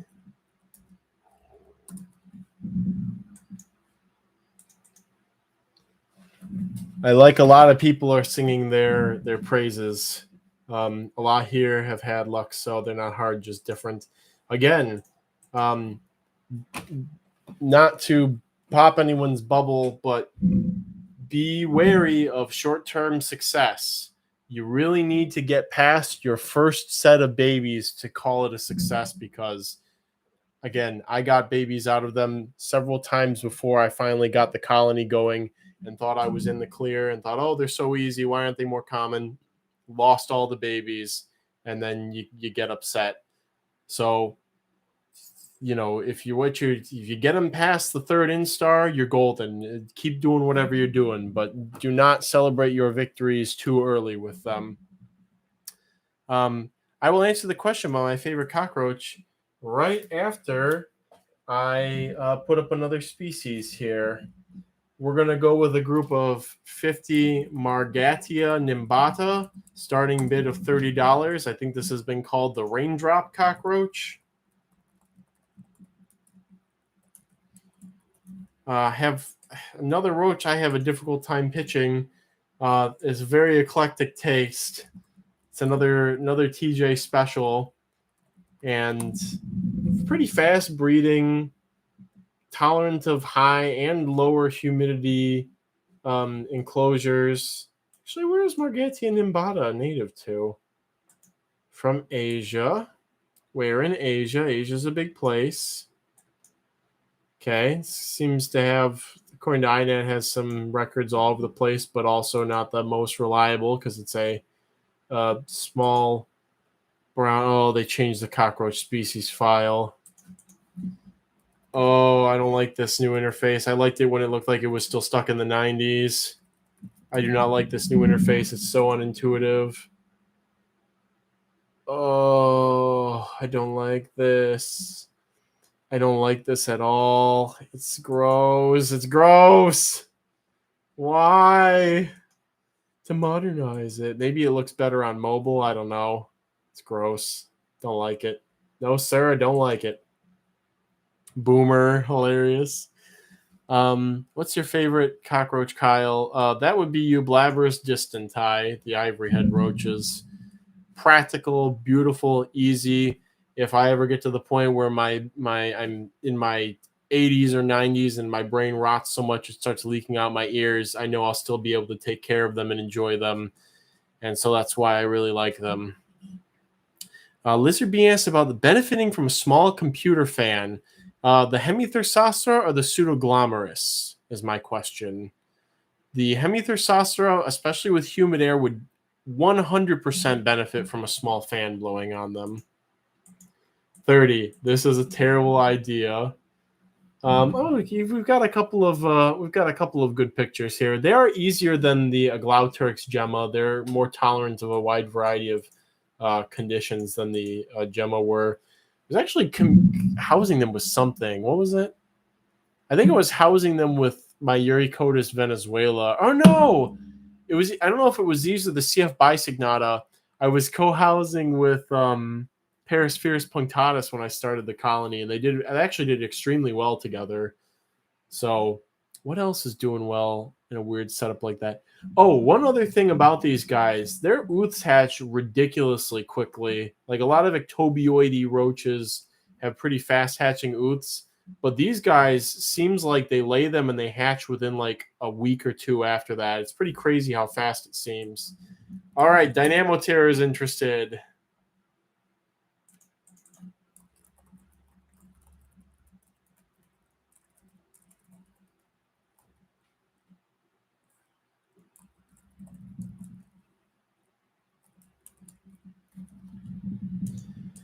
Going once on the Margatia. Going twice. Just gonna leave my eyes open because Dynamo wants them. Sold. Dynamoterror. We've got a fun new project, my friend. Winning bid of $30. All right. And on the heels of that, I'm just going to go ahead and I'll list this other Margatia species, CF bisignata Macau. That's how you pronounce that. I got to go back to the Roach species file. 1T on bisignata. Starting bid of $40. So I don't know if Brandon has them. I don't know if you have them, Junior, if you're listening too, but I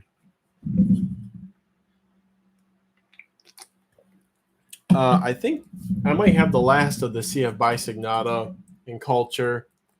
Again, anybody's welcome to correct me on this, but I'm pretty sure I have the last of them.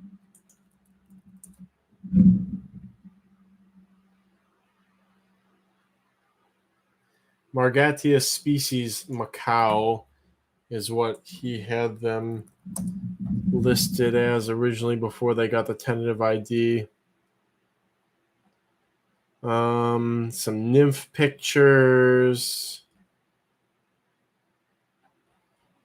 I'm not seeing many more here, but they're very similar to. All right. We got a decent picture here of one, unless somebody else beat me to it, in which case I'm a slow boy. It is another small yellow ectobioid roach, but it is apparently the last of its kind in terms of cultures in the U.S., unless somebody's going to correct me. Yeah, I'm probably broke at this point. It's a Dynamoterror. Dialo-1's a big starter, 6 spots. I think that's something I can put up. Luch never realized how many species of roach in the world. Yeah, when you think about how many there are in the world, it's absolutely insane. But the longer I sit and think about it, the number of species we have in captivity and have had for a while and haven't lost is actually also really insane. Like, regardless of how many people are smuggling isopods in and how crazy the isopod hobby's gotten, undoubtedly stuff has been and will be lost. But the number of things that roach keepers have maintained is ridiculous. All right, here's an X for the CF Bisignata. In case anybody actually wanted them. Obviously, I wanted them. See, if I went to an auction, somebody do a Roach auction for stuff I don't have, and I'll spend my whole bank account on stuff. But it's got to be stuff I don't have. That's the key. That's the big key. All right. Bisignata, going once, going twice, pass. All right. I have a feeling, I think I know a couple of people who may want to pick up this group in the aftermath of things. So I'm not too upset about it. All right. Let's dip our toe into some of the stuff that I just inventoried from the basement, shall we? We had a couple of people asking for dominoes, so we're going to do a group of 50 Theria Petavariana, starting bid of $40 for domino roaches. Tough bar to clear there. What's in the US hobby high now that you don't have? That's a good question. Thorax. A couple of people have gotten their hands on some thorax, which I would really like to work with. I have a feeling their care is very similar to Diploptera. So we'll see if I can get those. There's a couple of Eucharidia species. There's a few I was very generously given. I think there's one or two that people are still holding on to until they have success themselves with it. Maybe some people might have Archiblatta. It's been a while since people have attempted that meme.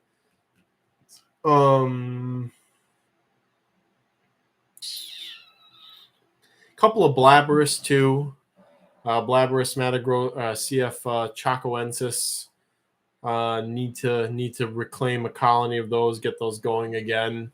There's a couple of things. I figure that I'll have them all eventually, so I'm not too rushed or worried about it. Just taking my time and working on what I have, especially with the summer season coming to a close.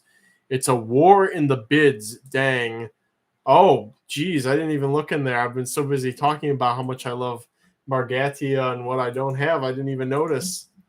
All right. Here's the X for wrapping it up, guys, for the Theria.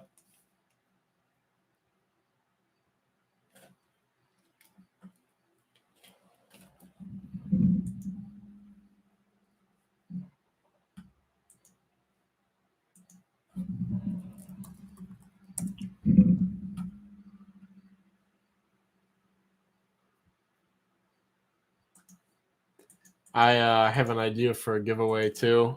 This is gonna need people are gonna have to do some digging. I'm gonna start typing it out. Somebody requested I type out giveaway stuff. We're getting ready for a giveaway right after this.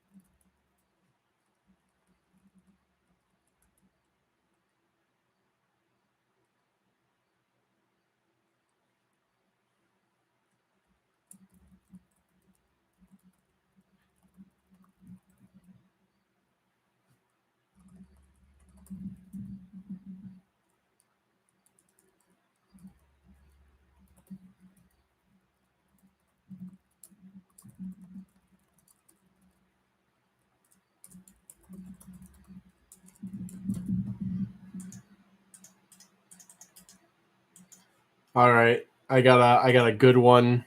I'm gonna read it out first, and then I'm gonna post it in here. All right, group of Theria Petavariana, going once, going twice, sold to Beetle Pixel. Beetle Pixel, you are the emergent superpower at this set of auctions. You are without a doubt the emergent superpower, and I'm sure you are making many foes with your actions. Winning bid of 121. All right. There we go. All right, don't be so sad though. So here we go. Here's the giveaway.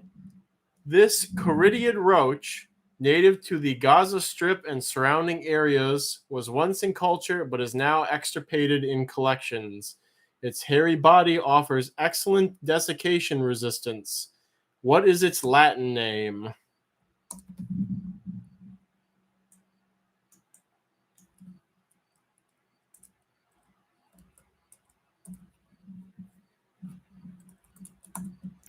All right, there's the giveaway. Whoever gets it, whoever figures out what species of cockroach this is, it is not Polyphaga aegyptica because we still have that in culture. So it is not Polyphaga aegyptica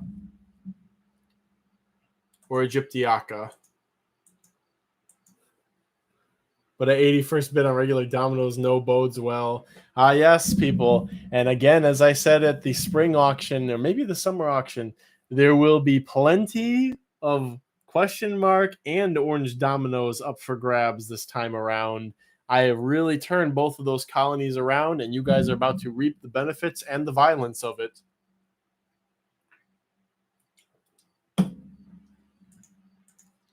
Let's see. I gotta check the live stream here. Harris Roachicus, Suriname Roach. Nope, none of those are correct. I may even just leave this giveaway up in the background. People, Roach keepers, you can find stuff about this on Roach Forum if you've been around. Aaron Vega Investigata. Nope, none of those are correct. Remember, you got to spell the Latin, etc. properly. Hemielytra blata Maris mortui. Nope, it's not that. Say it again. From where? From the Gaza Strip and surrounding areas. I actually put it in the chat here. It's a hairy courteous roach from the Gaza Strip and surrounding areas. It was once in culture. Now extirpated from collections. Nonectobius pallidus. Corydiides sand roaches, guys. While I let that percolate, I'll do an auction for some Polyphaga aegyptiaca. I can't remember if it's Aegyptica or Aegyptiaca. And I think by spring auction, I'll have enough Saussures to do an auction for those too. Aegyptiaca Sinai. All right, that was the locality. Nobody's guessed it yet. All right, we have a group of 50 Polyphaga aegyptiaca from Sinai. Starting bid of $80. Oh, my bad. Not 50, 100 Polyphaga aegyptiaca Sinai. Starting bid of $80. Eremoblata subdiaphana. No, that is native to the southwestern United States. Heterogamodes ursina. Warmer. I didn't even say what the giveaway's for. The giveaway, Geosarma gets it. Heterogamodes hebraica is the correct answer. Geosarma. Heterogamodes hebraica was once in culture. I didn't say what the giveaway's for, but it's for a dozen domino roaches. I figured I would do it right after the domino roach auction. So you get a free colony of domino roaches, Geosarma. Congrats. What do I even get? Yeah, everybody was like vying for it. But yes, we did. It is my biggest regret when I had an opportunity to work with Heterogamodes hebraica and I effed it up. And it haunts me to this very day because those were stupidly cool roaches. And it's very unlikely we will ever get another chance to work with them ever again. But, you know, as a consolation prize, Eremoblata are basically a smaller, less colorful version of Heterogamodes. Give me an easy one, Kyle. Also, wait, slipped my mind, but name is different. I forgot. Should I just DM you? Geosarma, if you could DM me right now, that would be great, and I'll write your name. I'll write your Discord name on the Excel sheet. Here we go. Got to put a picture of the Polyphaga aegyptiaca. I love these guys. It was the first professional elite pet special roach that I had good success with when I was growing up. I mean, when I started roaches, I had pretty good quick results out of things like peppered roaches and Blabrus giganteus. Well, Blabrus, there's a little bit of turbulence at the beginning with them, but then reading all the reports, the oots take forever, and it's kind of a harder species, and blah blah. And then here I was, I got a good colony going. I was just like, I made it, I did it. I'm a professional now. How hard are these? Not very hard. They're like easier Aeronavega because I don't even keep them on sand. They're just on. You can see the matrix of my like general roach substrate there, and I just sort of I feed them like they don't really like chunks of food. So when I feed them like apple and stuff, I'll like cut it thin and lay it on the substrate surface. They eat leaf litter too. They eat like rotting wood and leaf litter. If you mix that in there, they'll eat that between eating other things, and fish flakes and dog food pieces. Very easy. Again, another one of those cultures where it's like, oh yeah, the sun could go out and I could probably enjoy these for a couple years and not feel like I was chipping. It might be very practical to farm these if the sun went out because you'd have a good source of protein that you could grow without having to devote precious other resources. You could feed them leaves. All right, Dilophopraptor's interested. We respect that enthusiasm here. 100 is a lot of them too. 100 is a pop and play colony, is what it is. Easier than Thuria TBH, says Satchel. Thuria have been pretty easy for me in recent times, but as far as like tolerance of neglect and some other factors, yeah, they're pretty easy. Well, they need a substrate. No bare bottom bins for these. All right, going once on the Polyphaga aegyptiaca. Going twice. Sold to Dilophopraptor. I think you'll be very happy with these. Winning bid of $80. I think you'll be very happy with these. They're like giant Aeronavega. That's the thing. So, walrus. Okay, that's the name of a not cetacean. That's the name of a it was an artiodactylon eating a pterodactylon is what Will always says about whales eating horses. Anyways, moving on from that. All right, Aegyptiaca's out of here. All right, let's go with something practical. While I go to the bathroom, we got a group of 500 Fetalia pallida, starting bid of $40. Another pop and play colony of something.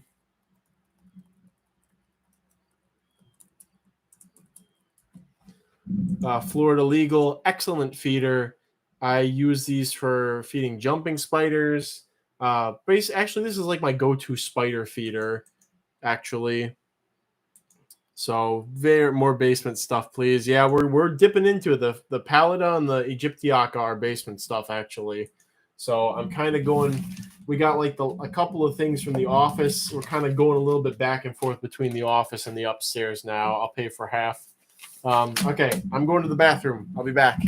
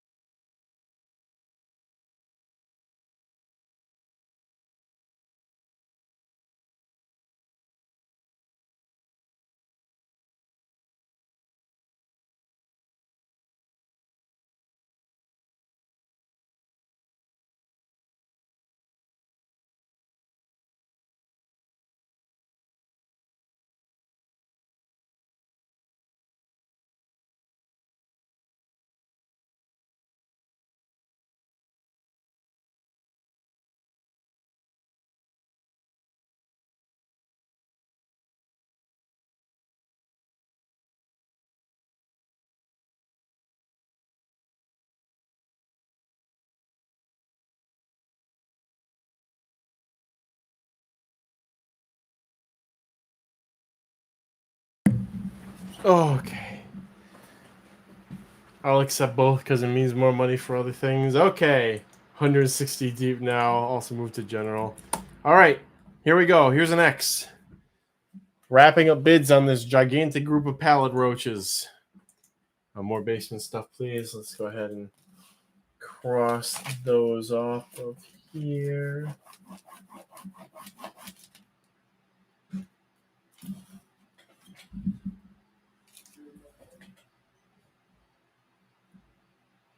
Yeah, I could do a little bit of that. All right, wrapping up bids. Going once on the pallet, going twice. Sold to Mandy. Took sweet time with a winning bid of $60. All right, leaving that in the dust. We're going to go on to a group of 40 Blabberus Colossus Ecuador, starting bid of $40. We have some Blabberus shenanigans going on. It's just the history of the genus to have shenanigans going on. But apparently all Colossus may not actually be Colossus. They may actually be true Parabolicus. So this is the entity that has been traded for the last 15 years as Colossus. There may be some identity updates on the horizon that will be included on the new iteration of Roach Crossing with whatever we know about them at that time. But yes, things are getting shaken up. Tarantula Hobby couldn't avoid it. Centipede can't avoid it. Isopod people can't avoid it. And Roach people have never avoided it, but at least we're always discussing it. So sometimes that's the best you can do some days. Lift that up a little bit more. Oh, I got a lot more basement stuff to go through still. That's okay. Never hurt nobody. All right, here's the X for the Ecuador Colossus.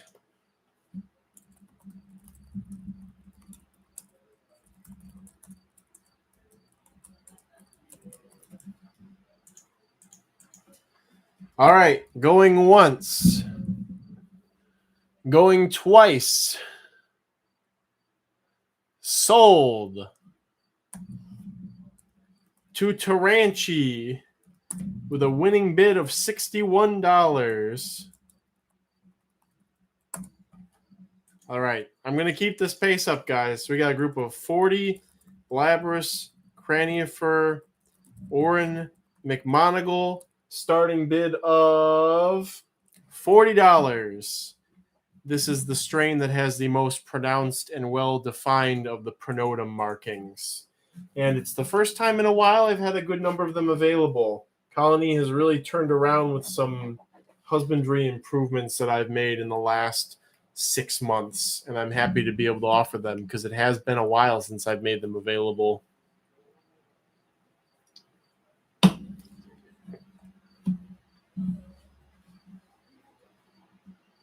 We've got some discussion here.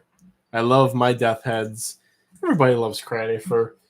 Not to show too much behind the showroom curtain here, but Cranifer and Giganteus, and I guess Colossus to an extent too, are some of those roaches that have kind of consistently either stayed the same or gone up in value over the whole time that I've been working with roaches, which economically is, kind of a fascinating thing to happen. I mean, you got to account for inflation and all that stuff, but yeah, it's very interesting. Oh, I just realized my little heirloom stickers there. I got to make a new one of that, or a separate note for that when I do the site overhaul. A little distracting on the images. All right, here's the X for the Blabberus Cranifer.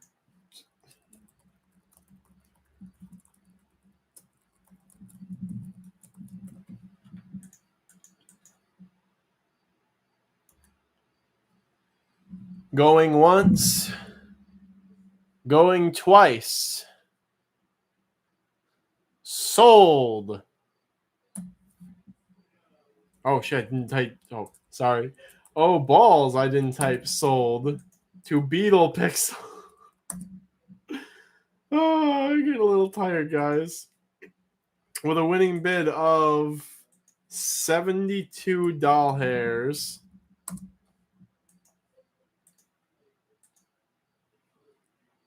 Message retracted. Okay, let's see. Let's do a hisser next. 50 Aileropida insignis starting bid of $50. The pancake hisser. I guess I'll go grab a. Some of these is nice because they're species I've had for a while, so there are pictures on the website. They're a little bit more well known, I suppose. We'll just put that there in case there's anybody who hasn't seen them before.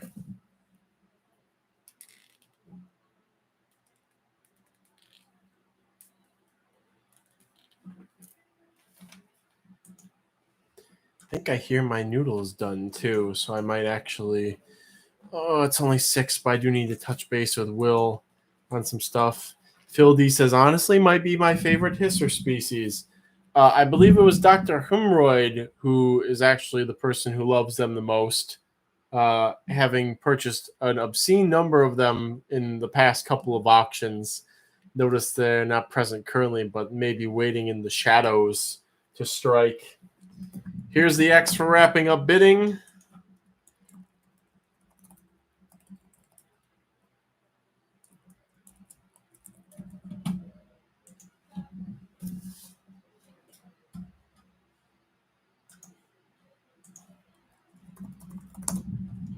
Get the next thing queued up. All right, there he is. All right. Going once. Going twice. Sold. To Dr. Humroyd before Taranchi could get in. With a winning bid of $70. Taranchi shows up for you.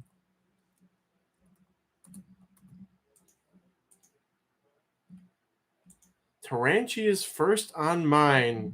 All right, here again for transparency. Always got to do this.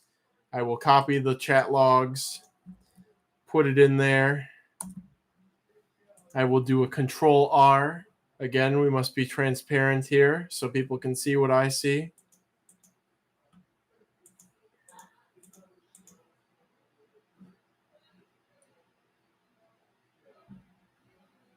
Give it a momento, un momento. I've never seen someone so devoted to one species as Dr. Hemorrhoid. Yes, it is. It is quite the devotion.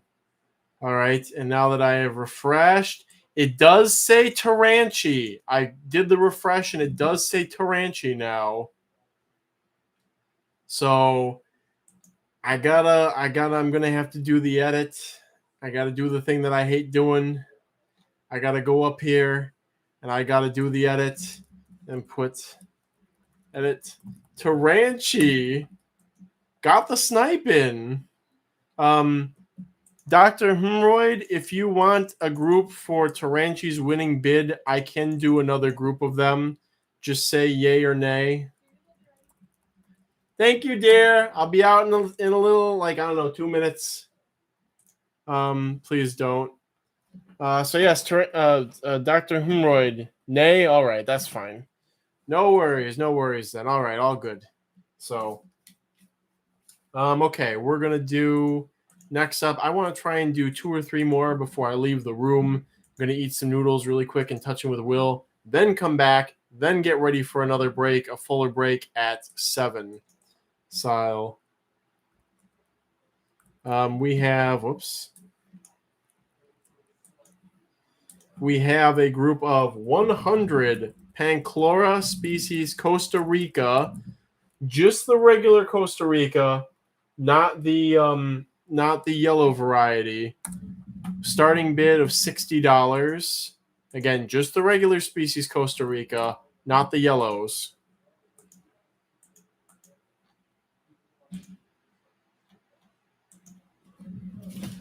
And again, I'm going to try and we're going to do 2 more things before I do this really quick break just to touch base and stuff like that.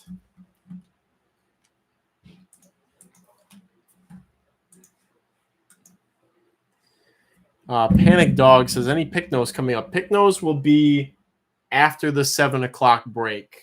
Had a couple before, but the bulk of the species will be after the break. Can I beg you to put more Diplopter up, or are you sold out for now? I'm sold out of the UCRs. I may on stream do a quick check of the Clemsons, and if I have the Clemsons, I'll put a group of those up. Bitter Blood would find banana roaches in the bananas while unloading. Yeah, as they are wont to do as the banana roaches. All right, we won't let these sit up for too long. There's an X for finishing up bids on the Panchlora species Costa Rica.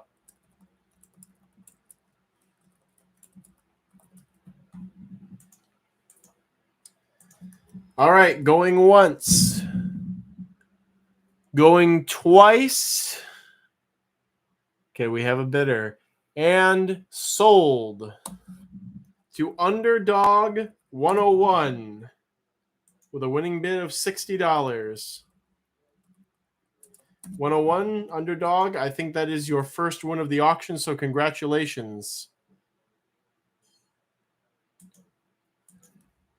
Let's see, what do I got planned up next? Okay. We're going to do a group of 100 Ergala CF Pelosa, or whatever the current name is being used for those. It is the big black beetle mimic with a starting bid of $50. Ergala CF Pelosa. Again, they are no longer, we have some pretty good evidence that they're not actually Pelosa and that they're a different species, but we don't know what species. So there's CF Pelosa for now. Again, we're having some of these mix-ups lately with some older hobby stock of things.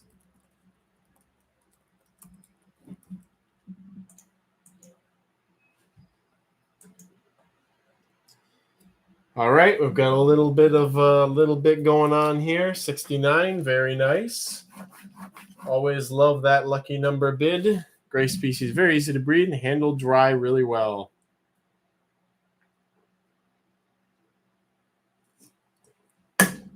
I'm going to pick I'll pick a mini banger for going out. We'll do, again, one more at the end of this. If I can keep them as a noob, you can too. So round from the Rove Beetle person. That's how you know it's real good. Yeah, they're cool. They're cool. Love me some Ergala. All right, here's the X for wrapping up your bids on the Ergala CF Pelosa, the big black beetle mimics. I heart big black beetle mimics. And there's also the Burmese beetle mimic, and then the Pacific beetle mimic, and then the Poyeyes beetle mimic. Aptly named. Give me the banded boys. He wants the banded boys. Okay. Final call for the Ergala CF Pelosa. Going once. Going twice. Sold to Taranchi with a winning bid of 81. Okay, all right. All right, we'll do one banger before I go on this quick break. Then I'll come back, do as much as I can before 7, and then we'll have a larger break at that time. So here's the banger. We have a group of 25 Gyna CF Sculpturata, starting bid of $40 for Gyna CF Sculpturata, the Rosy boy, the Rosy Roach. Rosie is not spelled with an E, apparently. I found out at some point. It's that guy. Make sure you fix your bid. Thank you very much. It's that guy. Thank you. Wonderful. I appreciate that. You know what? I'm going to like that. I'm going to put a heart right next to that. to the fixed one. There we go. Thank you. You fixed your bid. You're all good. You're all good. No worries. Again, somebody who read the rules. I love that. I love to see that. You'll love to see it. Patrick chimes in. Oh, I can taste those noodles already. I just need the shalt. I'm craving a bit of the shalt.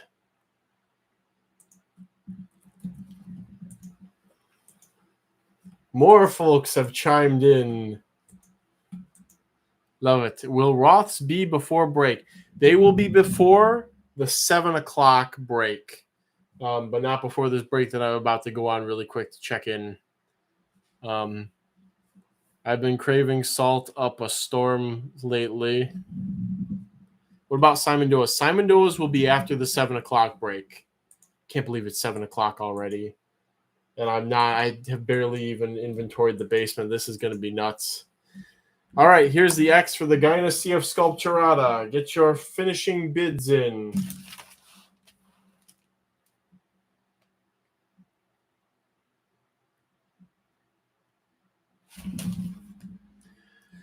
All right, Dynasty of Sculpturata group. Going once. Going twice. Sold. To, it shows it's that guy on mine with a winning bid of 85. I'll do a control R because it seems that this was very close, but it shows it's that guy on mine. So we'll see. Gosh, those are tempting. Beetle Pixel. I refreshed and it shows Beetle Pixel now. With a winning bid of 91. You were very close. It's that guy, but apparently the refresh said that it was Beetle Pixel. And again, for transparency, I will copy and paste the transcripts here. So very close. All right. I will be back in, I don't know, 5 to 10 minutes. I need to go do some checking in with Will and whatnot, grab my noodles, and then get back in here to finish up before 7, before the actual break. So I will be right back.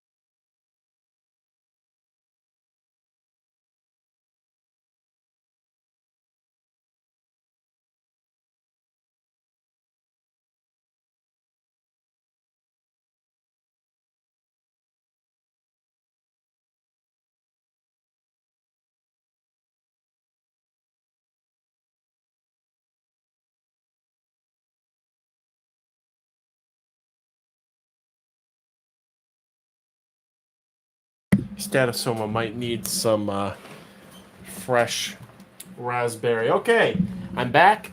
Will's done a fantastic job getting things back on track in the bug room. He's currently doing some vacuuming and whatnot, and I am feeling pretty good. So, people discussing furry art commissions in my bid central. Blasphemy! All right, let's get things. Let's do something that's kind of middle of the road. We're gonna do a group of 50 Balta Naculata, starting bid of $30. The notulated Balta Roach,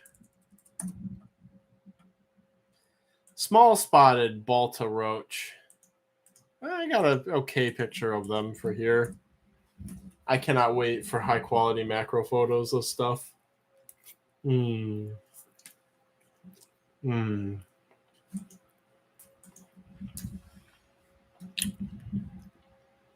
Hey, I moved it to general. I appreciate that.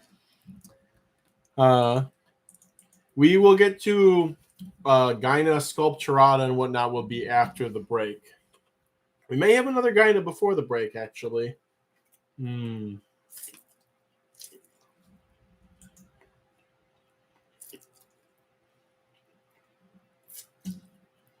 good noodles.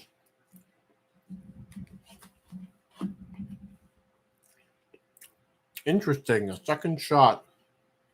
Or not Sculpturata. Sorry, Centurio. My apologies, brain. That was the only group of Sculpturata, unfortunately. Centurio will be after the break, but we may have another one before the break. So, anybody wanting Balta Naculata? The small spotted Balta Roach. Pretty dry tolerant, very pretty in all life stages.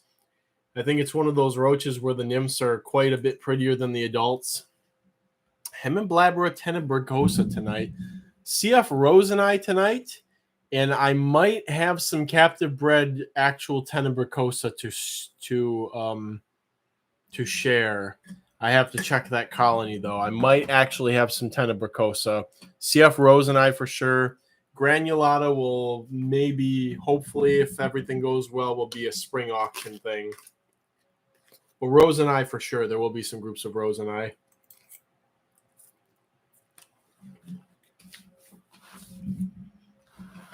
Which Rosenei is actually the identity of the hobby stock of Hemiblabra, we found out. All right, here's the X for the Balta Naculata. Very cool. I sit here and I preach about little ectobioid roaches and how cool they are. These ones are just objectively pretty in person. Just overall, the pattern on the adults is so meticulous and intricate. And the nymphs, again, that nice black, white, reddish-brown color scheme you really can't beat when it comes to ectobioids. It is a bit of a change up from the Balta Violus being completely solid yellow. Orang Mango getting in on it. All right, good. Going once on the Balta Naculata. Going twice. Sold to Orang Mango. Bro's turned to the dark side.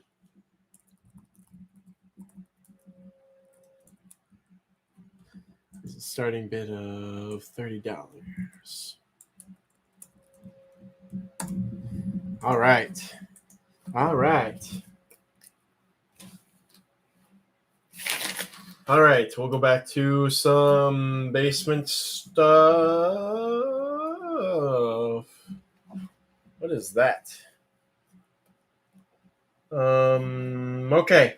We have a group of 40 Gronfodorina portentosa, University of California, Riverside. This is a line that I acquired last spring of more than likely pure Gronfodorina portentosa, which originated from University of California, Riverside back in the late 80s. Still throws some variation. There's some darker individuals that pop up. not really many striped individuals, which is a good indicator that they're probably not compromised. But out of, again, more than likely pure stock of ground Rhino portentosa.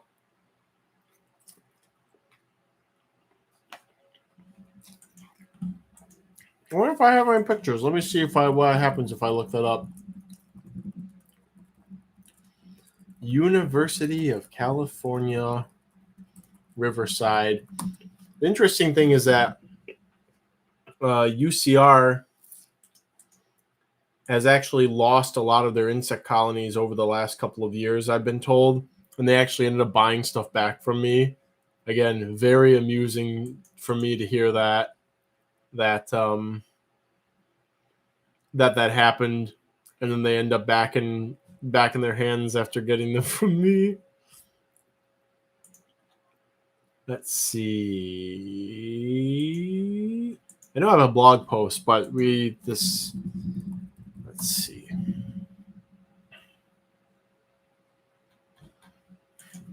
Portentosa, maybe looking at portentosa would yield something.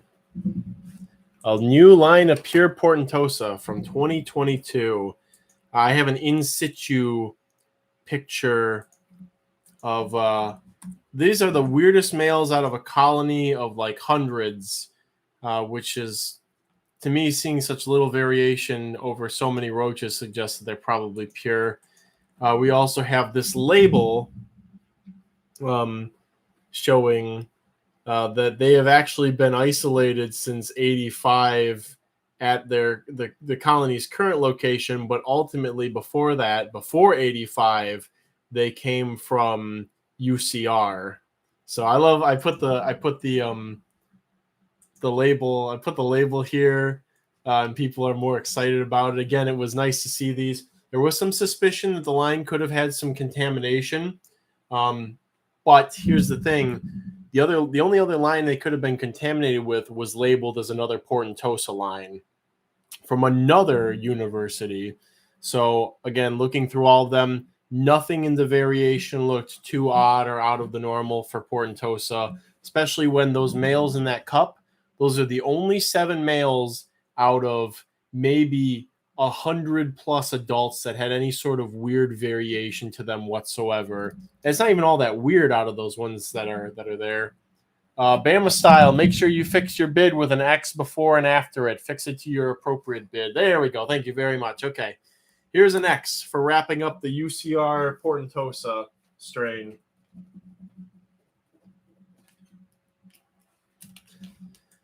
Going once on the Granfordina portentosa UCR. Going twice. Sold to Arbs. Arbs' first blood, it looks like.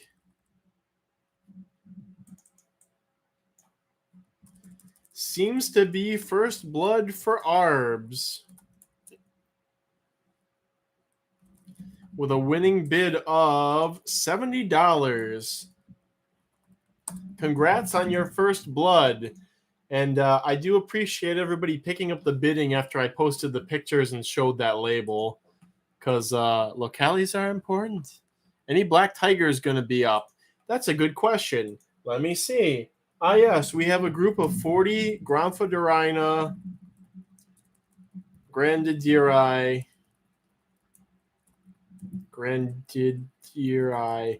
black, starting bid of $50. I've gone through this before during the auction. We're pretty sure that they're not actually grandidiri. They are black, but we're more than likely not Granfordina grandidiri. They're likely a selectively bred variety of portentosa. We're waiting on genetic work. We're waiting on some hybridization work or just strain crossing work to confirm some of these suspicions, but more than likely they're not actually grandidiri. I will not be updating my labels on them until the Roach crossing overhaul, at which case they will be relabeled to something, and there will be some flickering going on in the background, And there will be some notes regarding their identity. You know, I will say something like, oh, this used to be called the black tiger or G. grandaderi black, but this is the current nomenclature of the strain because of it. This is actually what we believe that they are. Will you do more Magnifica? There's going to be more Pseudoglomerus magnifica peppered throughout the rest of the auction. So if you're looking for Pseudoglomerus magnifica, there's more. There's quite a bit more, but it's going to be sprinkled through the rest of the evening. So we don't want to burn things out all at once. Some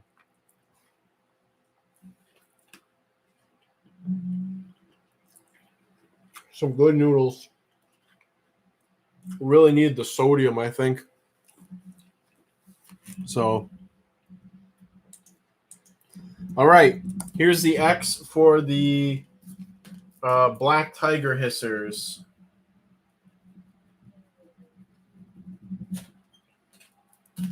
Udinlagia joins in. I'm gonna just enjoy a couple more noodles here as things go back and forth. Or not.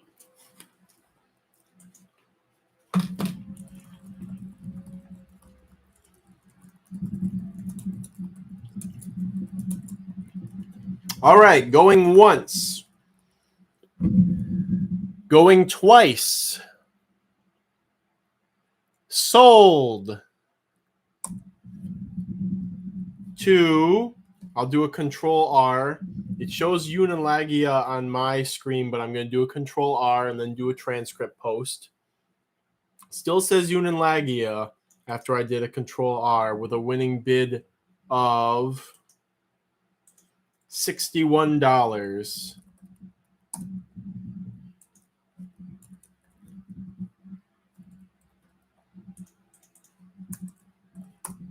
Okay, we are not done with hissers. There will be more hissers over the course of the night. Probably no more of that species, though. All right, let's do some 40 Paraplaneta Brunea, starting bid of $50. This is a very easy species of bladed roach. They will be moved from the genus Paraplaneta along with Australasiae and Fuliginosa. They will be moved to their own genus at some point, which will probably help with selling them, honestly. Shows Unilagia for, okay, so they agreed. So this is the brown roach. It is a Paraplaneta americana kind of look-alike, but it's actually not very closely related to them. I have found the key to these. It is high humidity, which I actually put in their detailed species stats, but they are so intolerant to dry conditions that even if you water them every day with full ventilation, the colony will still crash. The females will not be able to produce healthy enough ootheca to keep going. They need like high humidity, like condensation in a back corner of the enclosure at all times kind of humidity. Jacob Ma, what you've been seeing is Paraplaneta americana. Paraplaneta brunea is a completely unrelated roach to americana, surprisingly. They were only put in the same genus because they superficially resemble each other. Genetic work has shown that they're actually very distantly related to each other. I actually have an old picture here off of Bug Guide I can put on. Crap, I did a control. I got to do a control paste. There we go. So here's a picture of these guys. Again, very different. And some of the pictures you even see on Google Images of Paraplaneta brunea are actually Paraplaneta americana. So again, they are not able to infest houses. They cannot tolerate cold temperatures. They can't even tolerate dryness for extended periods of time. They are definitely a very strictly tropical cockroach species. So, you want to play a prank on somebody, you could just dump a bunch of Paraplaneta and brunea in their house. They'll freak out, and the problem will just take care of itself eventually. All right, here's an X for those. Again, I was back and forth, doing well and not doing well with them for years, until finally this year cemented the fact that, yeah, they want really high humidity just constantly. That's why they're not established. They're barely even established in Florida or Texas or Hawaii. They want, like, wherever they live, their home environment must be ridiculously humid constantly.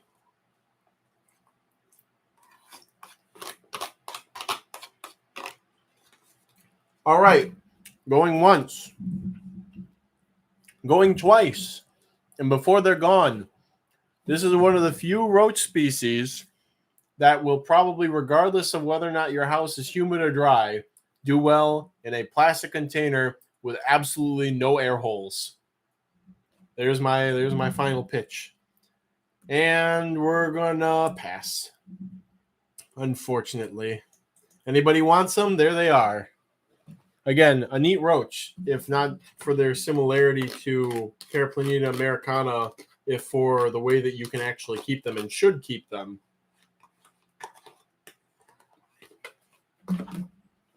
Okay. We're going to do a group of 25 Ergala Cappuccina. Starting bid of $30. This is the Burmese beetle mimic. A hobby staple since approximately 2009, and I'm not sure if they're all that common anymore for whatever reasons.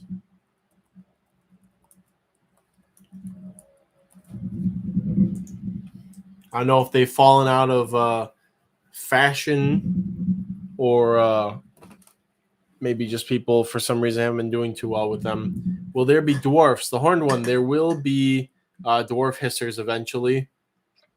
LC, there will also be Paraplaneta fuliginosa eventually. Those will both be after the 7 o'clock break. Jacob Ma, to be fair, I lived in a swamp. Even in a swampy environment, they're probably still outcompeted by Paraplaneta americana, because the two, you can find them in the same environments. It's just the Brunea are so restricted because of their humidity and temperature requirements. They eat well. I give them leftovers and stuff, and they love it. I have some Paraplaneta fuliginosa wild caught. I think they're kind of cute, too scared of pathogens to handle, but I like to feed them. Yeah, I restarted my whole colony. Somebody shipped me some mix of leaf litter and stuff with some isopods from Louisiana, and my original colony of fuliginosa crashed.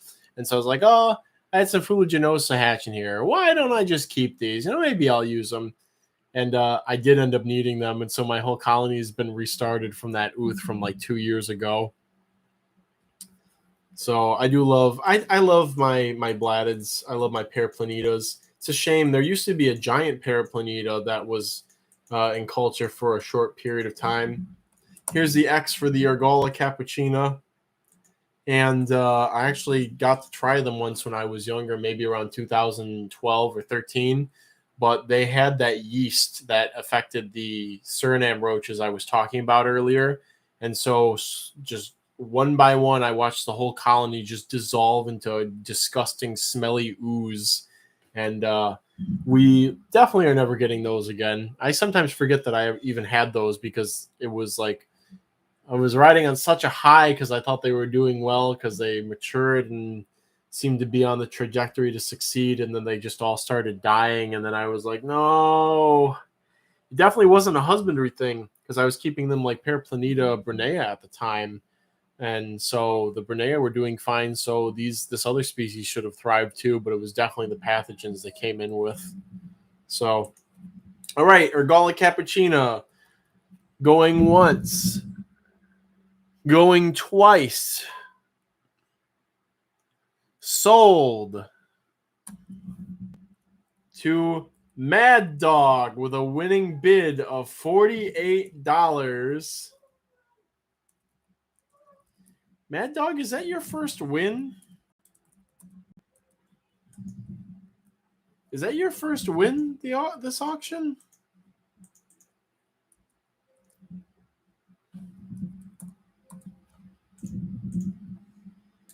I'm not pulling up any new stuff. Has anyone in the U.S. ever gotten those funny Southeast Asian Paraplaneta, Quadro, whatever? Not that I'm aware of, but I wouldn't be surprised if they popped up eventually. So yeah, congrats, Mad Dog. Sorry, Dilo. You are welcome to always. You can trade. You can pester me, etc. I think them and Hemithosauce are both Meloid mimics. Yeah, it could be possible.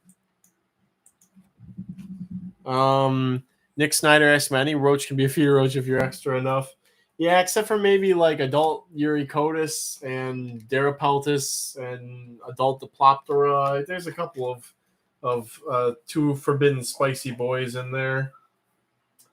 Let's do something different. We're going to do a group of 20 Parkablata Notha from, I think let me check my big Roach list and see what the locality is for these. Southwestern Research Station, Arizona.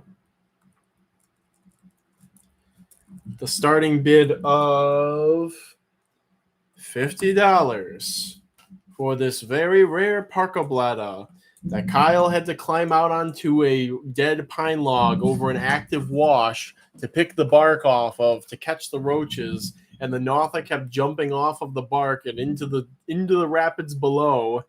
And I think I only caught 2 or 3 of them. And by the time I got back home, I think I only had 2, and it was a pair. So I sent them to Alan to like let Alan work his magic because I didn't have enough time to really set them up and take care of them. Alan got them. Alan worked his magic. He got an F1, sent the F1 back to me because he wanted to downsize some of his Parkablata groups. I have them now, so it just they've gone all over the place. They travel from Arizona to Michigan, from Michigan to Alabama, Alabama back to Michigan, and they've been doing really well for me. So it's the previous stock of Notha and Culture had been a cross locality between 2 very distant mountain ranges. It was between, where did my Culture? I got to check on my Laddie Blatella Ooths that Alan sent me. I'm trying to get these Lucafrons to hatch. Probably, again, another candidate for rarest wood roach, but we have had a hobby line since about 2017. Cross locality of stock from Chiricahuas crossed with whatever the Santa Rita's, I think it is, wherever Pina Blanca's at. It's very far away, and so we've had a hybrid locality stock for a while.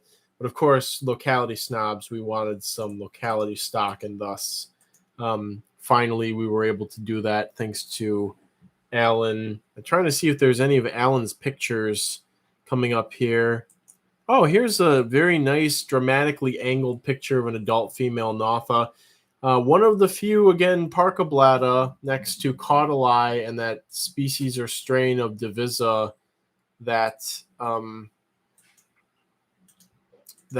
has fully winged adult females. Oh, I just saw Alan's picture in here. Where is it? There we go. That's a good picture. I don't think this is probably the cross locality strain of them, but it's an Alan picture, and thus I must get it. Oh, I can only save image as. Come on. That's one of Alan's pictures. Why can't I just yoink it? Okay, here's iNaturalist from the UK. Has it. Here we go. So here's Parkablata Notha. Debatably the rarest Parkablata in the United States. Debatably, other than the Virginica Macropterus species or variety in Alabama. So an easy species. They do like some organic matter in their substrate. I've been providing, again, they were found in the pulpiness of some rotten pine wood. You know, here's this big old 3.5, 4 foot diameter pine log falling over the active wash with nice moist bark. Will and I are like straddling it and pulling the bark off. He's looking for pseudoscorpions. I was looking for whatever. Pull it up. There goes a nymph, flops into the wash and washed it. You know, it's a mile away in a couple of minutes. So they do like some rotting wood in their substrate stuff. I really shouldn't do this, but I'm thinking about it. Any tips on flathorn hystericare? I will get to that in one moment after I finish waxing poetic about my precious Parkablatanotha. So yeah, the first trip we only found like barely any between the two localities, and that's why Alan crossed them, because he had a male. We only had a male of one and a female of the other. Crossed them and at least got the species in captivity. I still do have the hybrid strain. They live in with my Elliptorhina chopardi. Actually, it's a match made in heaven. But these these other ones, they're special. Southwest, that whole area in the Chiricahuas is just very special. I love going there. All right, here's the X for the Parkablatanotha. Really shouldn't, but I'm thinking about it. You really should. Again, they're quite easy. They just kind of take their time, and obviously rare roaches are always quite fun.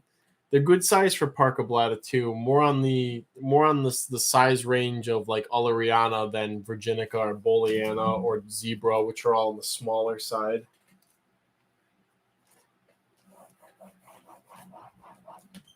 All right, going once, going twice. All right, we'll pass. They're there if anybody wants them. Okay, let's do some Rhyperobia 40, Rhyperobia CF capeloi, gold medal roaches. Starting bid of $40. A species that seems to always be on the verge of extinction in captivity. Just because for 15 plus years nobody's really gotten too excited about them. Their color is beautiful. Supposedly they could be a mutant of Rhyperobia materi. There's been conflicting reports both ways on that over the years.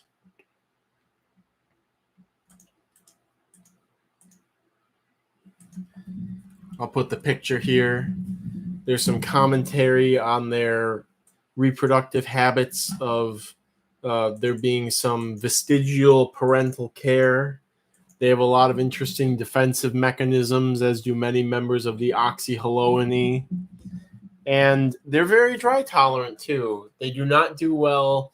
Gosh, I remember when I lived with my parents and I had them in a plastic shoebox with 3 vent holes at the front and 2 at the back for humidity gradient. And I remember I would hate doing husbandry on them, especially during the spring and summer, because I would always have deaths, and there'd always be, there'd be gross, there'd be mold, there'd be like forward flies and stuff, and I would not enjoy doing work on them at all. But then, figuring out that they actually wanted to be kept drier, a lot of those problems disappeared, because a lot of Oxyhaloine roaches are from dry places. So they do like to be kept drier, and will take drier conditions than other roaches. All right, here's an X for the Rhyperobia, CF capeloi.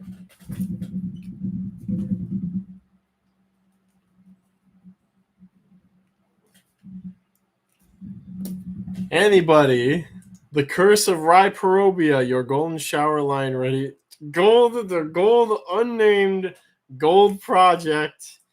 And again, I might just release them as is. Somebody else can do more work on them, because at least the nymphs are consistently colored, but the adults still kind of a crapshoot. Are they easy? They're pretty easy. I mean, they're a roach that you could keep on egg cartons because they do like dry conditions. I always recommend substrates with stuff, but they're like kind of like Naufita. They're in the same group of roaches, and so you can keep them very similarly. I guess Roach Crossing's tips on them are correct. Dry substrate, dry air humidity, care level easy. They might even appreciate in the winter if you just have them on dry air egg crates in a low ventilation enclosure. Mad Dog, my man, coming at us with a $40 starting bid for them. Here we go.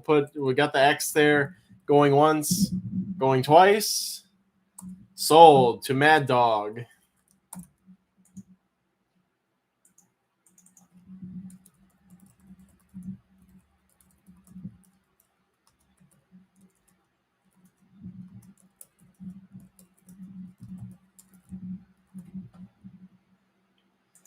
See, are there 2 Mad Dogs?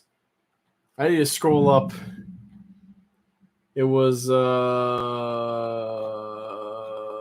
was another Mad Dog at some point. I put it in my notes because it was Space Mad Dog. I scrolled up too far, maybe. Yeah, I think I scrolled up too far. Arbs got those. Moon and Laggy got those. There's Mad Space Dog. Oh, it's the same Mad Dog. All right, there are two Mad Dogs, but the last two winners are the same one. All right, perfect. So Mad Space Dog won both of the last things. All right, we're good. We're good. Okay. Let's do one more light core thing. We'll do a group of 100 Episimplos Sundaica, starting bid of $30. For its size, probably the fastest reproducing roach at the size. They're the same size as Simplos, Palins, around that size range. I don't know how these things crank out so many babies, but TJ sent me, and they grow stupidly fast too. I think I got adults in a couple of weeks after TJ sent me newborns. They were being kept warm, but not obscenely warm, and they had unlimited food. But it's pretty crazy how fast these things grow. Maybe some feeder potential there because you can crank them out ridiculously, but the adults are climbers and flyers. So let's see if there's a good picture of these anywhere. Again, another one in the realm of the just sort of goldeny yellow colored roaches. I hope TJ has some pictures. I know.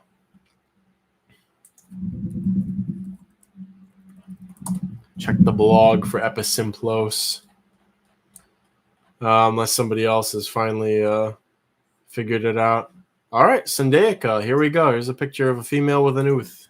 Oh, Bree, thank you for getting that. Here's a picture from TJ, so it's a little closer to home. So, again, this is kind of instant divorce for climbers and flyers. So, yeah, this is a species I feel has untapped potential, but I have so many things that I'm working with that I don't really know where to go with these, like for pitches or for what to use them for. So I just kind of have them breeding out of control in one of these medium critter faunarium keepers. So if anybody out there is looking for a pretty dry tolerant feeder roach, you want to give a go. You need lots of tiny feeders, especially.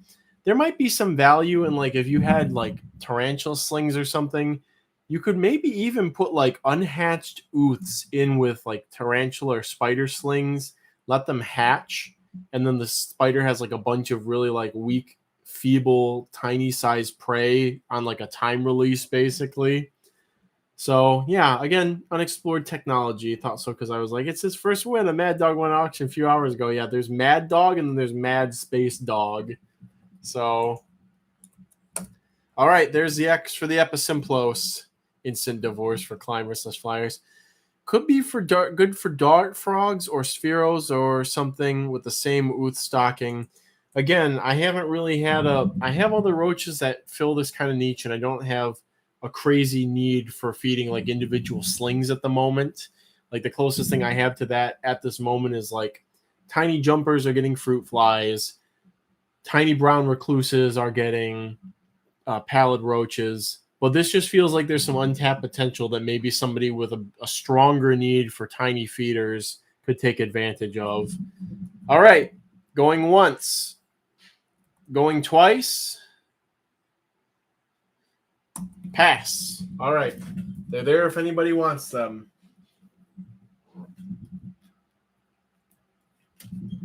All right, let's get some hype going again with another group of 50 Thuria pediveriana. Starting bid of $40. The Domino Roach. It's an easy way for me to drum up some hype. And I am the daddy of Domino Roaches right now because all three of my species are breeding absolutely crazy.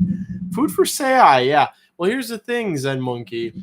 For the Libetoides Sei, I have them in with Nocticola right now because I wasn't sure. I don't know if I have a pair of Libetoides Sei left. I don't know if it's two boys or two girls. So I just thought, well, I don't want to start a whole container for them because they might not take. So I'll just put them in this starter colony of Nocticola, and if they munch on a couple Nocticola, that's fine. And worst case scenario, I ended up putting them in there and they eat a couple of them. Best case scenario, it's a pair or one of them's fertilized and I end up with another colony of Sei going again. So also this is sorry guys. Alan informed me earlier and put it in the chat that the Western unmarked harvestmen are now actually Libetoides sei. Again, we got slammed with a genus change. Now we're getting slammed with a species split. The Western unmarked ones are sei, and the Eastern ones with the striping on them are actually, I think, what do you say, albolineatus or something. So that'll be reflected on Roach Crossing in the future and when I post them up for grabs. But this is a very recent paper, just came out in June 2023. So they are splitting that. Sei is now the West. Again, we had the, oh, they're Ornatus. Oh, they're not actually Ornatus. They're Sei. Oh, they're not actually Sei now. They're actually this other species. And Sei is these Western ones. So, yeah, and then throw on top of that, now there's Sinutoides. There might be some Sinutoides popping up at the auction. Get them now before people spread more Thuria hybrid. Oh no, are people really hybridizing them and selling them? Please don't tell me that. That makes me so sad. I thought that would be a bastion. People would really want to just keep domino-y looking domino roaches, but now you're telling me there's people selling hybrids. Oh, we can't. This is why we can't have nice things. Definitely why we can't have nice things. Pomotu, stop it. Well, you see, here's the thing. If you label your stock, it's more okay. If you don't label it, it's not okay. So, I will not judge the formation of hybrids. I have unintentional. I do not do that. Hilarious. It is important for research. You can make some interesting patterns and colors and whatever the other appeal is there. And, you know, it's not as if other domestic animals have not been hybridized. Dogs are all hybrids to some extent with wolves and different dog populations. There's hybrid cats now. There's like those Savannahs and Bengal cats and stuff.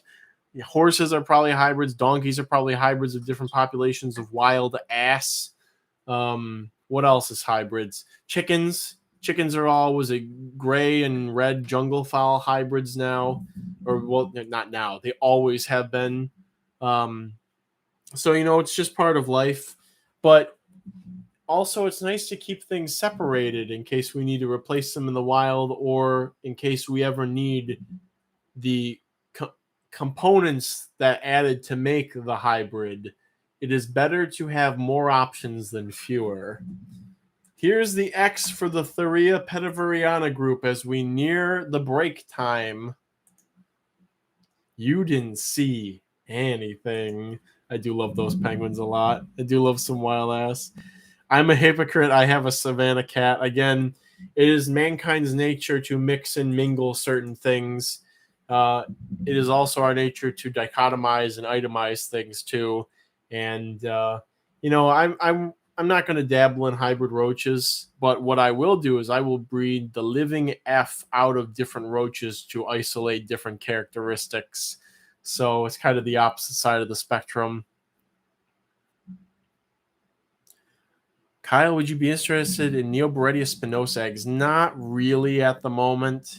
In the future when I move, I'm going to have a cold room so I can toss stuff into it over the winter, pull it out in the spring, and kind of get some of these temperate things on a natural schedule and hopefully get better hatches out of them. All right, the 50 mix Thuria pediveriana group. Going once. Going twice. Sold to Orang Mango, beating out Dr. Humroy with a definitive 110 winning bid. Orang Mango is really another power player today. Screaming and crying. And I haven't even brought out the other Thuria species yet. Man, I want Nuptialis so bad, guys. Real bad want me some nuptialis. Something fierce, actually. Screaming and crying in joy. Let's switch to a hisser. Let's do some Granthrodorina species. Unknown. Mango got a bait to break for real. Unknown. Starting bid of $40. I put a group of these up at the spring auction, or maybe it was the summer auction, and was talking about how some Europeans have done an analysis on them, and they're being very smug and very like, oh ho ho, we found something interesting, but we're not going to tell you until we publish, type stuff. So there's something up with this strain of Granthrodorina. The first time I had them, I really, I'm still not 100% convinced they're their own thing. Although we'll see, those people doing the genetics work need to hurry up and at least even just get those. I'll sign a non-disclosure agreement. Just get me the information on what is going on here. Sorry, TJ has them labeled as unidentified.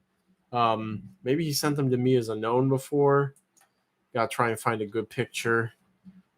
One of TJ's pictures. So this is a very large, bulky, dark-colored hissing cockroach. And again, the first time I saw these, I was suspicious that they could be hybrids between Portentosa and Oblongonota.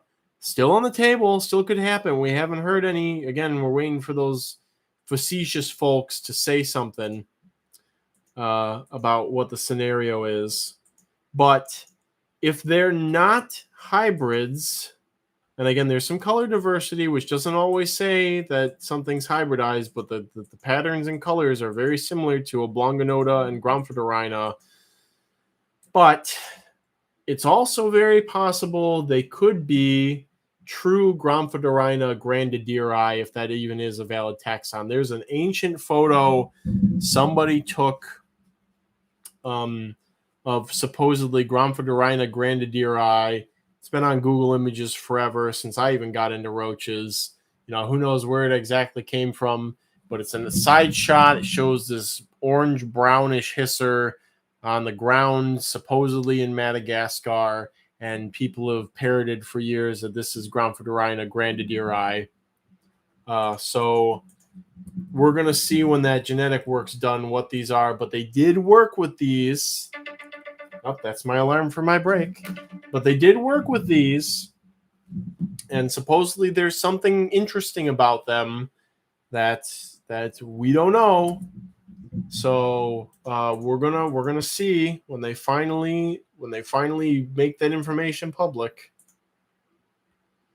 TJ posted a picture on my heckin' Reddit of species unidentified. I think two individuals from the colony, or maybe it's a Princessia on one side. I don't know. So again, I'm not 100% convinced. They've been pretty consistent for me, but I don't know yet. Oh, here it is. Oh, TJ brings it up in his A Confusing Taxonomy. So this is that infamous picture of, it's like a cryptic picture of Granthrodorina grandadiri, like supposedly true grandadiri from the wilds of Madagascar. It's a female museum specimen. So this is we're not sure. But anyways, if they do end up being actual grandadiri and not hybrids, then obviously I'm going to sing their praises. So here's an X. Wrap up your bidding. We'll do one more before my break.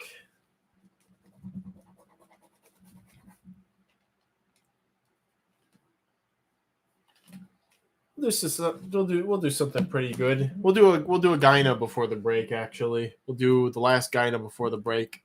Those are some big horns for a female. It wasn't a female. Apparently, this is a picture of a museum specimen. I don't know if that looks like an awfully living cockroach to me. The eyes have pigment, so it looks alive. So maybe it meant a specimen in a museum's collection, perhaps like a live individual in a colony. But I don't know. Again, I don't know. I do not know. But we're going to find out. All right. Going once on the species unknown identified. Unidentified. Going twice.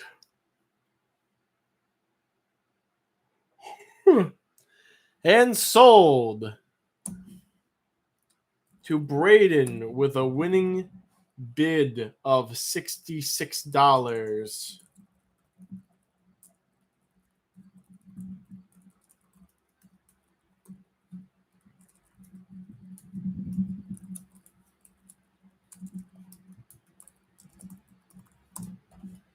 All right. We'll do one more thing. We'll do a Gyna. We'll do a group of 50. Gyna Cappuccina, starting bid of $70. A big old chunk of what was once the most coveted Gyna species in all the land. And now I think that the yellows are kind of swinging back up there, and people really want Sculpturata too. So here we go. Very iconic picture of Gyna Cappuccina. Unless you can find the old Bugs in Cyberspace picture. That one's really iconic. Let's see if I can find it. Actually, yeah, if anybody can find the old Bugs in Cyberspace picture. I don't think it's up on Bugs in Cyberspace anymore. But that and the picture of Gyna Bisanulata on Bugs in Cyberspace was very, very iconic. Here's the picture of the Bisanulata from the All Pet Roaches page. And again, very iconic. All these pictures, very iconic. What was the Gyna picture here? Scroll all the way down to the bottom. Oh, the Bisanulata picture's not on here anymore. Huh. That's weird. Yeah, there's the iconic Bisanulata and iconic Cappuccina pictures on Bugs in Cyberspace and also on the Roach, All Pet Roaches page. They have since passed. You can also see in the banger of an animated GIF at the top of the page, you can see some of the old pure stock of Gramphodorina, or Princessio, whatever they are, the tiger hissers. Some of the older stock used to have really nice contrasting black and white. There's been some rumors that stock is going to be available in the U.S. soon. So, oh, LC, I'll do the Rothsburrowings before I go after this. You've been waiting so patiently. Bitter Blood, do I have to wait till the end of the auction for the Parker Bladanotha, Arizona, the past ones? No, you can claim them right now. Just say in the auction that you want to claim them. Piss Roach. The Lemon Roach. See, if it were modern isopod hobby nomenclature for things, somebody would 100% have called those Gynolaritas lemon or lemonade or something like that. All right, here's the X for the Gyna Cappuccina. And LC, we will do the Roth Eye. We will do that before the break. I owe it to you. You've been waiting so patiently. But you better bid on them, because if somebody else gets them, Kyle, you should do a pass list thread in the auction channel. I will do that eventually. I haven't actually been keeping track of the past things. I would just go back to the auction channel and look up pass. So, but yes, Bitter Blood, you want the Notha? Speak up. All right, Gyna Cappuccina. Going once, the Pink Roach. Going twice. Sold to Beetle Pixel with a winning bid of 94. Okay, and then we got to sneak in the Roth Eye. I have them recorded here. I got to see where they are to see how many I have and the price. Oh, I didn't write them down on here. Well, I got to write something else down really quick so I remember.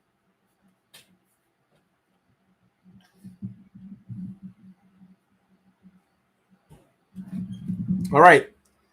We had a group of 25 Versatria Roth Eye.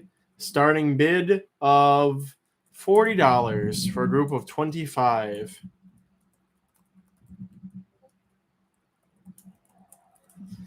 Versatria become increasingly, the Gynus species are competitive, yeah. Oh man, I missed it again. There's a thread in general. Thank you, Dilo, for managing that. That always remind me of past list. Oh, okay, yeah, that's pretty good.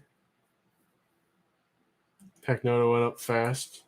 Oh, all right, yeah, that's pretty cool. Thank you. Whoever, if you're managing this, I always value initiative. So just maybe slip me a reminder in your auction wins or whatever that you were doing a little bit of stuff behind the scenes, and I will give you some sort of a little gift for your extra effort. No, please. All right, here's the X because I am thirsty and I need a break. Mad Dog says 51. Going once. Going twice. Sold to Mad Dog. I don't know who that is, but Mad Dog, you got him. I don't know who you are with your winning bid of $51. Again, it is Mad Space Dog, not to be confused with Mad Dog, all one word. Very important professional distinction. Leave another competitive one for the break. Yeah, I could watch the world burn or let it burn while I'm gone. I'll probably be gone for an hour, a little bit over an hour.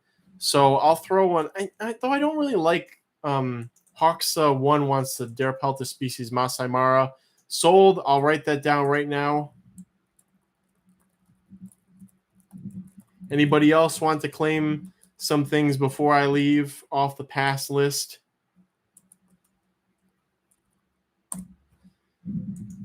Do so now. I don't think I'm going to leave something up while I'm gone, though. I know that kind of generates some hype. Maybe we get some people to wait here. I don't know how I feel about that, though. I like it being an active process, you know? But I'll probably come back with a banger. So, all right. It is 7:08 now. I'm going to write on my little board here that I will be back. I'm going to say 8:20 Eastern Time. And ladies and gentlemen, we're going to be here because we're maybe a little bit past halfway into Roaches. So we may be here. It's going to be a hot minute. So 8:20 Eastern.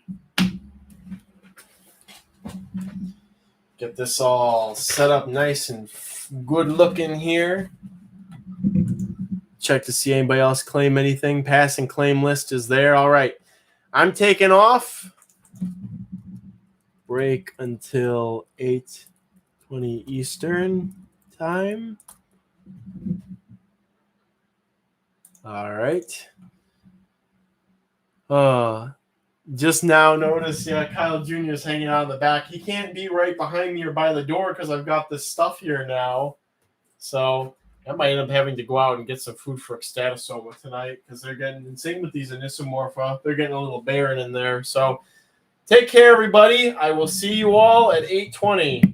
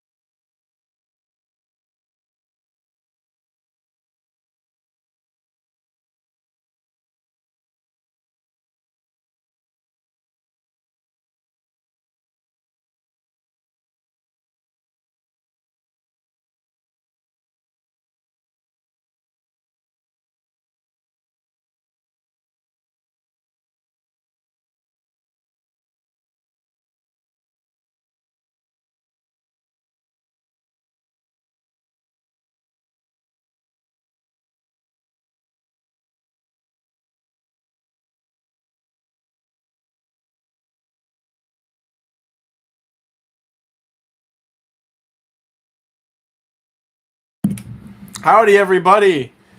Will's here. Will did a bang-up job on the basement, and the cosmic forces that be did not want Will to get his money. We had to drive to a second bank because the first one, the parking lot was just completely closed.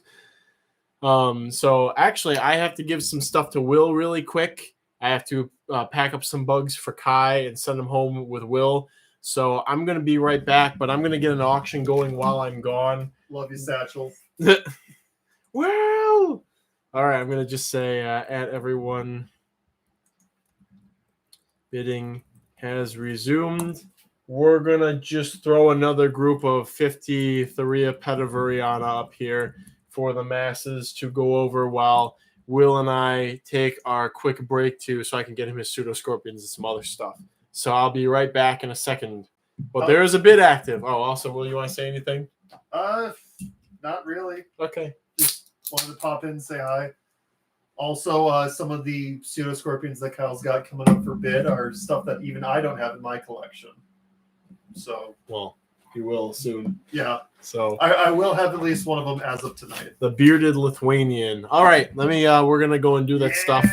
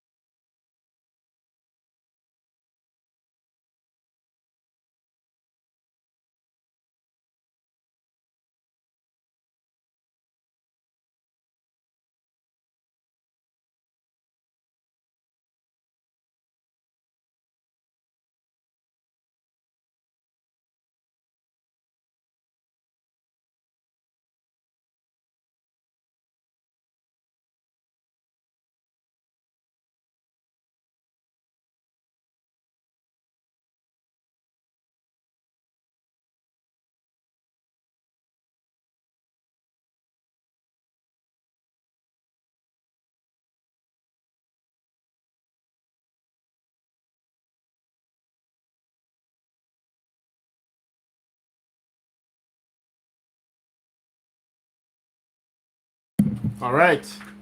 I'm back. Your hostess with the mostest, Roach assist. You forgot the period. Bitter Blood, please post that meme in general. I will also pin that meme. That's a good meme. Current is Indian Domino. People often look these up to see what they are. Yeah, we've been posting some pictures of them, but lately, what does it say? Lately, this last one I haven't because it's Thuria. Everybody knows Thuria pretty much, but I'll start pushing them again, putting them in there.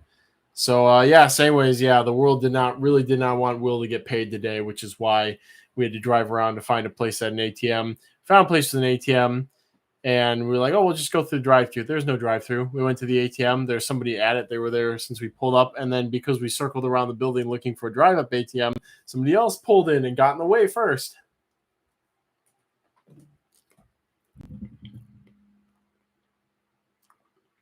Anybody else see the phasma running away, or is it in an enclosure? Oh, don't worry, it's in an enclosure.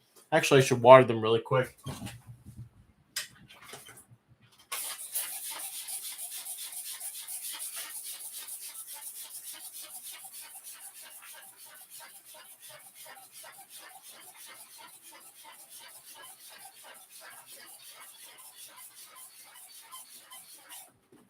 There we go.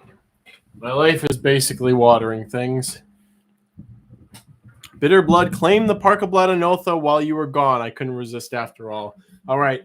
I'll put an X here for wrapping up the bids for this group of Thuria, and I'll go grab the claimed Parka Bladanotha in the bid central.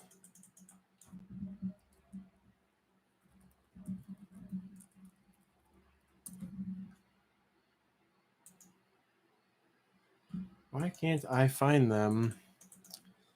Parka Bladanotha. Here we go. All right.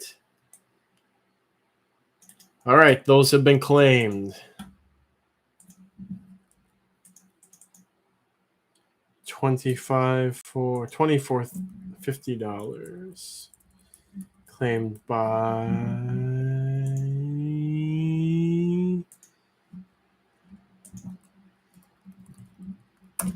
a bitter boy.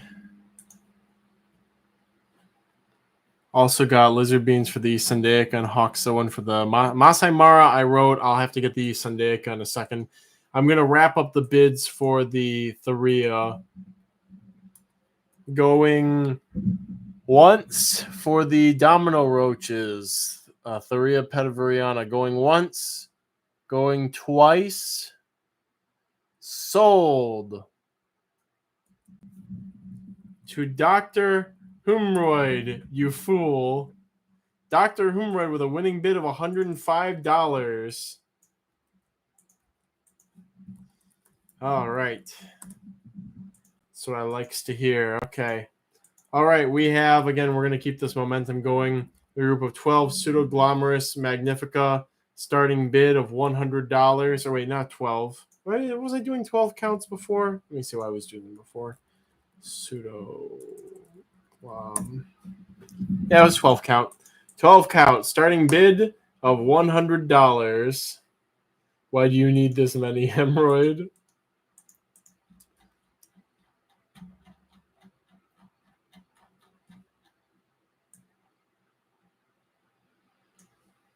We're about to hit 100th thing auctioned, I think. Or 200th.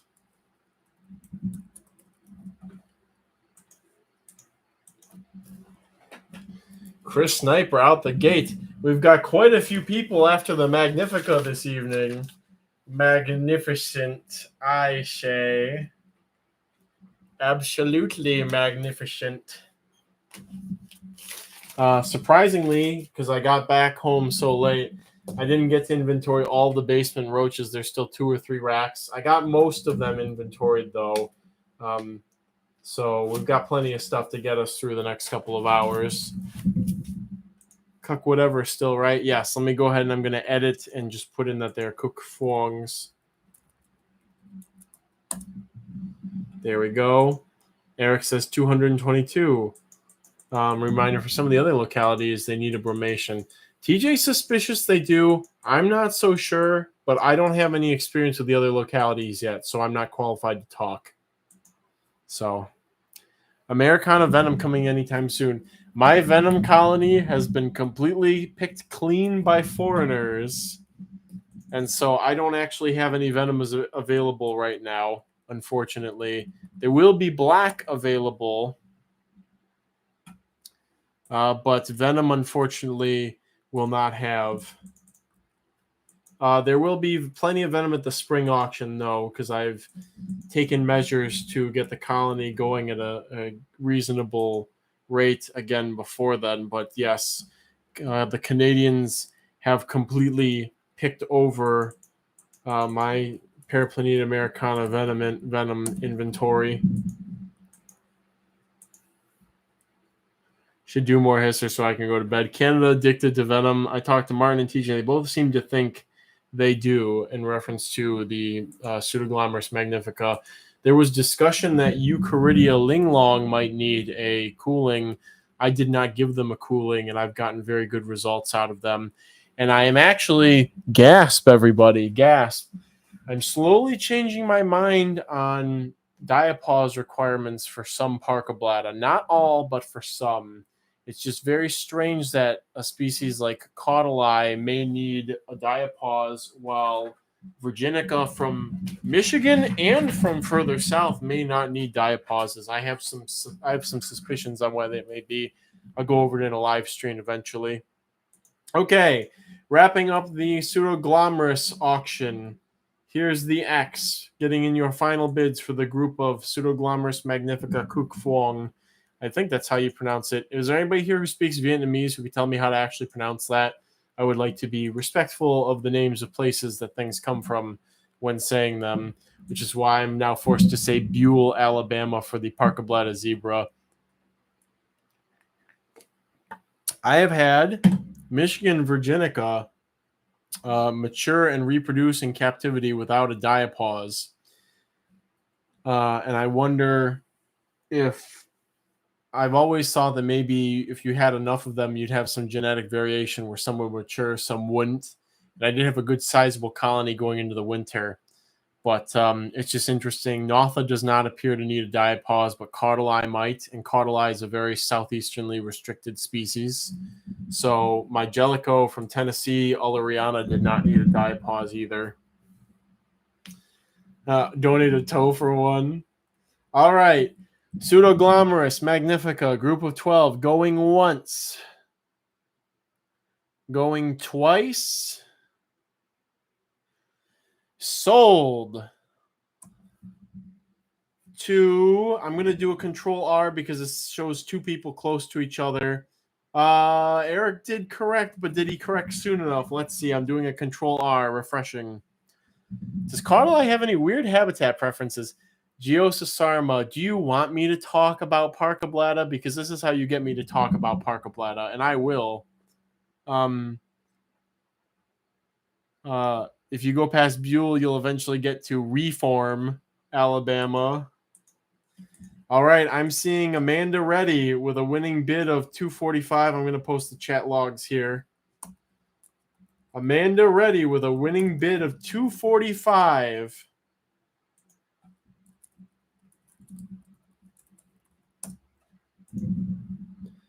I'm gonna spoiler alert and say we are not done with the Pseudoglomerus bids for the night.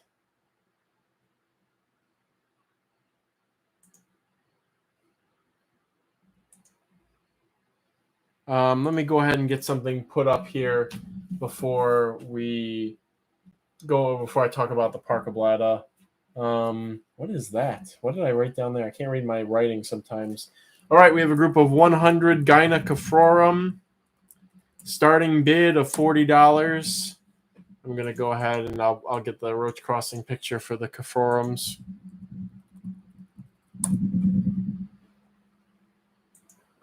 the chrome roach, the chrome dome roach. There we are. So while that's up there, I'll talk about Parkablata caudali. Alan's the one who first observed these things and seems to have made the correlation. And then obviously I was able to second it by going out and actually seeing caudali in the wild for the first time. And caudali is a tree hole specialist. They like the moist, semi-rotted tree hole in moist, deciduous forests in the southeast. And they seem to be, you almost never find them outside of their tree hole. Almost every tree hole has between, like, I think Alan said between like 1 and 5 caudali in it. Very low density. You also don't, but only holes. Okay, Alan says only, or Satchel says only holes in still living trees. LC, there will be Blabberous. Braden says kook sounds like kook and fuang sounds like fuong with a soft F and the wong part rhyming with song, according to GPT-4. So it's kook fuang. So I was kind of saying kook fuong. It's pretty close to what I was saying, fortunately. So yes, that seems to be caudali's quirk, which is interesting because Notha don't share that. Notha, which is probably a sister species to caudali, are found under, like, just in general woody debris, but kind of reliably under like bark. You'll find them. We found them on a rock wall in Cave Creek Canyon once, but there's like all kinds of woody detritus and debris everywhere. So, any preferences for specific tree species? I could have swore we saw one on, or one of the holes we saw them in was either in a birch or an oak. So, but yes, you don't usually, they're not an abundant species by any measure in the wild. So that's interesting about them. And why they specialize in that, I don't know, but it does explain why the females are winged and can fly. It's probably so that if SHTF in the tree hole they were born in, they can fly to a new one and colonize it. Dynamo Terrace says, pretty sure beech trees around here have some of the biggest and most large near ground holes. Alan says, tree holes are rare after all. The one consistent caudali spot I used to know is gone now because the tree hole grew shut. Oh, that's unfortunate. When the Simon Doas are coming up, I did inventory them. All right. Here's the X for the Gynecophorum. Group of 100 with a, what is it, $40 starting bid? Yeah. Oh, yeah.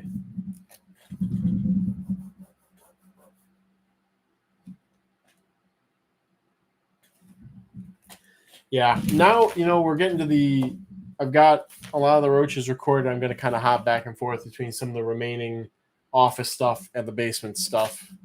All right. For the group of 100 mixed Gynecophorum, going once. Going twice, excuse me. Sold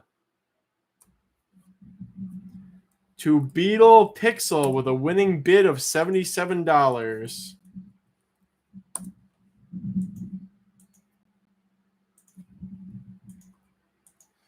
Okay, we're going to hop to an office thing really quick. Keep everybody on their toes. We've got a group of 50 Germanica Black, Blatella Germanica Black. Asterisk, starting bid of $20. This is the stock as I received it from a university. There seems to be some introgression of regular wild type genes into it, so they don't breed true. This is not the same black strain as I had available on Roach Crossing for a long time, or a long time back now, I guess. This is a different strain. There's some wild types that pop up, a little bit of variation. I'm still working on getting a good, strong, solid black strain refined. JoJo's interested, so we'll put the X there and get these moving through the system. Ellen says, Acer Nigundo is the most commonly used one I've observed, but they don't seem to have too much preference. Yeah, just something about the tree hole, the way it smells, the moisture level, maybe there's sap dripping in it constantly, or a spot where they can drink the sap while inside of it. those all seem to be they all could be factors, but still, it just again very weird, very specialized roach. I'm sure there's a lot more roaches that are specialized like that when you get in the tropics, but this is sort of the North American, one of the North American situations. Alabama really is a hot pocket, Alabama hot pocket of diversity for parkablata in the U.S. More so than Florida, but maybe the Apalachicola area would beat it out. All right, going once, going twice. Sold. Gotta give Jojo what he wants. Go ahead.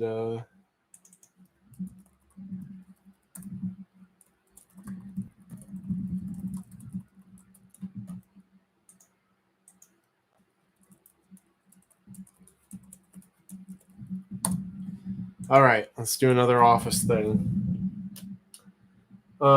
This will be the last group of these guys. Last group of these put up for auction. A group of 30 ground figurina, Portentosa, Masola, starting bid of $60. Again, the locality hisser that doesn't actually have a locality.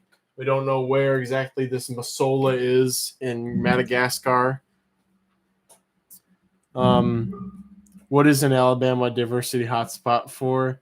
Every other clade of everything has 10 billion species there. Yeah, I mean it's at the junction of like the Appalachians, Eastern Forest, the weird situation that is just Florida being a tropical, subtropical place, and then the West. It's this big intersection of all these different floras and faunas. Bree asking about any more Conform or Lyrida? Yes. There will definitely be more Lyrida. I'm not sure about Conform. We will see. Let me see if I can dig up the TJ Portentosa stuff. There were pictures with some of these. Oh yeah, we did tackle them quite early. I grabbed these TJ pics. Oh, that is not the pic that I wanted. Copy image. Can I paste the image? There we go.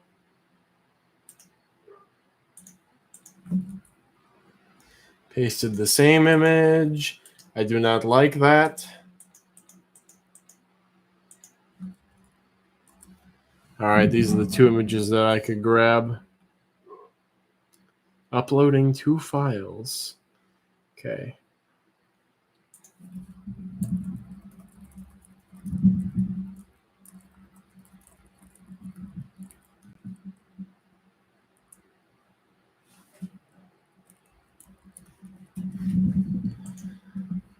Tennessee has a gorgeous one from this locality. Oh, that's a nice picture, yeah.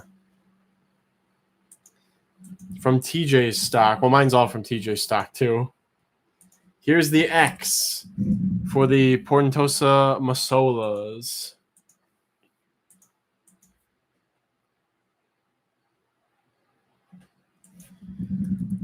Going once. Going twice. Sold to Lucibuns, the horned one. All right. There we go.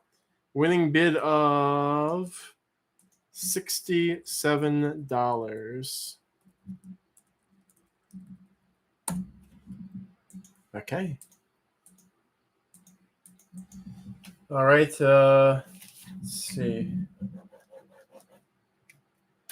We'll do a group of another ships when ready, but a first-time offering from Roach Crossing of Pseudoglomerus, 15 Pseudoglomerus tarsalis, starting bid of $50. This is the gold. What was TJ calling these? The gold-footed or gold something roach, maybe. I think Ancaudelia might be the gold-butted. I can't remember if there was a name picked for these. Pseudoglomerus tarsalis. So this is, I did that blog post on them with their little shiny golden kerky. This is back in April of 2022, a whole different life and world ago.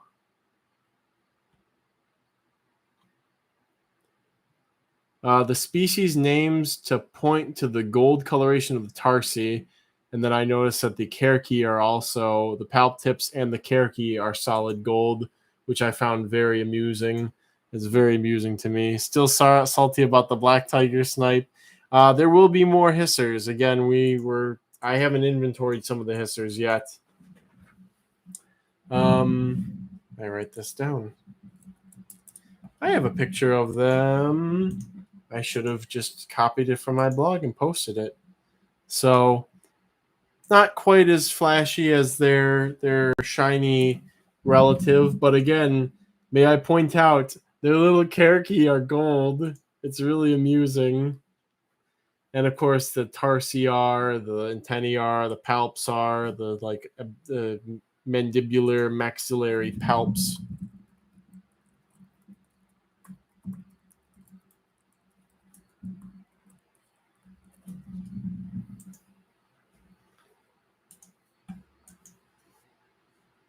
We'll go ahead and put an X here. Phil D is interested. Phil and Chris going at it a little bit. All right. Pseudoglomerus tarsalis, the only group we're going to have available. Going once.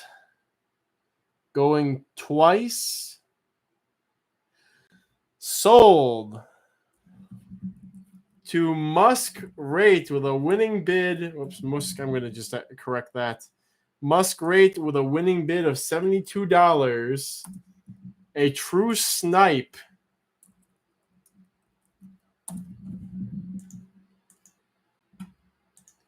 All right. Cross that off that list. Okay. We're going to do two lower octane things now. I got to get them off the list. 100 Cariblatta, Lutea, Brooksville, Florida, a Florida legal, tiny, pretty easy to breed. They're not Ectobiidae anymore, I don't think. But let's see. I gotta do a picture. Get that, copy that, put that in there. Cold tolerant too. Cariblatta lutea ranges into maybe even Delaware, at least the Carolinas.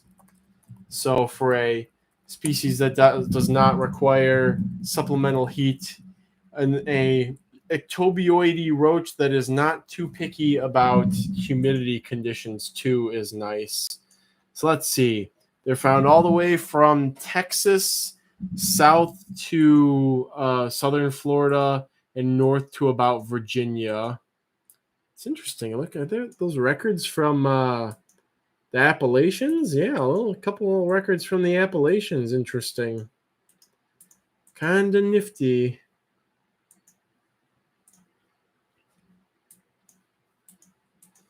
We'll put an X here. I know not everybody is foaming at the mouth for Cariblatta lutea, but I am happy that I'm doing well with them again. Success consistently, failure is a success if it leads to success. So I'm happy that my failures have led me to success with this species. All right, Cariblatta lutea, going once, going twice, pass. All right, add to it. Cariblatta minima from Miami, Florida. Starting bid, also $30. So these are, I would think, probably sister species. They were classified as the same species at one point. And well, this is a flattering picture from Bug Guide, so I'm going to yoink the flattering picture real quick. So they're maybe just barely noticeably smaller than Cariblatta lutea. They have a more southernly restricted range. When our skunk roaches I will do that. We'll do some skunk roaches in a moment. You don't have to send email confirmation for each thing. All you have to do is just contact me as stated in the rule saying, hey, I'm blah, blah, blah on Discord on Discord. I'm checking in for my auction wins.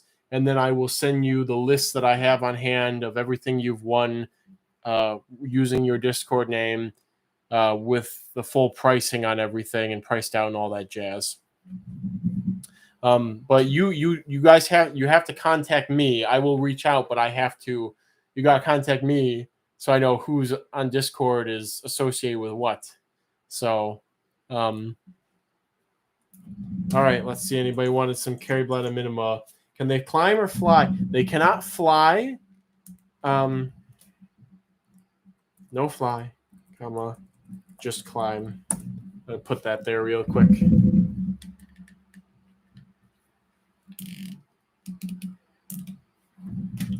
I'll put an X here in case Rachel W is seriously wanting some carry bladder minima.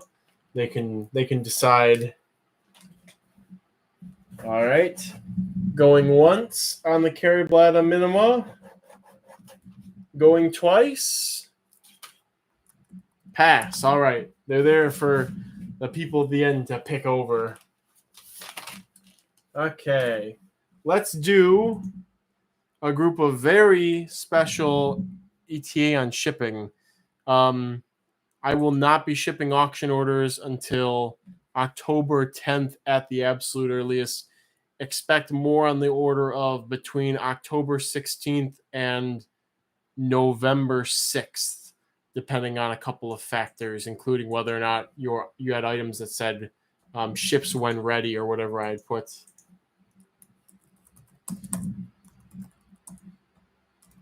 Orang Mango is getting the carry bladder minima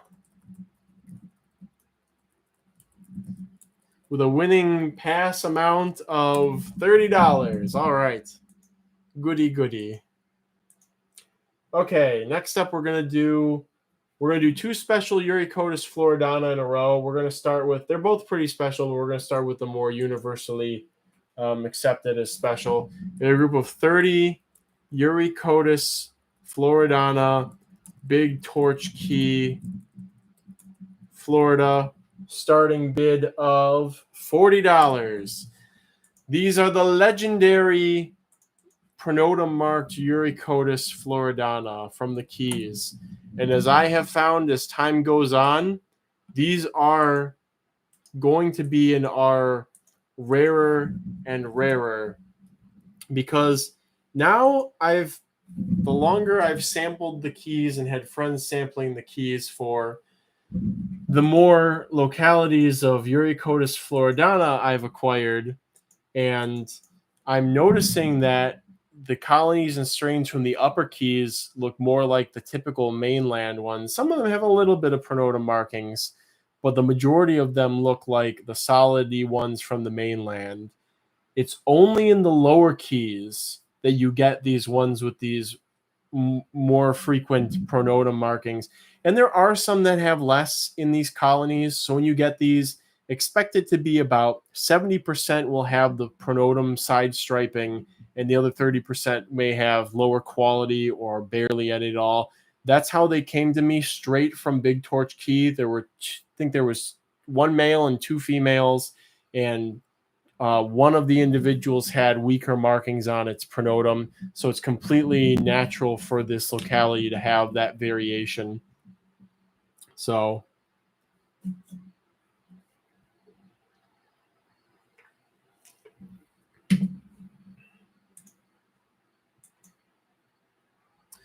yeah, temperature is not really an issue right now, except to like one area in Florida. I had two boxes, including one replacement box, just get completely torched. But we found out that it's not the weather in the area that's necessarily bad. It's the fact that the person was likely on the end of a delivery route, and so the box was sitting in probably like 90 to 100 degree truck all day, or for a good portion of the day before they were getting delivered. We did a hold for pickup and there were no losses. So definitely it was probably the very last leg of the trip that was a problem. All right. Going once. Oh, wait, no, I didn't put an X there. Okay, there's an X. Sorry, guys. Cancel the going once. I just put the X for the final bids on the Uricotis floridana.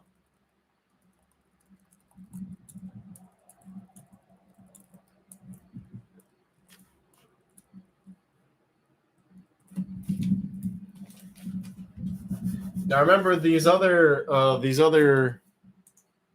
Uricotis are also going to be very special. They're just special in a different way.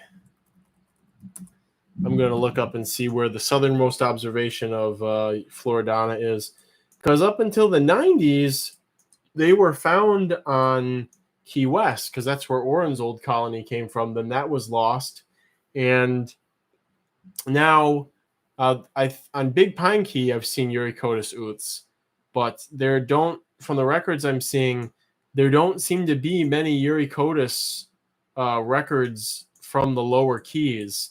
So they're probably extinct on and or around the lower, a lot of the lower keys that are getting built up and whatnot.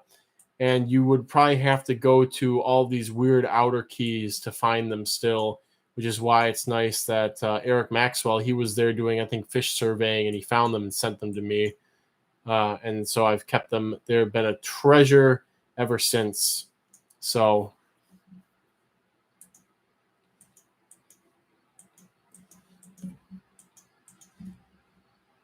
maybe put the going 1 and 2 in Discord. All right, here we go. Going once. I didn't close my eyes. Going twice. Sold to Smugger Smoogler with a winning bid of 65.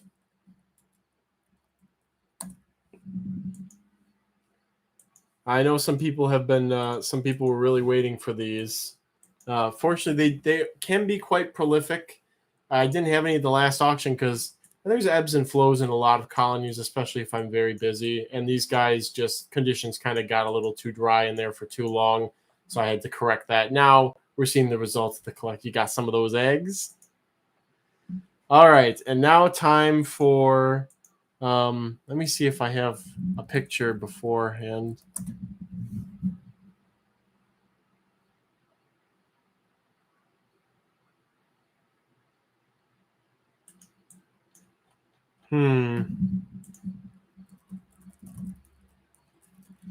I really trying to find. I thought I did a blog post about this.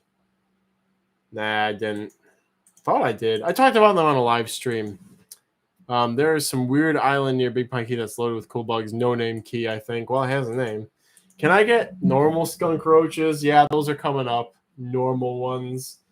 All right, we have a group of very special Uricotis. Where are they here? They're all the way over here. We have a group of two. We'll do 30. They need a little bit of a numbers knocked down. Uricotis floridana. YouTube gives me going once after Discord show sold. What you guys can do, if you've had the stream up this whole time, if you refresh the stream, you'll get an updated feed because it does get slowly more and more out of sync over time. So, yeah, so try refreshing the stream. Everybody's saying Discord is a tiny bit behind the Discord. So, again, in the Discord, I put the X when I'm getting ready to do the countdown. So that's the compromise there for running things in two different places. So we have 30 Uricotis floridana from Monroe County, Florida. Starting bid of $40. So these are much like the Chicobolus from yesterday. These are very, very, very, very, very, very, very, very special Uricotis floridana from a place that we will never, ever, ever most likely collect Uricotis floridana ever again. It's a once in a lifetime thing to have this particular locality of Uricotis floridana. It is of the same locality as a species of Hemiblabra that very recently entered culture from Monroe County, Florida. So, do with that information as you will. This is a very unique strain of E. floridana from the other direction in the Keys. So Big Torch Key is all the way down in the lower, that's like the lower sixth of the Keys.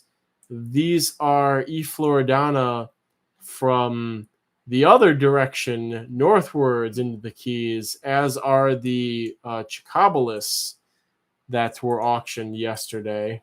Can't find Monroe County on your site. That's because they're not on there yet. What is the best temperature for Paraplaneta brunea? Human room temperature is fine.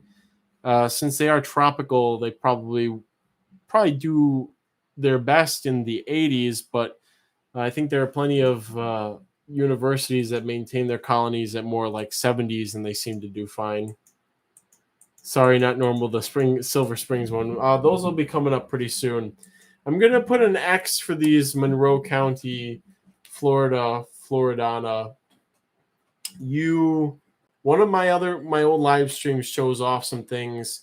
This is the locality that hissed at me when I poked the adult male that I had received. He's still alive, I think, too.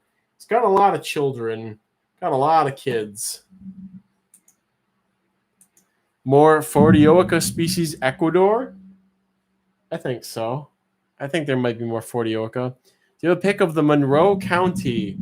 I'm going to find a picture of one from the Upper Keys to show you, because it is an Upper Keys strain of Floridana. I will find a picture here. I do also have Key Largos. I don't know if I'm going to put any up for auction, though.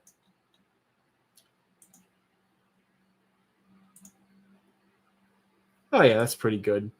Here's a picture of an Upper Keys Eurycotus floridana that I have taken off of iNaturalist. Not the same. It's not the same key, but it's very close.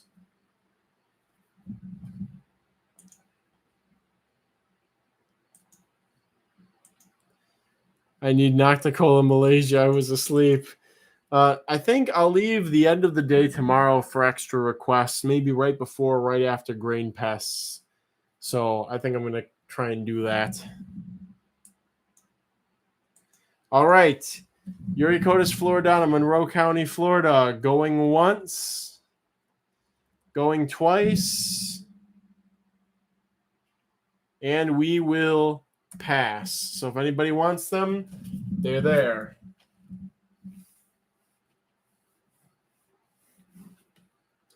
Okay. And now to finish off the first page of things, we have a group of 15 Fordioica species Ecuador with a starting bid of, I just crossed it out and I need to find it again, of $50. Starting bid of $50. Fordioica species Ecuador.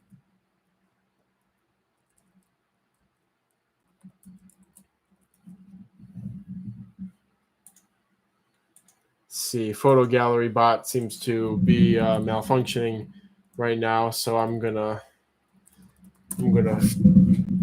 go around and find some pics. TJ's got some. TJ's always got some.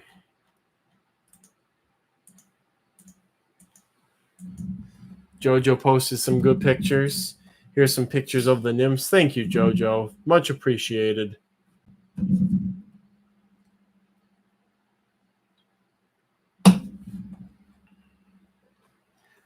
Musgrave and Dr. Humroyd have tied bids. Also, with that, we finally completed the first page of Roaches here. We still have the second page. Again, I'm kind of hopping back and forth between basement stuff and office stuff. I need the Simon Doas. I'm so freaking ready. My flathorns keep abandoning her Uthaka. Do you think humidity, husbandry is causing that? Like maybe up the humidity. Luch, you can send me a picture of your enclosure, and I can give you some tips. Where do I get that page? Al, thank you, Alan, for jumping in with that. I didn't do Malaysian roaches yet. I'll have to do that. Okay, here's the X for wrapping up bidding.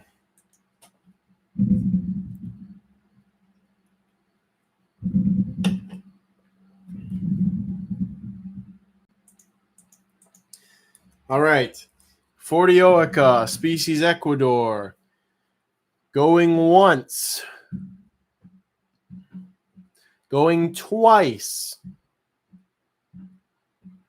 Sold. To... I'm going to do a control R because there's a couple of last second bids there. Doing the R, control R. Let's see where we get. It's showing Pomotu on mine. Dr. Humroyd and Pomotu were people that I kind of thought would butt heads, and this seems to be a good case of that. It's showing Pomotu with a winning bid of 115.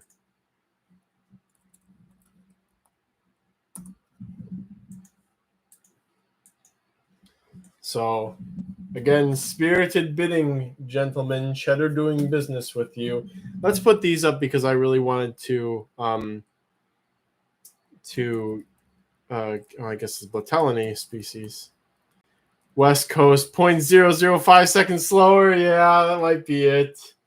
You're at a strategic disadvantage. You just need to get Surfshark VPN or whatever the heck it's called, and then do 5 proxy servers, all of them bidding at the same time for you. You're guaranteed to win. And in increments of $5 to $10. And overbid also, please. All right. We have a group of 200 mixed Botelony species, Malaysia, aka the little penguin roaches, starting bid of $40. This is my go-to mantid feeder currently. This is powering the mantids that I have here once they are past eating fruit flies.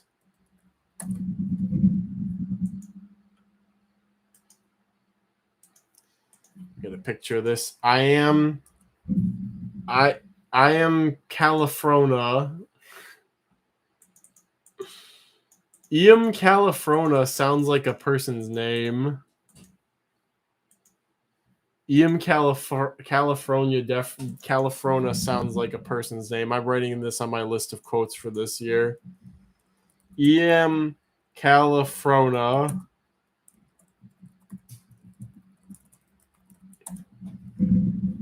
That's a good quote. I'm saving that.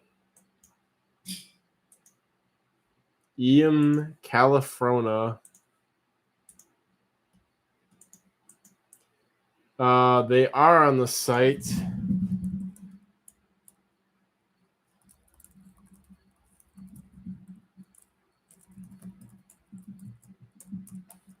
Just going to slip that little information in there. Have you done any little Kenyans? I don't think I'm going to do any little Kenyans. I've been feeding out of them very hard for my assassin bugs lately. And one of the colonies, for some reason, is not doing the best. I actually have 3 colonies of them.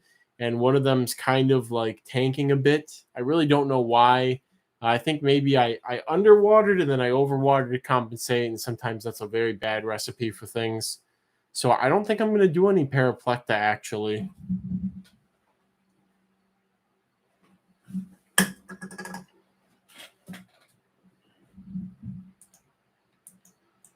The best roaches aren't publicly listed yet. Here's an X. Somebody will get a good group of abundant feeders.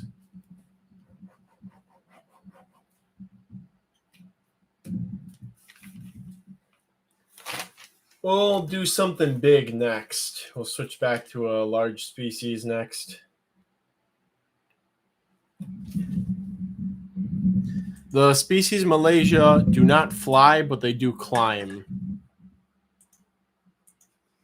All right. Species Malaysia. Going once. Going twice. And we will pass. Okay. Let's do something, a sizable species. Let's do a group of 40. Gromphodorina. Portentosa. We'll do Cleveland's first. Cleveland, starting bid of $40. This is the current classic pure strain of G. Portentosa, which came from Orrin McMonagle, which came from the Cleveland Aquarium back in the 80s or 90s. Let's see what I say here. Originates from the for Cleveland Aquarium, has been guarded by Orrin for about 30 years. I got a picture here. The picture on the site. I do need to get a picture of the females of these up eventually too. One day.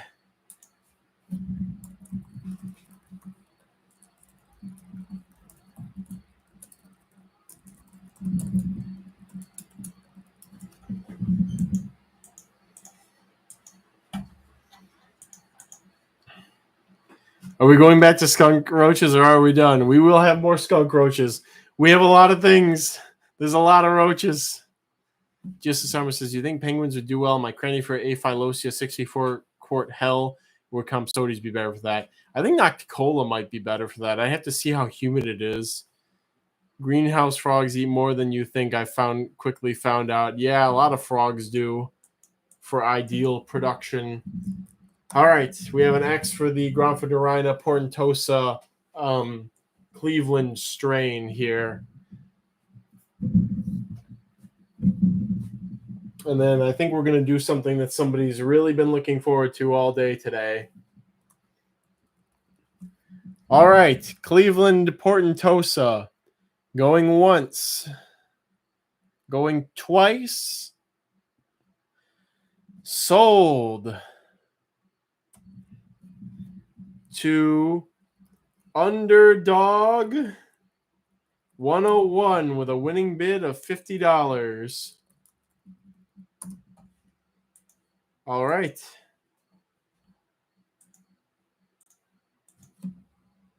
All right, and now by popular demand, we have a group of 40 Simondoa Conservarium with a starting bid of $60. This is the extinct or extinct in the wild roach.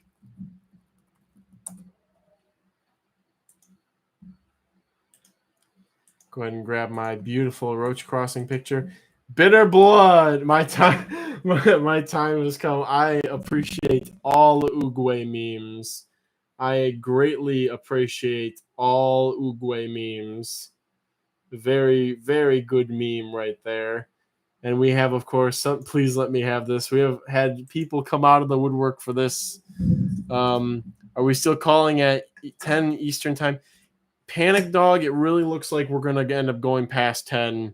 There's no way that we're going to get through the rest of this before 10. And I really want to keep on schedule tomorrow with isopods and MISC. Really want to hit the notes with those. So we're going to keep going until I get through my roach list.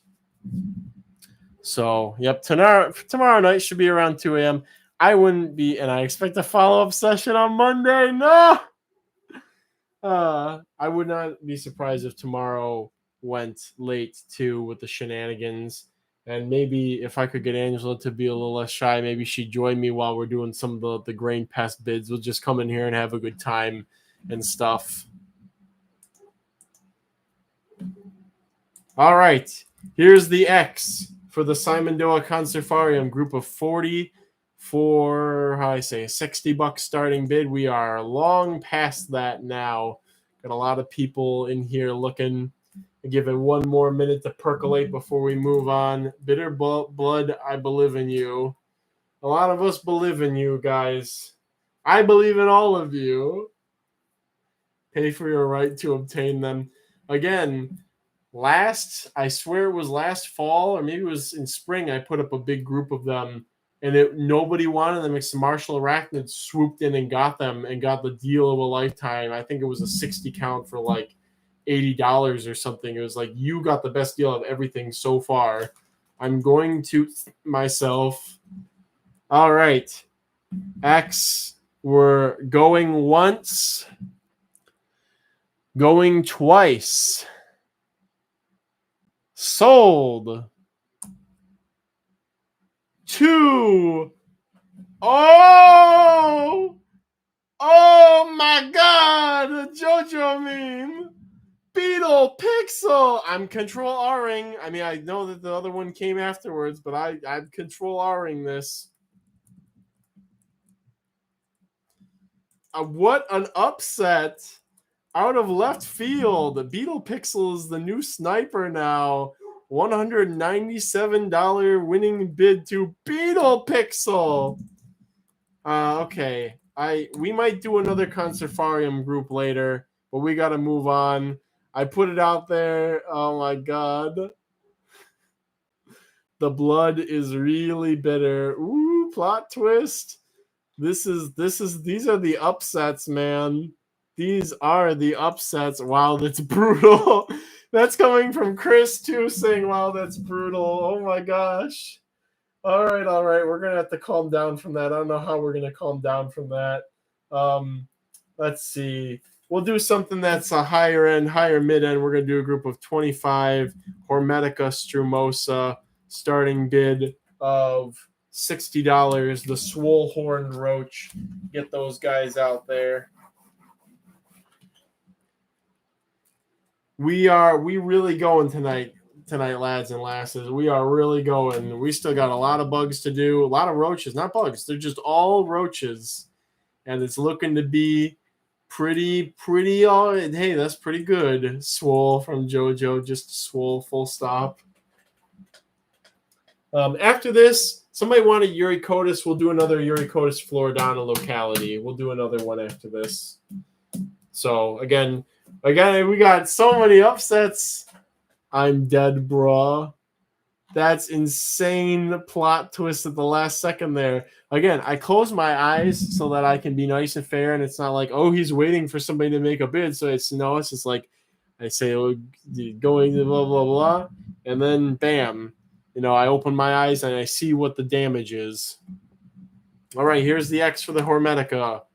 Hormetica Strumosa.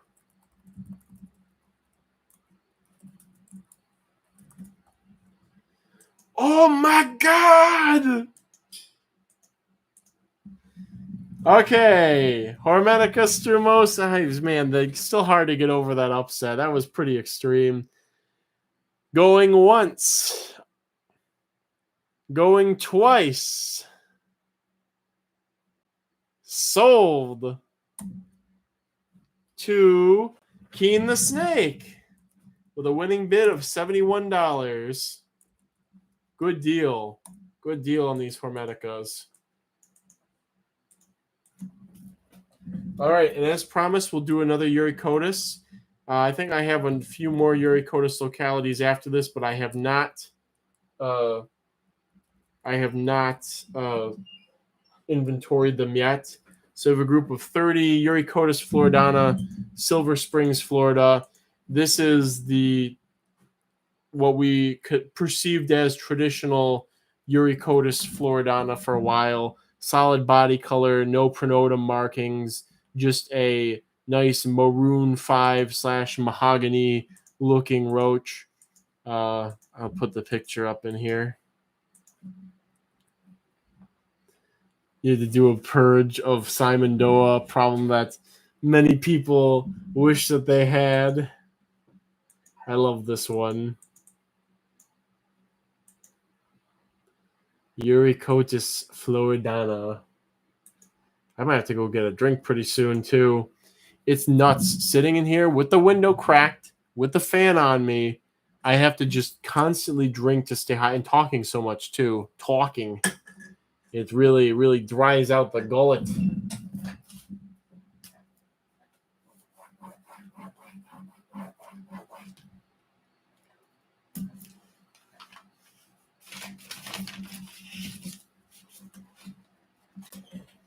35, please. All right, here's the X for the Uricotis Floridana, Silver Springs. Alan asking, how do I have so many Hormetica? I'm a good Roach boy, Alan. I got lots of stuff. Zen Monkey says, we're 11 hours into it, done with one page. So like today's a 23-hour day. I should have put 140 with Riz. I feel you. The heart of the cards wasn't in me. I knew I couldn't compete, so I didn't even try. So we have to put the winner name in the bid chat. Oh, crap. I'm going to edit it. I said for Keen the Snake, I did. Let me go back here. We were all just floored by that win. I'm going to put Beetle. I'm editing in Beetle Pixel. Again, the new sniper of today. All right. Uricotis Floridana going once. Going twice. Sold to Mad Dog. Winning bid of $35.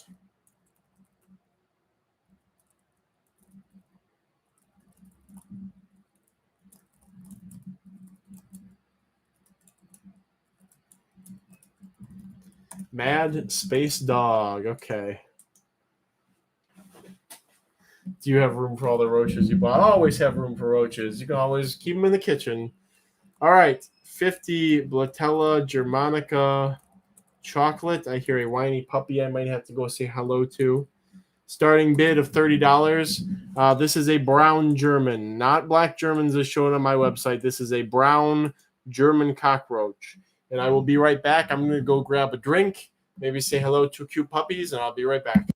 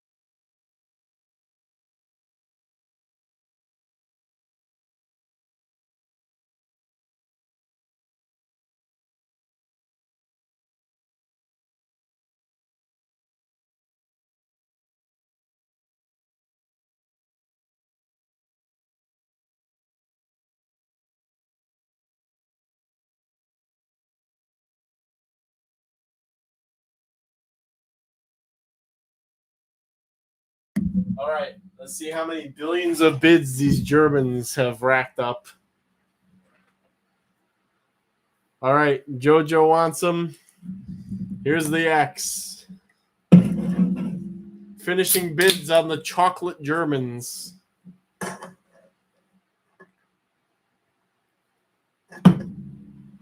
Clear with all the Germans, he's going to invade Poland. That's obviously his goal.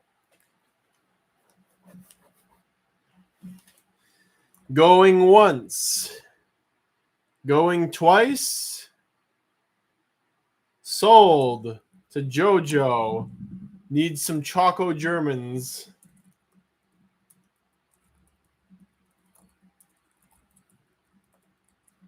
It's a big female melanogaster flying around.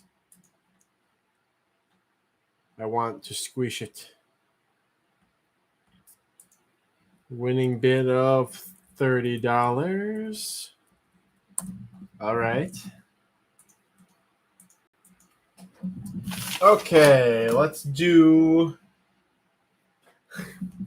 I love putting these up because it gets everybody so hyped, and I have a good number so I can keep doing it. We got 50, not 30.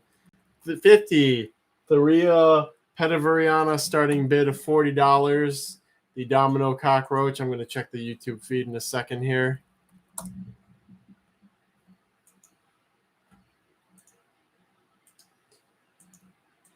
We got to keep the hype moving somehow. Flying Fruit Fly got in my flightless colony. That's some real first world problems there. It is truly a tragedy if you get a flighted Mel and a flightless Mel enclosure.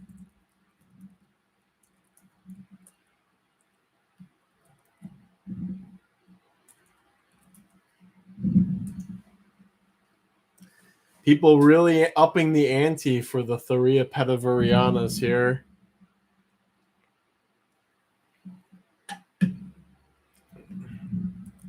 Here's an X. Again, sometimes I like to just do this. We got to get a little bit of energy going on here.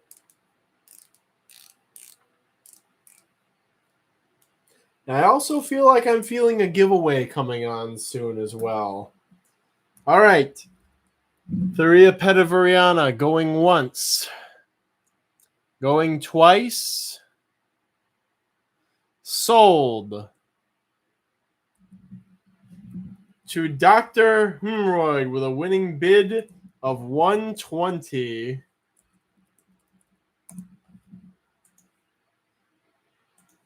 But wait, there will be more in 1 second. Because you thought that Kyle would be doing another Domino Roach something. You were partially correct. But now we're going to do a group of 50 Tharia Regularis. Starting bid of $80. The orange Domino Cockroach. Something a little bit different.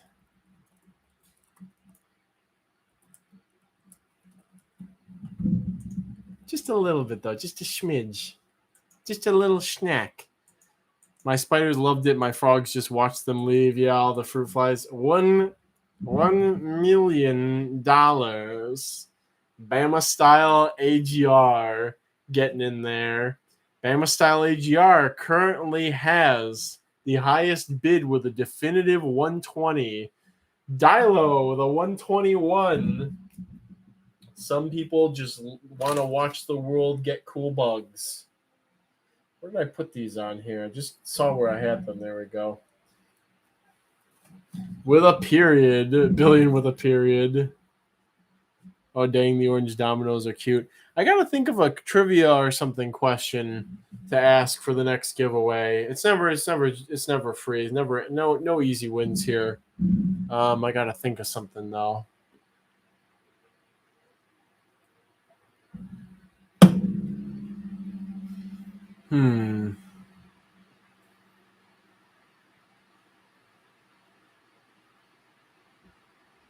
What dare I ask? I feel like it has to be something a little semi-sciencey related. But I have to figure out what. All right. We're going to wrap up the bidding on the Thuria regularis while I got a good one. It's a color tangential to what I want to give away, so it'll be pretty good. All right, the Thuria regularis group. Going once. Going twice. Sold to Beetle Pixel with a winning bid of 161. Beetle Pixel, the emergent powerhouse at this auction, it would seem, should have went higher. Yeah, I do suppose. However, here's your opportunity to win some orange dominoes. And that opportunity is this is for a group of a free starter colony, free shipping, free whatever. So don't know what that sound was. Maybe it's the washing machine.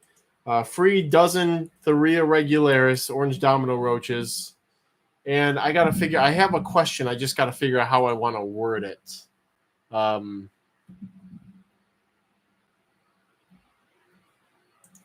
gonna look this up so I can word it properly.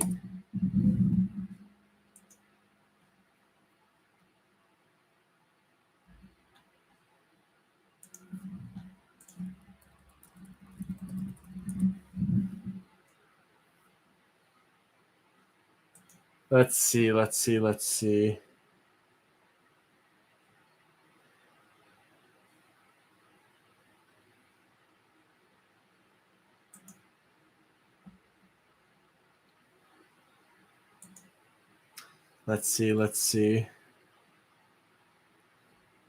All right, I got a question. I'm formulating it. I'm going to type it out now as some people have requested in the live stream.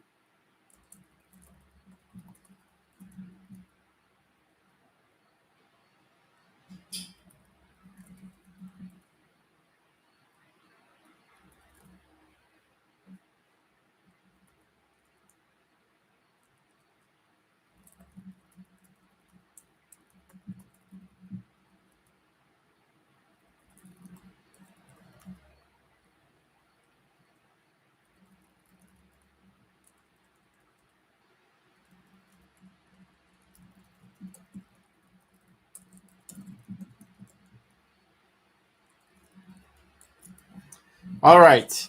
I am welcome to accept other answers for this question. But, if you can explain your logic behind it, but there is a singular answer that I'm looking for. There should be a very singular, clear-cut answer. And so the question is for the Thuria regularis giveaway.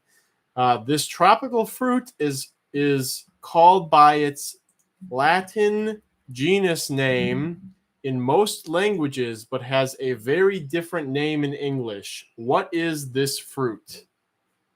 Let's see if there's anybody out there. Any what do they call those people who speak multiple languages? Polyglots. Geosarma wins by a landslide. Geosarma. It is pineapple. In like 20 other languages, it's ananas, which is the genus for pineapple. And in English, for some reason, it's pineapple. So you're close with bananas, but it's pineapple. You would have been right saying ananas too. I would have accepted that. So congratulations to you. You get a free starter colony of Thuria regularis eggplant. So he won both, 2 for 2 with the Thuria. Yeah, maybe the third giveaway will be Thuria Olagrangiana. I have to come up with a good question for that. But anyways, yeah, if the pineapples are orange domino roaches, whatever. It's a good semi-sciencey, I just wanted to play. That's fine too.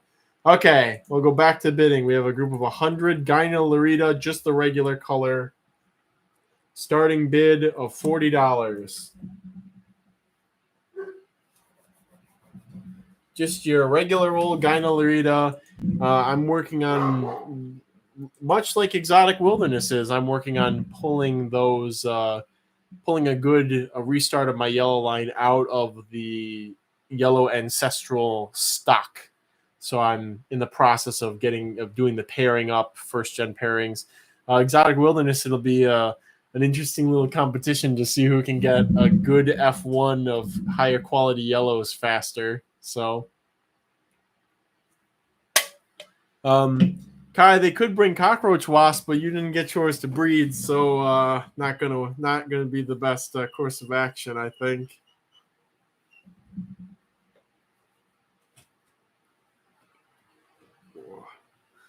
I got some ice cream. I feel better. Bitter blood. Maybe don't be so sad just yet. I'd say I will win this. I have no experience with refining whatsoever, but I am determined. Hey, sometimes that's all it takes. I'm not going above 60, said Aegis. Aegis very matter of factly.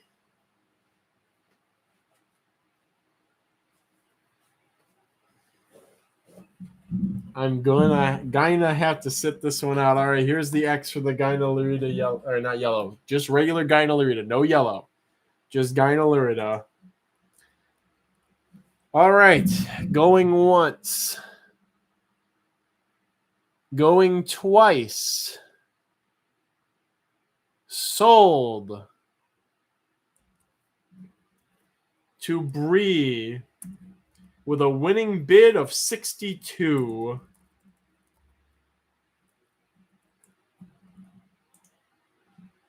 I like the telegraphing your attack. Bree, I think that's your first auction win too. If so, congratulations. No, doesn't want to split them. No. All right. Group of 40, Simon Doa Conservarium. Starting bid of, what was the starting bid last time? $60. All right, here we are. Another group of Simon Doas. I love that. I love that GIF.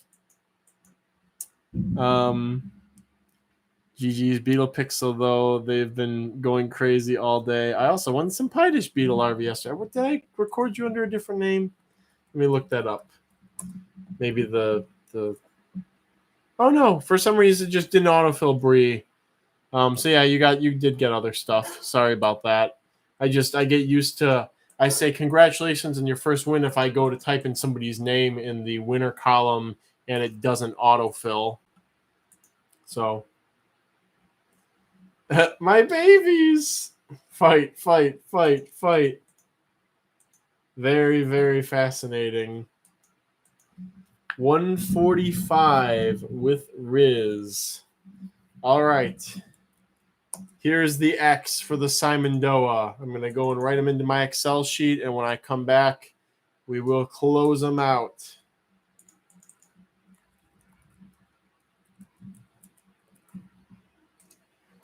All right. Simon Doa Conservarium. Going once. Going twice. Sold to Bitter Blood with a winning bid of 200. Bitter Blood, I'm glad that you got what you wanted. You truly fought and bid very hard for them, worth every penny. Just when you get them from me, maybe in your email, ask me for some like care tips, maybe if you're uncertain of anything, so I can make sure you do really well with this. I mean, this goes with everybody. I can kind of give you some extra care tips. And make sure you read the Roach Crossing Care Guide.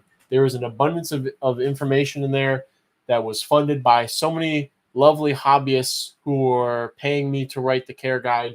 There's information, lots of information there, pictures in there, all updated. Read the Roach Crossing, the Generalized Care Guide for sure. All right.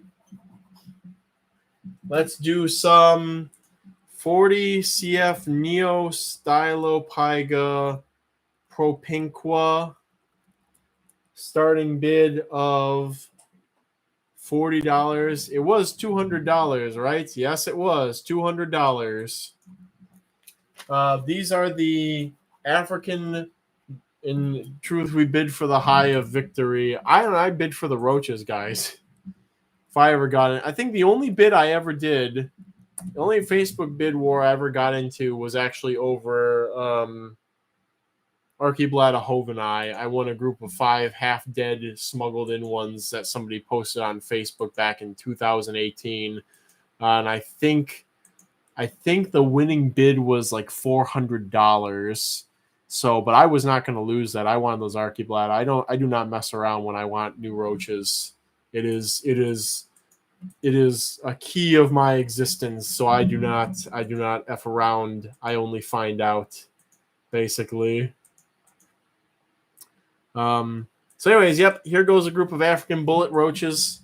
Neostylopyga propinqua, starting bid of $40. A hobby mainstay, was once misidentified as Bantua. Don't know how. Bantua's a blabberid, not a blatted. Yada, yada, yada. There you have them. Wasn't somebody looking for these earlier? I thought somebody said they wanted these. Well, I mean, if they're here, oh, maybe it was Dilo. Sorry to bother you so much, but when are you getting the Blabberus? We're going to have a couple Blabberus coming up pretty soon here. Maybe within the next 5 things, we're going to do some Blabberus.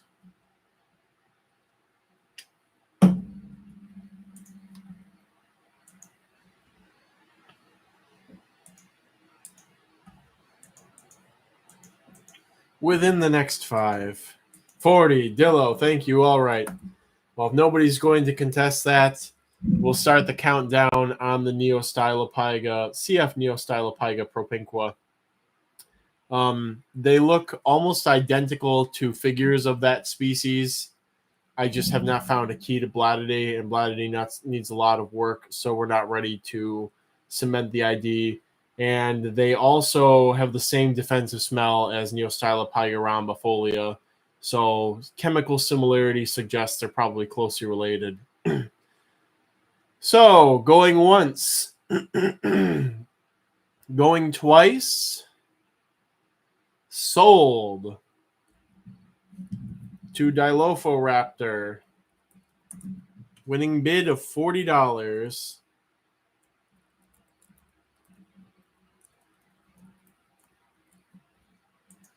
For a 40 count. All right.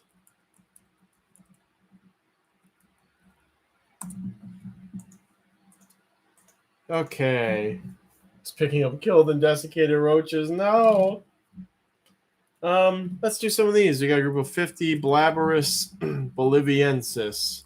Starting bid of $70. Let me find the picture on here.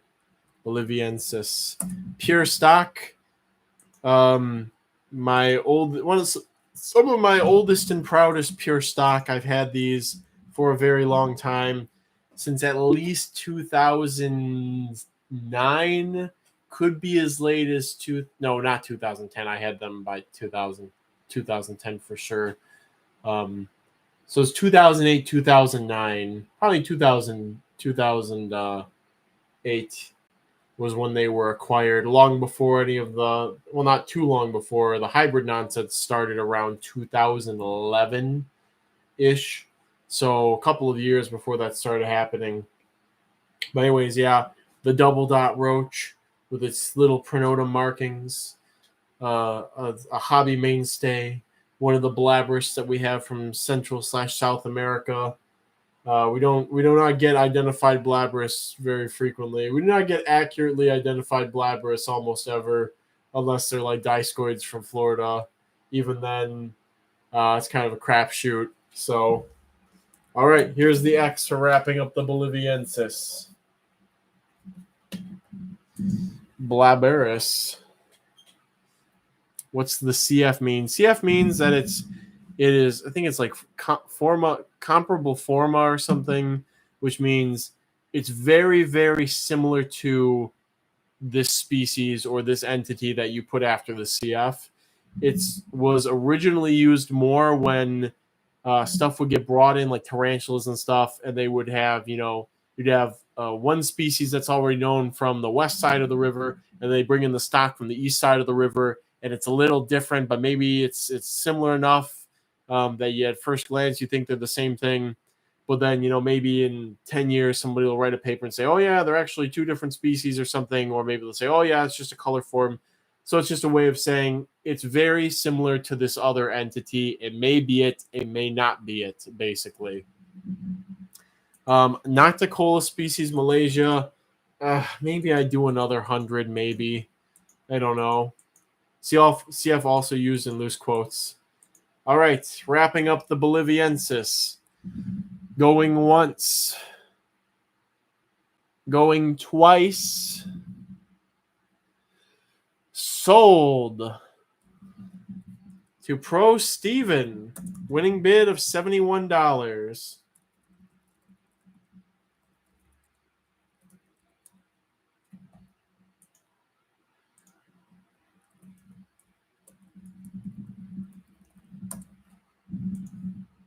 All right. So there's a Blabberus. Let's hop back to... We're going to hop back to some office stuff because I want to put these up. I just keep seeing them on the sheet and I want to really get through them. Not because I don't like them. I actually really like them. But we have Latiblatella, 30 count of Latiblatella renai from Big Pine Key, Florida. A roach for expert keepers. Keep if you believe you are an expert, because these guys will put you through the ringer. They have very specific care needs. They're very flighty. They're a teleporting roach. They have tiny babies. They are just, it's the everything with these guys.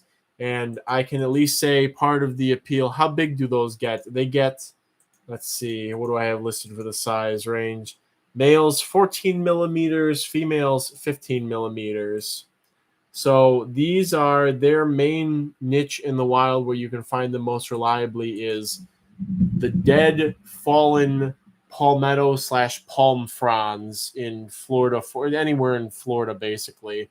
And they live up in the creased up, dead, dry palm fronds. It keeps the humidity just right for them, the moisture just right. They just scavenge. They eat the mold and fungus that grows on those old dead palm fronds. They may be the key to regularly culturing Tyrannochelifer flora. I think it's Floridanus, but I want to be sure. Floridana. Don't even get any Google results for Tyrannochelifer. Is it 2 N's? Tyrannochelifer floridanus. I think that they may be the key to breeding Tyrannochelifer floridanus. So if you are a pseudoscorpion enthusiast and you want to work with some cheliferids, you may want to pick these up because their care conditions are very similar to cheliferidae pseudoscorpions. Expert recommendation. I'll put the X here.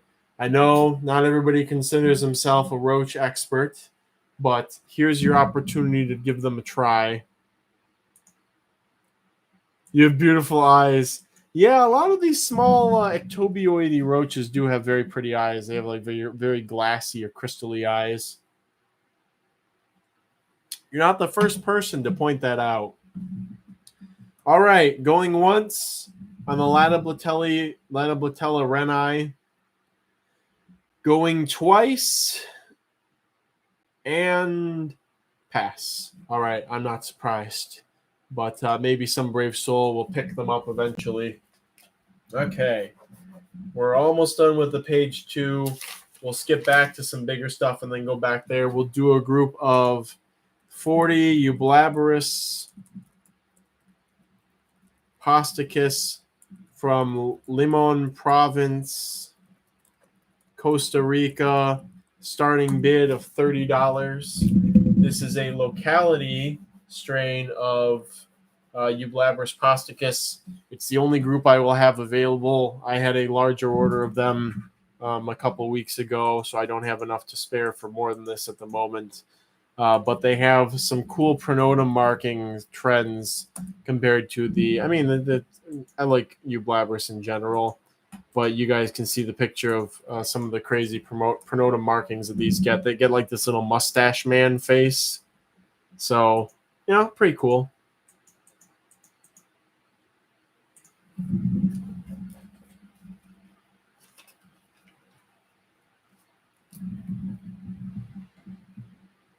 Dr. Humroy joining in here. That's how you know it's going to be an interesting bidding situation. And of course, guys, we're past 10. We're going to keep going. We got a list. We don't even have the whole list done yet.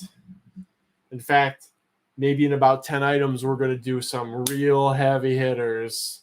And I am so excited because it looks like we got a lot of people in the Discord. We got a lot of people in the live stream. There will be some horseshoe crab roaches, I'll see. They'll be after I go and inventory the last batch of stuff. All right, here's the X for the Eublabrus posticus Limon Province, Costa Rica. Yeah, Costa Rica. He said, "You have beautiful eyes." Oh, I have beautiful eyes? Oh, well, thank you. I appreciate that. That's very nice of you to say. He said, "You have beautiful." I'll take the compliment. All right, Eublabrus posticus. Going once, going twice, sold to Ryan's Peter for the nice price of $69. Nice. I gotta get it out of that. I can't find the eyes very easily. There we go. I get it on that. Been waiting a year. Here you go, Ryan's Peter, and you get the localities too. Kyle, how easy are Rose and I? Want to get them, but do they stay burrowed in the often? Yes, they stay burrowed almost constantly all day. But a lot of people, they are very active at night, and a lot of people love watching the little males do their wing displays. Multiple people independently have found it amusing because they have their little tiny wings. So, Ryan's Peter, I'm glad you could get them. Sometimes patience pays off. Speaking of which, we're going to do a group of 50 Theria Olagrangiani, starting bid of $50.